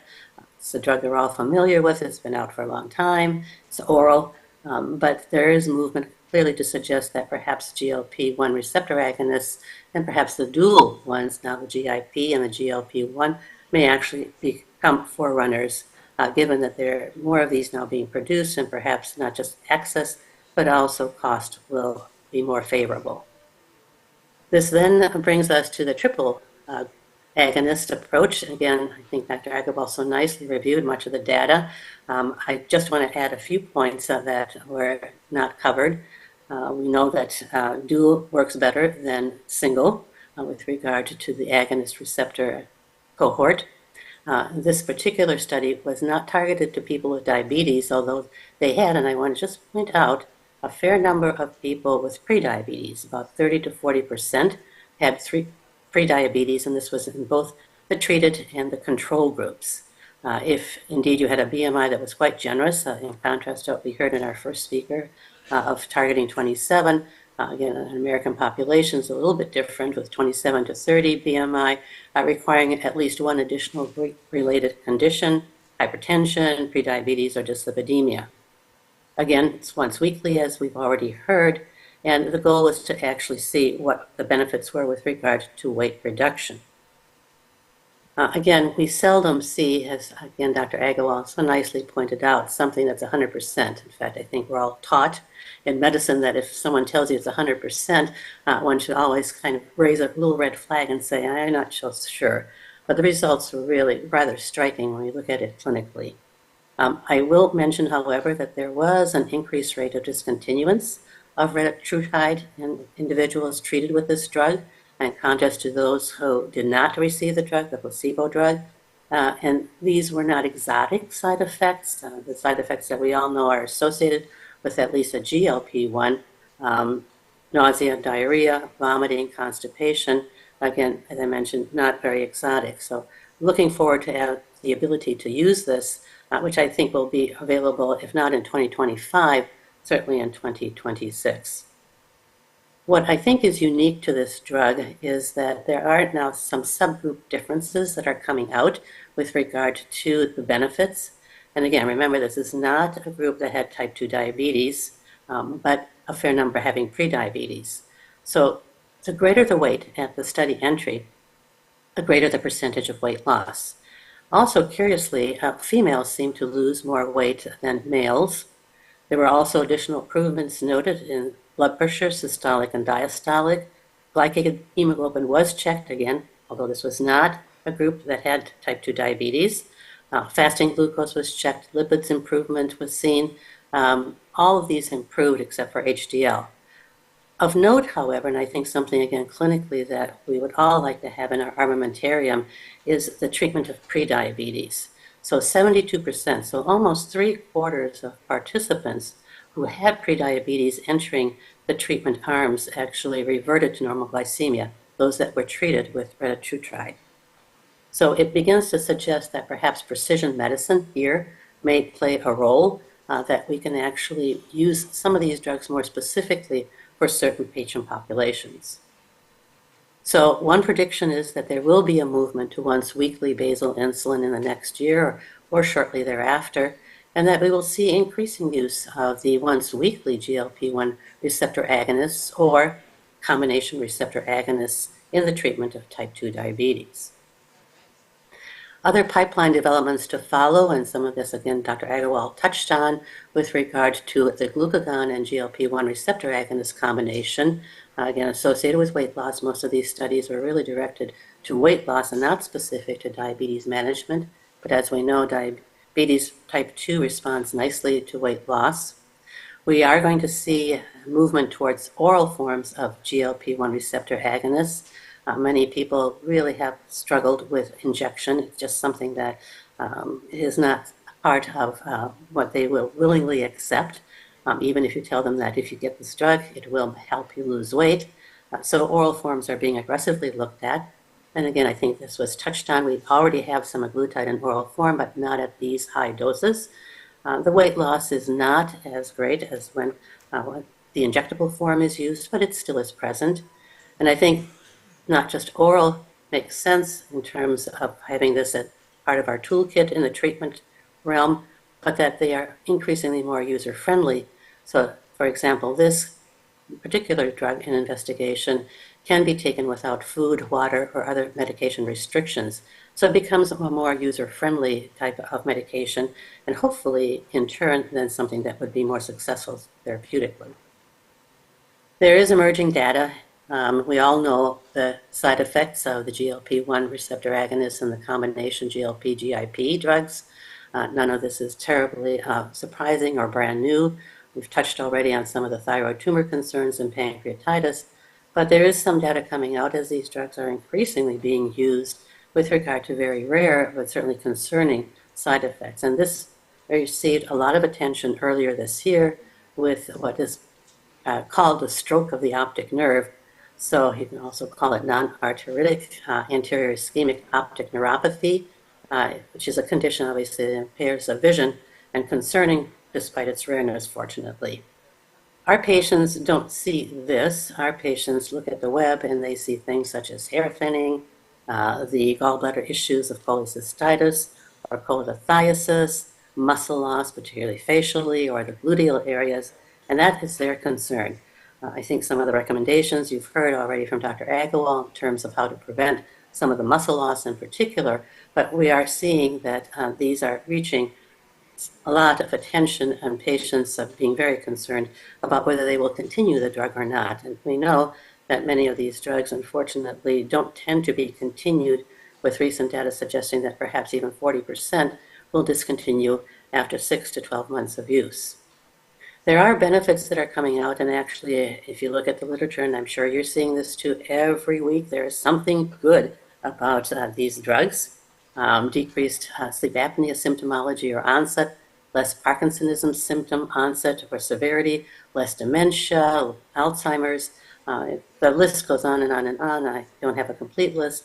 Some of this has been reviewed in this particular reference I have noted here for your review, although it's almost yearly that you have to have an update, given that we're seeing these reports on a weekly basis. There are some keep in mind points, I think, as we look at these drugs for our patients, and that there are some slow responders. Many people want some immediate effect. So patients are frustrated if they don't see that they've lost weight within the first couple of weeks of treatment. And so I think if we break out in terms of how much weight loss is seen, you can see that slow responders clearly are quite different than those that respond much more quickly. There's been a lot of question as to why this is. Is it because people are missing doses? Is the titration of doses to a more therapeutic level going too slowly?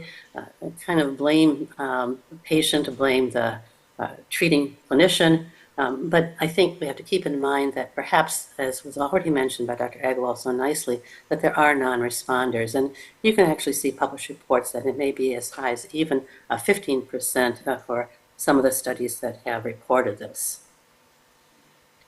I'd like to go on next to type 1 diabetes, and although most of us see the majority of our patients as type 2, type 1 diabetes needs attention.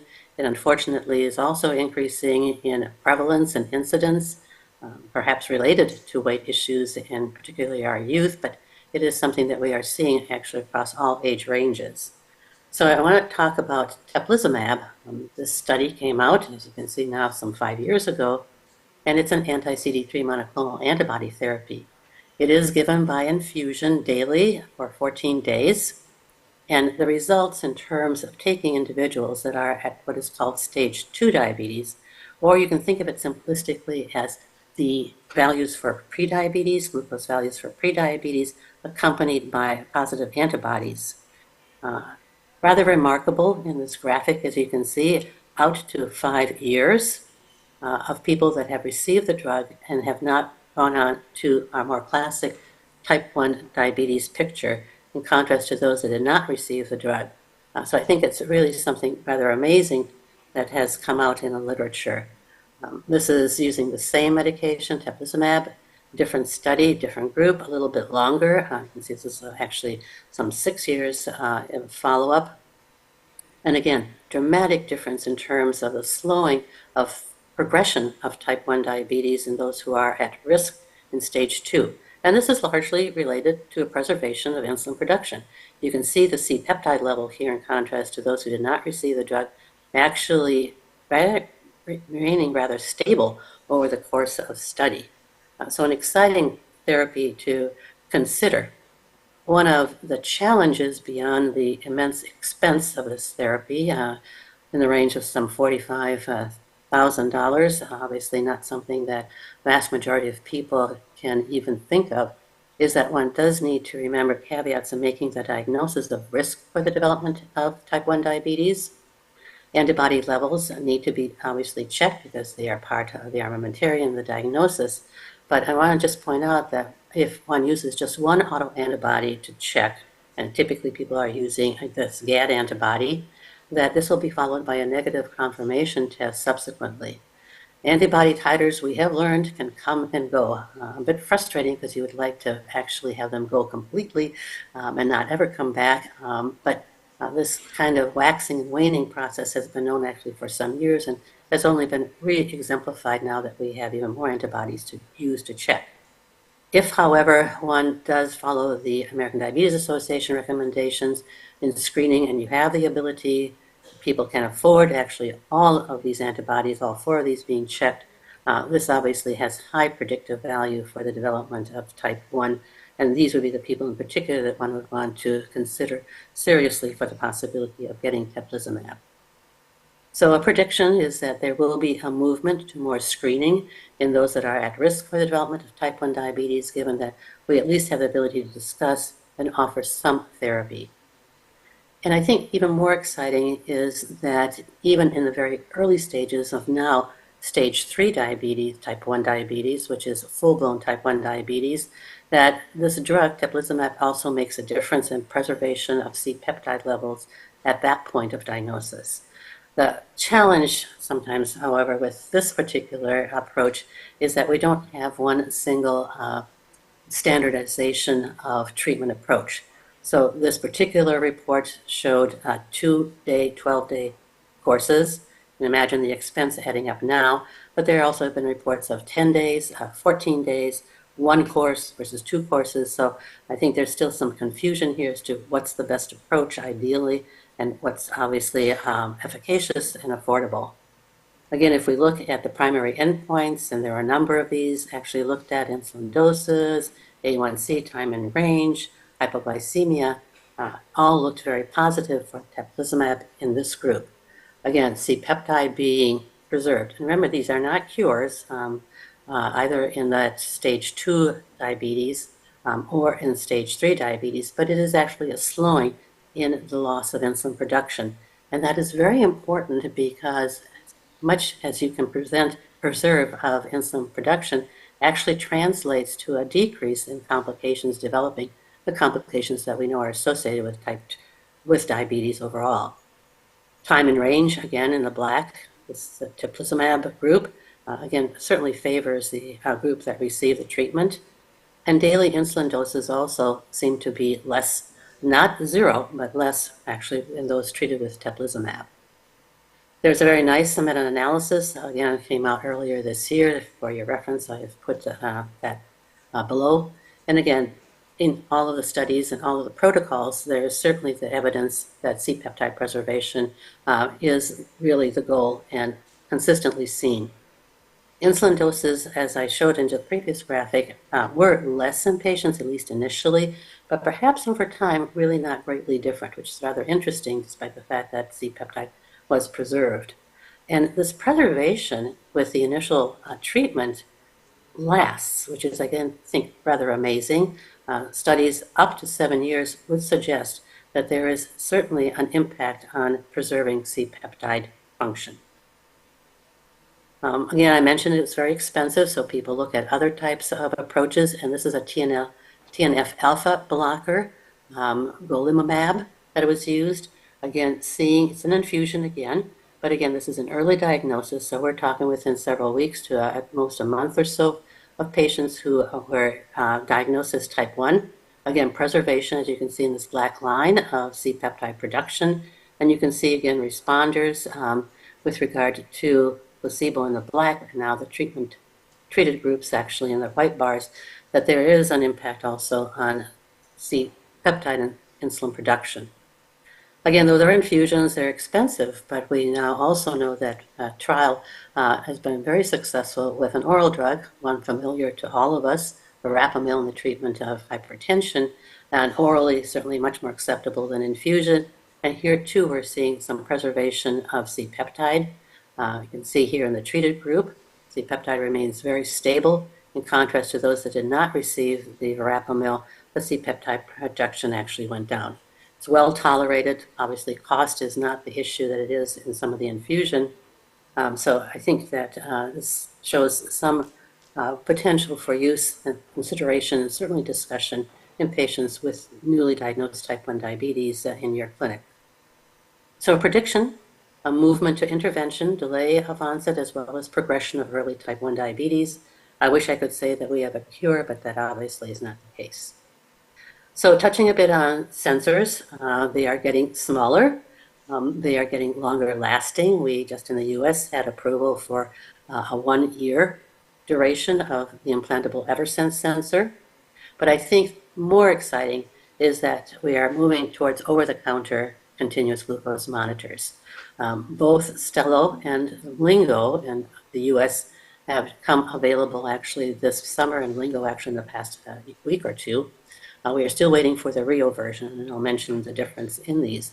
But the ability to get sensors, hopefully at the pharmacy locally, for anyone who wants it without prescription, so you don't have to see a physician, you don't need a prescription, I think will have dramatic impact, I think, for many patients and individuals. So this is the Stello. Looks very much like the Dexcom sensors that we're all familiar with, and not much different in terms of 15-day wear. Cash pay options, certainly, so insurances don't have to be approached, and they won't be if you don't have a prescription. Readings every 15 minutes. The drawback, however, is that pharmacies will not sell this first, that this will only be available for e-commerce website. I think there's some concern about just what the demand may be for this, but we are told that the costs should not be any different than those who have insurance for the prescription device. Lingo is designed for patients without diabetes who are interested in dietary choice and exercise focus. You can see it looks very similar to the Libre.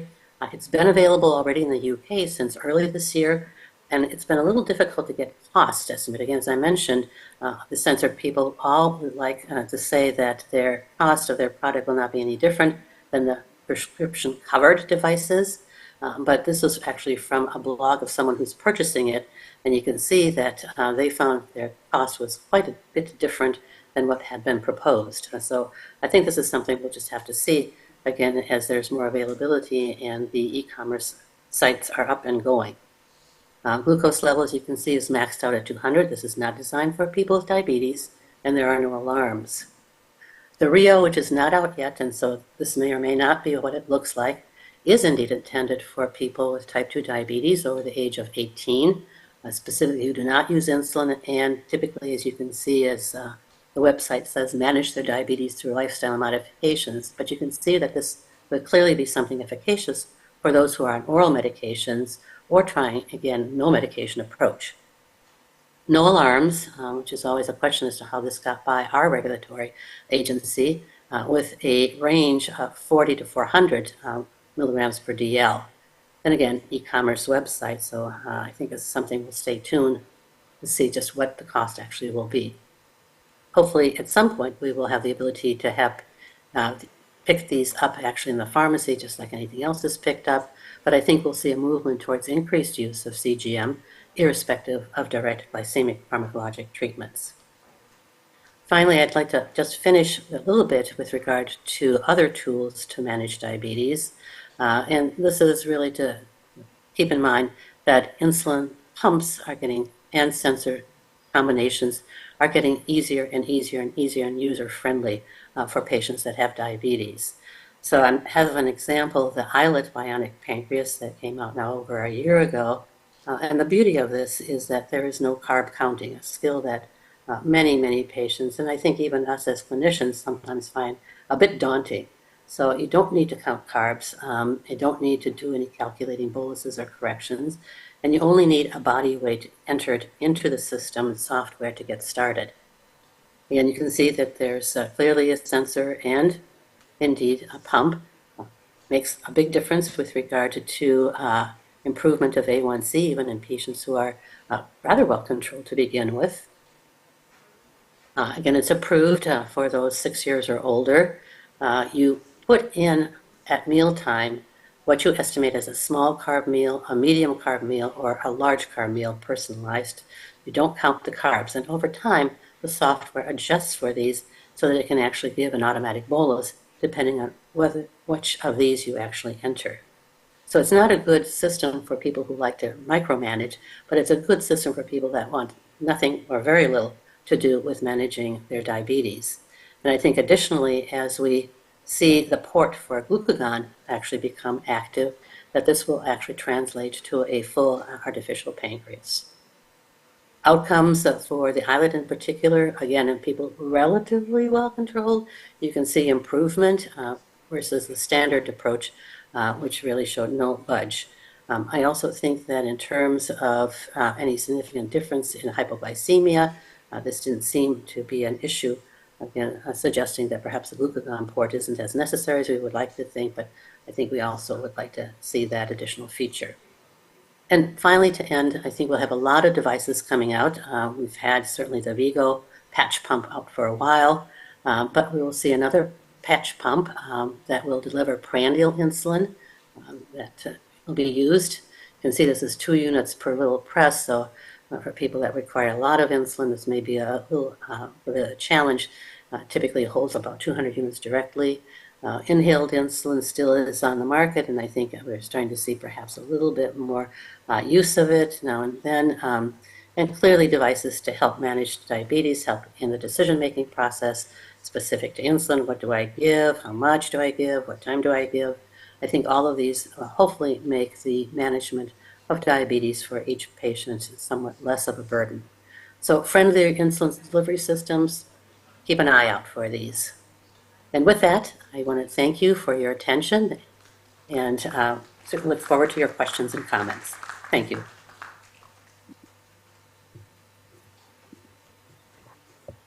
Thank you, Dr. Trentz. That was a very enlightening talk on how the future is very bright, futuristic as well, with the kind of technological innovations that we're having, besides all the pharmacological innovations that we have, which all are probably aimed at making lives of our patients much better as the future unfolds. We now have Professor Shashank Joshi, who's joined us. He was delayed because his flight got delayed. He's with us now. I think everybody knows him, consultant endocrinologist, Padma Shri, past president of API, RSSDI, ESI, so many associations, so on and so forth, President Indian Thyroid Society, President Indian Academy of Diabetes, past President International College of Nutrition, 1,000+ publications, authored 100 books. He's ranked in the top 0.5% in the field of general and internal medicine across 1 lakh+ authors. Globally was bestowed with the highest civilian honor of the country, Padma Shri, by the Government of India in 2014. He is currently working as an endocrinologist at Leelavati Hospital, Sir H.N. Hospital, Joshi Clinic. Past President of Endocrine Society of India, Association of Physicians of India, Emeritus Professor Japi, past Dean Indian College of Physicians, past President RSSDI, Indian Thyroid Society, past India Chapter Chair, American Association of Clinical Endocrinology, and currently he is chair of the APAC committee that we have with the ACE, and also the immediate past chair of IDF Southeast Asia. So we all know him well. Since he's a little exhausted, we'll just play his lecture in recording and then we'll have him join physically for the panel discussion. So can I have Dr. Shashank's lecture, please? Hello, everybody. Today we are going to discuss obesity treatment paradigms as we talk in 2024 and as 2025 will emerge. At the onset, I don't have any duality or conflict of interest for this talk. This talk is a part of an educational exercise conducted by CMRE, which is conducted by my brother, Dr. Rajiv Chawla and Dr. Shalini Jaggi and their entire team. I congratulate them, and they made a lot of sincere effort to promote American College of Clinical Endocrinology in their meeting virtually. We are meeting on virtual platform, and I will be with you physically also in New Delhi for the panel discussion. So, as I said, that the first part of my talk is actually based on a consensus document. The American College of Clinical Endocrinology or Association of Clinical Endocrinology came out to address the stigma and bias for diagnosing and managing people with obesity and adiposity based chronic disease and addressing the bias and stigmatization as the determinants of disease severity. So we all know that obesity is a disease and people living with obesity need to be recognized. We need that it's a chronic care model, and obesity has an ability to disrupt economies. Now, there is a lot of bias, whether it is the societal bias, because we need to ensure that we need to have a healthy built environment, policy, education, research, access to evidence-based care, culture for wellness, health parity, support, and outcome and evidence-based care. We also need a prepared healthcare system like trained doctors and professionals, evidence-based care, patient access, which is outcome-driven, a lot of digitalization and digital connects and informatics. We need a lot of leadership, commitment, preventive care, and continuity of care. We need to do a lot of coordination across various teams, population-based outcomes, patient advocacy, and eventually recognize an entity called ABCD, pathophysiology. And all this is for a single goal, which is to optimize outcomes. And the idea is to empower an activated patient so that he has access to the right information. It recognizes the ABCD paradigm as a disease. It is a partner and shared decision making with the patient. They are able to self-manage and self-advocate. There is a active participation from their family or caregiver community, and we build a robust, sustainable support system. So we need to understand that there is a lot of bias. And when we screen for internalized weight bias, there is a stigmatization attached to the word obesity. Whether it is at a parental level, familial level, community level, societal level, employer level, or social media, we need to recognize that people living with obesity, we need to break that weight stigma, whether they are overweight or obese, because it has direct psychological consequences of anxiety, depression, maladaptive eating behavior, rebel mechanisms, eating disorders, and avoidance of healthcare. So it's like a vicious cycle people get caught in. And therefore, we need a cognitive psychological construct. And we need to ensure that we are able to respond and have call for action to medical and surgical options which are available. Often we falter and have not very good outcomes. So as I told you that when we look at a biophysiological and social model for obesity or adiposity based chronic disease, and I like the word ABCD more than the word obesity, which my friend Dr. Jeffrey Mechanic was a past president of ACE coined long time back. It is a mixture of psychological factors, social factors, and biological factors. We all are knowing that there are some irreversible genetic factors or biological factors like age, gender, genes, but epigenetics is environmentally influenced genes, adiposity-based complications, comorbidities or multimorbidities, medication, nutrition, and physical activity. Then we have social factors like socioeconomic status, access and educational status, marital status, social support, built-in environment, food security, and recreation. And then we have financial stressors, economic stressors, life events, medication burden, misuse or abuse of drugs or recreational drugs or tobacco or alcohol or binges, physical inactivity and sedentary habits and recreation. So those are some of the crucial factors in the biophysical social model. Having said that, one of the biggest challenges today in planet Earth is that we are 8 billion people living on planet Earth. And the number one killer on planet Earth is heart disease. And the prime driver for heart disease is underlying obesity. And prime obesity has a major comorbidity in diabetes. So if you look at the triangle of obesity, type 2 diabetes, and cardiovascular burden, it has a factorial of more than 3/4 or 75%. And that is the equation which with we are seeing the entire burden of disease. So I wanted to allude and educate everybody, if you don't know, this beautiful model of CMB-CD, which is cardiometabolic based chronic disease model, which was postulated by Dr. Jeffrey Mechanic way back 5 years back. And it is based on adiposity based chronic disease or dysglycemic chronic disease, and there are ACE guidelines on them. So adiposity based chronic disease has two components. It reflects the abnormalities in the mass, structure and distribution of fat, and the chronicity tells us the risk, presence and severity of complications. Similarly, DBCD is dysglycemia based chronic disease, which includes prediabetes, insulin resistance and type 2 diabetes, and is associated with risk of progression. But whether it is ABCD or DBCD, we need a medically actionable model to address the underlying pathophysiology, which delineates the interrelationship between obesity, type 2 diabetes, and cardiovascular disease. And that has been labeled as cardiometabolic based chronic disease. And fundamentally, it outlines primary, secondary, and tertiary prevention of cardiovascular disease in end stage development of chronic disease progression.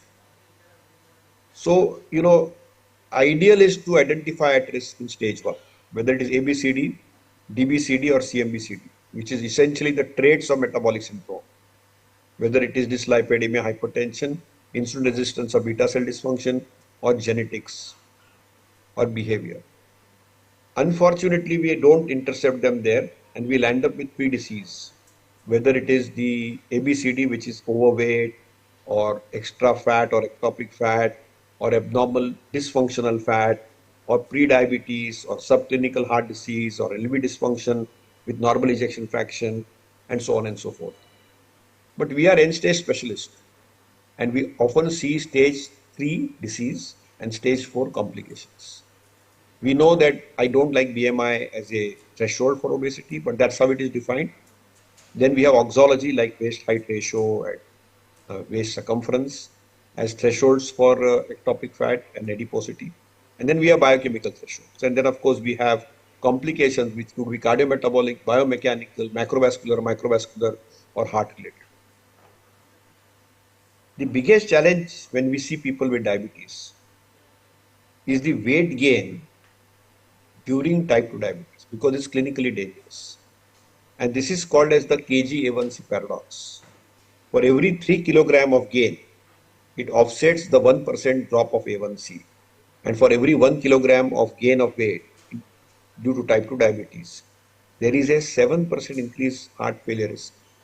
So clearly we see that we need to drop the weight. And for every unit BMI rise the first year of diabetes, the cardiovascular mortality goes up by 12% and the heart risk keeps propelling up as we approach the World Heart Day this month. So clearly the 5 A's for ABCD or obesity are, when we are looking at persons living with obesity, ask if you can discuss weight and health impact of obesity. So first is initiate a diagnosis, respect the person in front of you and take consent. Can we make a dialogue? Because often people feel offended if you give them curbside remarks. Never call anyone obese. What person in front of you may be obese in India may actually not be obese in New York or Europe. So it's very important to be mindful of the conversation respectful of conversation, and humble in your conversation so that you are able to get a shared decision. Second is assess the health status and complications. Then give advice on treatment options based on severity of ABCD. Then agree in a shared way for a treatment plan and weight loss goals. And then assist a continuous process of weight management with reassessment of goals and treatment options. So we have three approaches. One is, of course, the surgical approach, mainly reserved for morbid obesity now, and that will shrink with the big ticket drugs, which are now changing the economies of countries like Denmark and United States. And then, of course, lifestyle, diet, and behavior, which is like, eat less, replace a meal, do physical activity, do behavioral therapy, have patient support systems, or use, artificially enabled based programs like WBT, whole body digital twins, etc. So that is a lifestyle approach. Very easy to advise, very tough to follow. Adherence is the key there. That's where it falters. Pharmacotherapy space has been cluttered, clouded, and battered till arrival of some drugs now. Orlistat survived the entire onslaught. We had unfortunate demise of rimonabant, sibutramine, and many other drugs due to adverse events. Liraglutide 3 milligram survived. Oral semaglutide, injectable semaglutide 3 milligram, 7 milligram, 14 milligram, and 1 2.4 also survived. But in the Indian regulator, they still need a regulatory approvals for obesity space. Then you have naltrexone, bupropion, phentermine, topiramate, dual agent tirzepatide, and triple agent retatrutide. These are the agents which are approved by the US FDA for obesity. And in India, we have only orlistat approved. Liraglutide for obesity is not approved. Semaglutide for obesity is not approved. And tirzepatide also for obesity is currently not approved. They are all diabetic drugs, but they are all causing compelling weight loss with outcomes which are appropriate. And then, of course, you could do endoscopic bands, you could do gastric sleeves, you could do Roux-en-Y bypass, and the order goes on for surgeons. But for a weight loss drug, you need 5% weight loss. Metformin never made that cut because it costs 2.5%. So remember that the biggest challenge with weight loss is after you achieve weight loss, our body creates an environment to favor weight regain. So if you have lost weight, physiologically, the hunger will go up because there is an energy gap. So body signals in the mind that you are hungry, you want to eat more, you want to eat calorie dense food. And you are spending less because body feels it like a threat that you have lost weight. So my energy stores are depleted. So in a miserly aptitude, it will conserve energy and there will be down regulation of fat oxidation, up regulation of cortisol axis. And this switch will down regulate the sympathetic nervous system, the body mass, the leptins, and there will be a modulation of the satiety hormones which will get down regulated and hunger hormones which will get up regulated. Hunger hormones are namely ghrelin, the neuropeptide Y, the agouti-like protein. The satiety hormones get down regulated like GLP-1 and the peptide YY, the POMS, and so on and so forth. So this is actually what happens, and which is why we fail in weight loss, because our body is structured in a way that minute we lose weight, body views it as a threat, and our internal apparatus tries to ensure that it regains that lost weight. So this is the biggest problem in weight loss.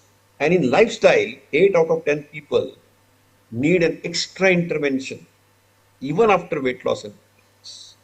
More than 50% of people return to the starting weight within 5 years after starting lifestyle modification. And most of them will regain weight itself in the first year. So initially, when pharmacotherapy came in, their role was as an adjunct to the primary therapy, which means they were weight regain stopping agents. That is how the obesity pharmacotherapeutics evolved. He let us switch off whatever weight you have lost by whatever method you are doing. Let's not able to regain the weight again. And when it comes to people with diabetes, we have all types of agents. We have agents which cause weight gain like secretagogues and glitazones. We have agents like alpha glucosidase inhibitors and gliptins. which are predominantly weight neutral, and then we have agents which can cause and promote weight loss like SGLT2, metformin. They don't make the cut. Then of course we have the pramlintide and amylin pathways which are now being explored, and then we have the GLP-1 and the peptide single agents, peptide dual agents, peptide triple agents, and that's where the therapy is moving. Initially, our therapy for diabetes was very glucose centric, and that was called as a downstream approach. Now the treatment approach to diabetes itself, it is viewed as a comorbidity of obesity. And obesity is now, even American Diabetic Association is having an obesity association. Of course, American College of Clinical Endocrinology has been one step ahead of the rest because they have always recognized obesity. Their first guidance on obesity and overweight came way back in 2012. So a weight-centric upstream approach has always been in the ACE guidance. Remember, ADA, EHD is a consensus. AACE is a guideline which should be elaborated by the subsequent speakers in this meeting. So it's very, very important to recognize that weight-centric approach is an upstream approach. And therefore, in that upstream approach, we are trying to reverse or slow down the disease course and disrupt the underlying pathophysiology, take care of the cardiovascular risk, micro and macrovascular risk. So even if you get up to 5% weight loss, blood pressure and diabetes is taken care of. If you get 5 to 10% of weight loss, dyslipidemia resolution, PCOS resolution, MAFLD resolution, and prevention of type 2 diabetes occurs. If you get 15% or 10 to 15% of weight loss, you get cardiovascular disease, urinary stress incontinence, MASH, sleep apnea, GRD, and so on and so forth. And if you get more than 15%, you can get remission. You can get MASH remission. You can get diabetes type 2 remission. You can get heart failure prevention. So it's clearly disease-modifying agents. These new agents, which cause 5 to 15% of weight loss, are having a disease-modifying effect. They're improving the metabolism, they're improving cardiometabolic risk, and they're improving quality of life. So the entire spectrum started from type 2 diabetes and has emerged into the weight loss options. They have changed the quality of life, they have improved metabolism, they have improved the cardiometabolic care, but mainly are the modern disease-modifying agents. And therefore, all guidance, including 2024 and 2025, is almost ready. It will be out very soon. Clearly have compelling agents with weight loss very high, top on the list, tirzepatide followed by semaglutide, right up there in the categories, and they are right up there in the entire weight loss spectrum. So as I told you, we are looking at CMBCD approach, which is a cardiometabolic based chronic condition approach. And as I told you, BMI is a very poor measure of adipose tissue related disease burden, because it's the fat quantity, the fat quality, the location which matters. And therefore, personally, I prefer to avoid the term obesity. A, because of the stigma and the societal impact. But I like to use the word adiposopathy. And particularly it is true for the thin fat Indians, because adipopathy is the key pathogenic driver for many conditions. And it represents a disease continuum. And the goals of treatment and outcome measures differ by disease stage. So the entire type 2 diabetes management spectrum is person-centric, patient-centric, and is now weight-centric and not glucose-centric, and that's the paradigm change, and therefore weight has become the center of attention. As I told you, in the US, orlistat is approved, phentermine, topiramate, naltrexone, bupropion, liraglutide, and then of course we have now the tirzepatides, which are also.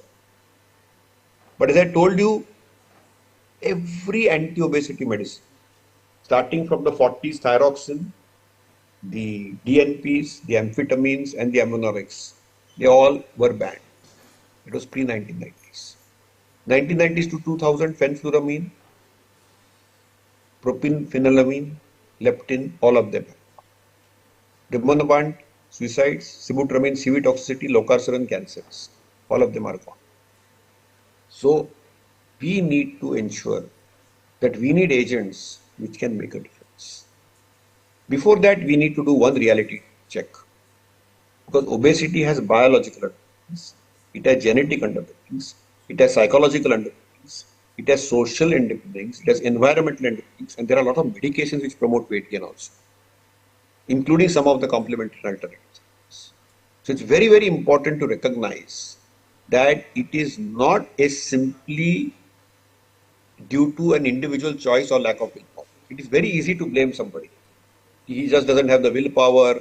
It is just not, he's not making the right choices. Do not blame the person living with obesity because he is weak-willed or he's not making poor choices. Because appetite, human appetite, is regulated with a very complex interplay between the gut and the brain. There are people who eat a lot and never put on weight, and there are people who eat a little and they put on a lot of weight. So human body is also very unique, and there is a lot of variability in the weight gain and weight loss. So people with obesity must be aware that obesity is a complex disease. It is not solely attributed to lifestyle, which will lead to hurtful and harmful self-blame and has to be addressed medically and scientifically in a rational and a correct way. And for that, we need to understand what are the neurohormonal actors in the energy equation. And that's very, very important that we spend energy, but before we spend energy, we store energy. We are misers. So we eat food, which is carbs, fat, and proteins that goes through the stomach where ghrelin is made. It stretches, you get leptin, cholecystokinin, peptide YY, oxynomedullin, GLP-1. And then it goes to the liver bypass, goes to the beta cell, the alpha cell bypass, and eventually goes to the adipose tissue. And those signals, neurally or endocrinologically or peptide biology wise, either directly or through the portal circuit, influence the brain. And in the brain, it is the prefrontal cortex, it is the hypothalamus and the reward system in a very complex way, and the reflex system of the brain stem, the food equation is built. So there are signals from the gut which regulate both energy intake and glucose. The stomach sleeve hormone is ghrelin. The beta cells make insulin. The alpha cells make glucagon. The islets make amylin and pancreatic polypeptide. The duodenum makes cholecystokinin and GIP and ghrelin. GIP is the next buzzword after GLP-1, and I'm not going to allude to that in detail, but in the next 1 year, you'll be hearing only about a GIP. GLP we have heard for 2 decades now. Now this is GIP, GIP, GIP. You see a lot of, the science on GIP now. Then of course jejunum makes GLP-1, peptide YY, and again GIP. Ileum makes GLP-1, oxynomedullin, peptide YY, and fibroblast factor 19. And colon makes GLP-1, oxynomedullin, and peptide YY. When we eat, what controls appetite? It's all about eating. Food is all about eating. Homeostatic eating, which means controlled by endocrine feedback signals. You feel hungry, ghrelin, increased satiety, GLP-1, peptide YY, oxynomedullin, amylin, and pancreatic polypeptide. Reflex eating, hedonic eating, controlled by brain's reward system. Dopamine controls wanting, the motivation or drive to eat. I want to eat. And the liking, the pleasure with food. I love this food. I love the rabdi. I love the jalebi. I love the dessert, the sweet, the chocolates. Is opioid and cannabinoid, just like the nicotine receptors. And then we are ultimately cognitive. We are humans. We are not animals. So there is a self-regulatory process which can influence that, and that is that so-called willpower. So, that is a very small component. We have homeostatic eating, we have hedonic eating, and then of course we have thoughts, behavior, feelings, and all of them have to be mindfully handled. Because behavioral intervention is important to empower sustained behavior for control. So as I told you, we have the psychological effects, we have the medication and surgery effects, and we have the lifestyle effects.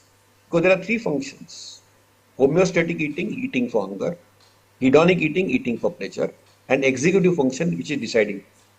And therefore, we can modify weight through a lifestyle, behavior, medication, and surgery, the quadrant.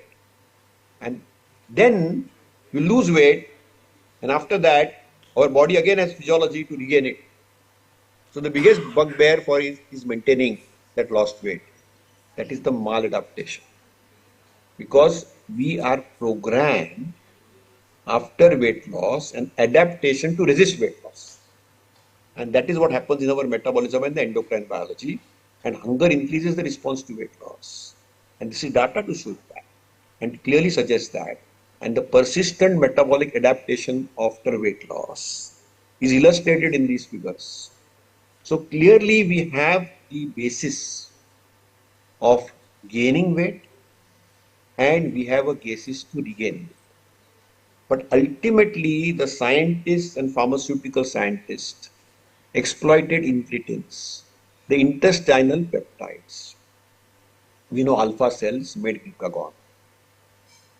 If you see the pro-glucagon, it is made up of GRPP, glucagon, IP1, GLP1, IP2 and GLP2. There are two pathways of glucagon. One is the PCSK2 dominant pathway, which makes glucagon, GRPP, IP1, GLP1, IP2, GLP2. These are the cut peptides. And then we have the PCSK1-3 dominant pathway, which is GLP1, GLP2, glucagon IP1, oxynomodulin, IP2, and then of course we have the GRP1, glucagon IP1, that is glycine. So these are all these incretin-like peptides. It's not as simple as it appears. But pharmaceutical scientists fundamentally exploited glucagon-like peptides and GIP1. So alpha makes glucagon, K cells make GIP, L cells make GLP. If you combine, say, a GIP, GLP, you get tirzepatide. If you have GLP-1 alone, it is semaglutide, liraglutide, dulaglutide. And if you combine three, which is a glucagon receptor with a little bit of GIP and a GLP, you get retatrutide. And this is how the equation is. This equation switches off food intake, improves energy intake, browns the fat, lowers glucose and weight. So what is GLP-1 doing? That's the core. Makes insulin physiologically from the beta cells. So it improves, it's like a secretagogue without causing hypoglycemia, and switches off that excess glucagon from the alpha cells. That is the first mechanism. Typically a gliptin can also do it in a physiological way, but GLP-1 does it in a pharmacological. So the effect is exaggerated, but it goes beyond that because it has a gut action of delaying gastric emptying and gastric motility. And then it has a neural action of switching off food and water intake or appetite. So it has a tricoordinate action. The GLP-1 has a tricoordinate action. And there is data, human data, to show that GLP-1 activates the brain involved in appetite regulation. Here is a picture of the hypothalamus blood flow, which increases the GLP-1 with the regional blood flow of the hypothalamus. So the GLP-1 from the gut and brain, we all know very well, active GLP-1, and it is processed in a particular way. So it improves satiety, decreases appetite, decreases food intake, improves insulin secretion, reduces hepatic fat and lipid content, decreases GI motility, and causes lipolysis, spends more energy, increases energy expenditure, and insulin resistance is decreased. Liraglutide was the first agent with the scale trial and as a part of the scale program, which showed very categorically that it can be used for obesity. And then came semaglutide. It directly activated hypothalamus on the homeostatic appetite mechanism and directly inhibited the hindbrain on the reflex hedonic appetite regulation. So it is basically an appetite quencher and it is here to stay. Semaglutide is available in different forms. In India, we have oral semaglutide 3-7-14. Now there are trials going on 25 and 50. Then there is for obesity an injectable semaglutide 2.4, and there is also an injectable semaglutide for diabetes. And it is all directly reducing, when you activate the GLP-1 receptor, it reduces permeability, triglycerides, plaque burden and lesion, inflammation in the plaque tissue, and has an anti-atherosclerotic effect. That's why they have compelling cardiovascular outcomes. But people didn't stop at 8% weight loss of a GLP-1 receptor agent. Obesity, last year, is a slide from the last year's AD. They wanted to have more than 15% weight loss. And that's where comes the dual and triple agents. The GLP-1 GIP analog, the GLP-1 glucagon receptor agent, the GLP-1 GIP and glucagon receptor agonist, the amylin agents like carglitide or cargamesma, which are coming up.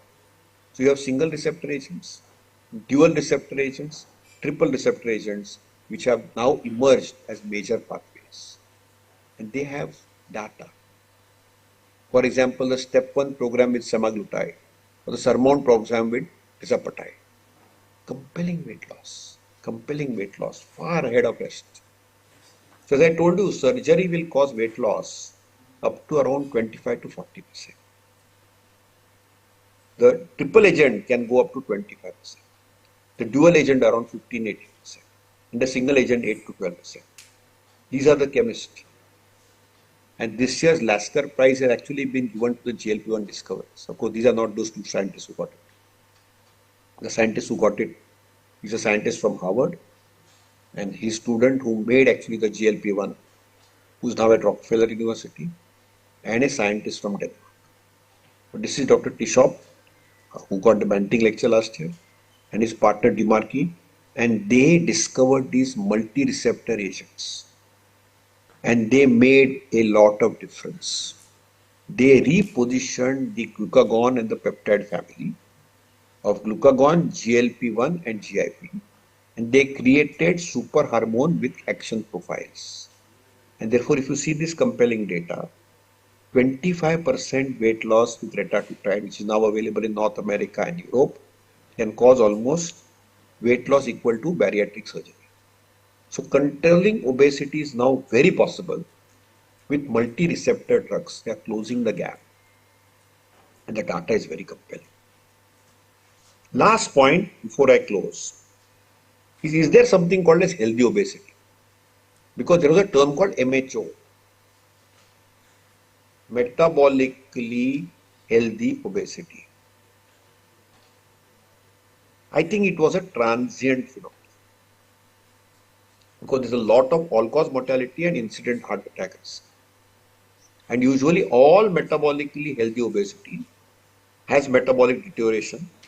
And therefore, this term is very, very misleading and should not be used. The final point is tropical paradox of Indians and Chinese. We are 8 billion people on earth, 1.4 billion in India, and a similar number in China. Paradoxically, we have lower BMIs, lower obesity, but we have a thin fat phenotype.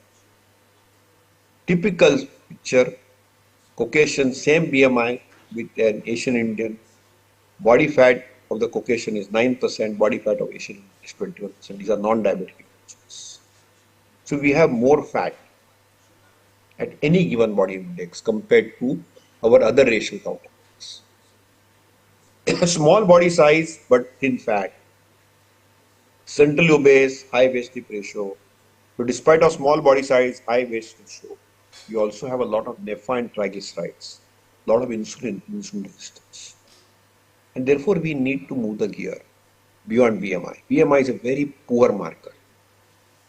We need to move the gear for a waist height ratio or a waist circumference.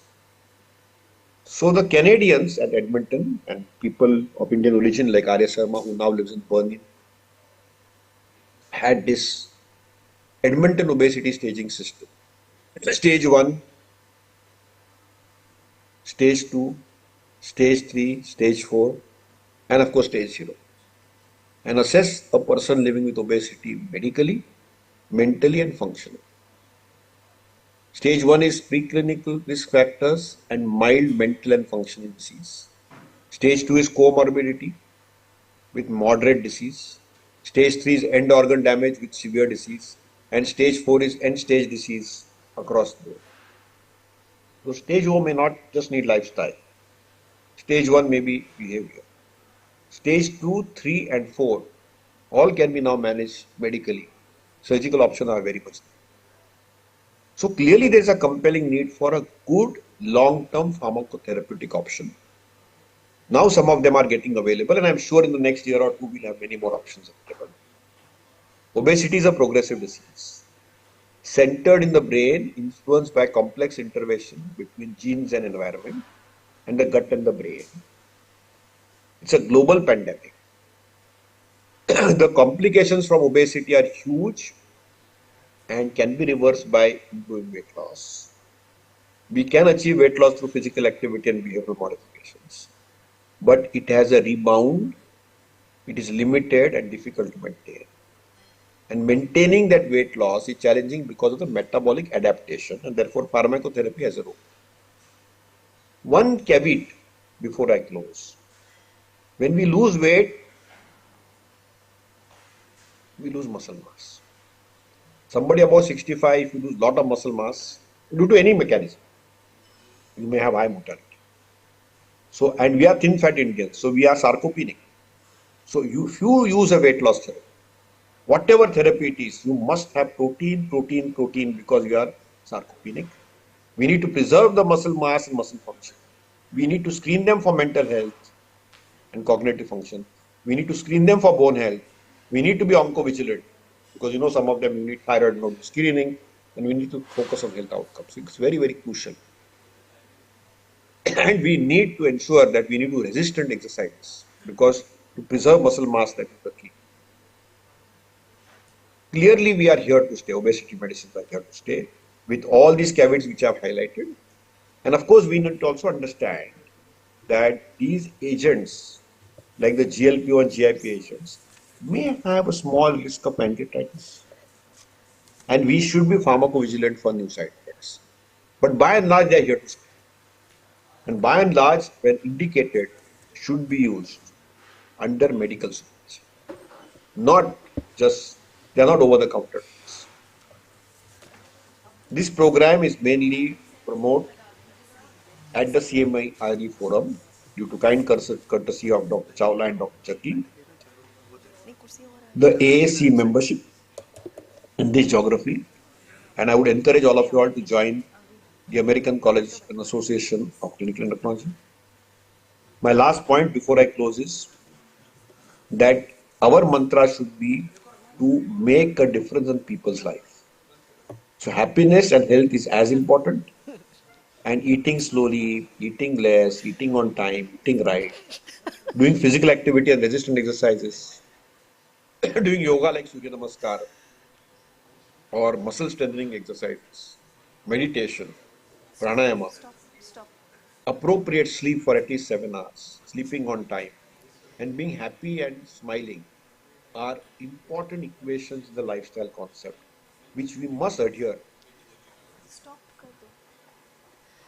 Thank you, Dr. Joshi, for that very enlightening talk. I apologize for the delay that has happened, Dr. Monica and Dr. Trents. Apologies for keeping you waiting. We'll have a very quick panel discussion, and let me start straight away with Dr. Shashank Joshi. So now we have the newer therapies which are giving us weight loss almost to the tune of bariatric surgery, 20–25%. So my question to you is, how do you decide which patient should go which path? Is there some particular criteria, some phenotypes or comorbidities that should let us decide whether this patient should go for these newer therapies when it comes to obesity management, or whether you should directly still recommend bariatric surgery for a certain population? So I think currently the biggest challenge with these drugs in countries like India is that availability and accessibility and affordability. And I think the same is true even in the US and Europe, because affordability, accessibility is a challenge, and therefore we have to carefully select. And I loved the way Dr. Agarwal Monica spoke, that we need to really, ensure that the best fit gets it. If there's multimorbidity, if there's diabetes with obesity, I think, and there is a compelling need with cardiovascular disease associated with it, probably they'll get the best benefit. So I think a lot of triaging is occurring. It is something to similar to people during COVID times who got the ventilator, who didn't get the ventilator.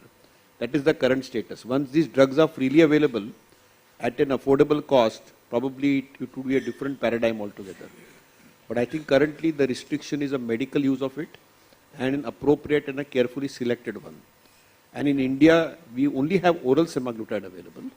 Injectable tirzepatide is on the anvil, but it will still take 6 months to a year to come. Injectable semaglutide is not available. And even oral semaglutide, we have seen shortages last year. Yes. So, and I think the off-label use should be discouraged. And I think it should be medically supervised and medically prescribed. That would be my take on it. I'm sure Dr. Monica and Dr. Trans also should have some comments from the US, because I'm sure it's not easily accessible to all their patients, because they also may be having shortages there, is what my friends in the US tell me. Dr. Monica, coming to you, you mentioned how these newer therapies have brought us a weight loss of almost 20-25%. From a mechanistic point of view, the metabolic benefits and the metabolic mechanisms of these anti-obesity medications, how do you see the metabolic changes when you compare them to those that you see with bariatric surgery? Is there a difference in the pathways mechanistically? Yeah, so these medicines are very effective, and like tirzepatide is what we have now, semaglutide and tirzepatide, and we see these same cardiometabolic benefits as we would see with bariatric surgery. Because patients who have had metabolic surgery, there is data to show that their endogenous GLP and GIP goes up. So here we are administering it exogenously, so the same effect, and it's a function of their weight loss. So we could opt for a non-invasive therapy, which is not they would not require multivitamins and other things with Roux-en-Y and bone loss, those things, and we could opt for non-invasive therapy with a similar profile. So the data is very impressive, and we see it in our clinics. And I do want to acknowledge that even in US, these drugs are very expensive, and there is an ongoing shortage of these medicines. And part of the problem is that to a certain degree, these are accessible to people who are more affluent and are able to get it by other resources. So discouraging that and using it for medical needs is very important. Yes. Dr. Mohammed, my question to you, how do cultural factors in different countries influence the choice between surgery versus anti-obesity management? Do you think cultural factors also have a role to play? We saw a tremendous use of tirzepatide and before it semaglutide for people who can afford it. So I don't think it's a cultural thing. It's a matter of a financial aspect. And unfortunately, that the therapy is available now for 1 to 2% of any population because it's extremely expensive, which actually makes bariatric surgery much cheaper as a choice. So while in the 5 years ago we're saying bariatric surgery is very expensive to treat obesity and the consequences of obesity, now it becomes a lot cheaper option. Absolutely, absolutely. Coming to you, Dr. Trends, from a global perspective, especially when you look at the healthcare access in countries like USA, how do you see these newer medications fitting into these obesity treatment algorithms vis-a-vis the diabetes management algorithms? So do you think they will completely replace surgery in these populations where access is easier despite the cost? Now, we keep going back to cost as a big issue because inevitably that is the big issue. And it's also access, and it's access that some weeks you can get it and then another week comes and you can't get it. So it goes back and forth, which is very frustrating to patients that are trying to consistently use the medication. Yeah, I think that it hopefully will come to a point that cost will not be the demanding factor. If it doesn't and it approaches ever The cost of metformin as an example, that's very futuristic and hopeful in thinking. But I think at that point, we will see a whole change in our algorithm approach. I mean, it is clearly looking at efficacy. If we really want to have an impact on our patients' health care, we really need to look at efficacy. Unfortunately, that's just not the only factor that has to be considered. And what is driving a lot of people here in the US certainly is to looking at compounding pharmacies, looking at some kind of supplement that seems to approach that we have berberine as, for example, which is called a Ozempic. We have oat kinds of concoctions that are being used. So people are desperate for something that is efficacious, but unfortunately it is cost that the bottom line is just driving it. And we have people who will say, yes, I can afford it, I'll afford it for a month or two. And then as we saw, if you don't consistently take these medications, the weight comes back on again. So very, very frustrating for the person trying to manage their diabetes as well as manage their weight. Since we're a little short of time, this is just an open question and I welcome all the panelists to take this question to wrap up briefly. So is it the end of the road for bariatric surgery? Or do you still think that we can still achieve a balance between surgery and the pharmacotherapy when it comes to obesity management? Dr. Vinod Kumar, sir. Well, I think before this question, I think that question can be replied by more experienced people, but I have some comments. You see, Dr. Chawla in the beginning and Dr. Shashank in the end, they talked about 3 types of eatings. To my mind, the hunger eating, that is homeostatic eating, and the executive eating are sensible eating. And to my mind, the pleasure eating or hedonic eating is an insensible way of eating. Why I say so? Because there the hormone like dopamine and cannabinoids, which is a bliss molecule, it gives happiness. In market there is a molecule called anandamide. Ananda, what is anand? It is happiness. So they are eating more because of these things. And what is happening in a developing country like India, they are eating with pleasure more carbohydrates. You won't find people eating lots of proteins or fat. So they are eating all the time carbohydrates, and this carbohydrate is the source of eating pleasurely, for pleasure. And this leads to this pot belly, rice belly, wheat belly, and all those kinds of things. So that is one application to the Indian eating.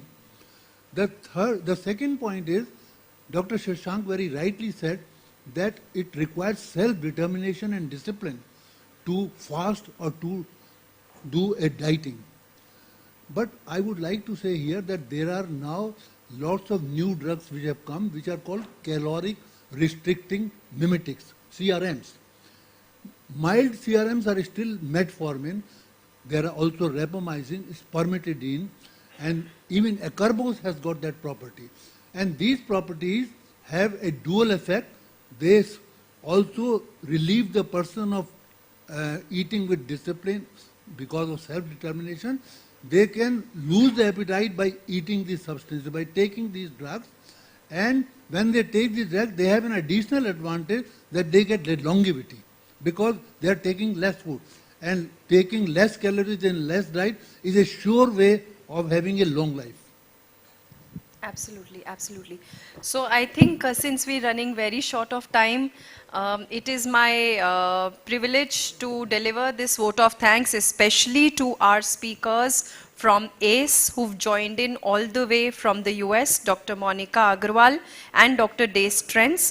Thank you so much for joining us, and you've really made this session very, very interesting with all the knowledge that you have shared. A vote of thanks also to our faculties, our esteemed faculties, Professor Shashank Joshi, Dr. Mohammad Hasnain, Dr. Amit Gupta, Dr. Vinod Kumar sir, on behalf of Dr. Chawla and myself through CMRE, and all the delegates who've patiently sat through all these presentations. The floor is open for discussion. We have all the faculties with you here for dinner. Thanks also to our partners in this CME, Eli Lilly, as well as USV. Many thanks to all the delegates who are here, and I request all of you to join us for dinner. Thank you so much. Thank you, Dr. Agarwal. Thank you, Dr. Trents. Thank you. Thank you.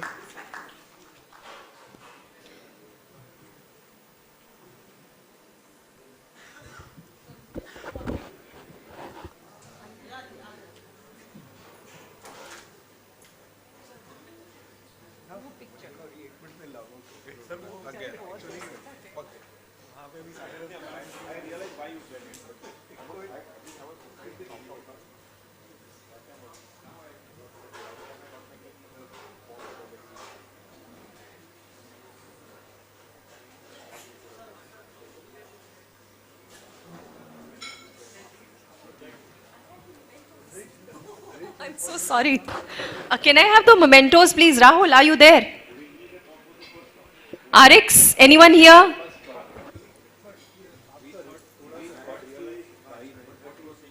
Can I have those mementos, please? Recording stopped. I'll request everyone to please join us for dinner and drinks.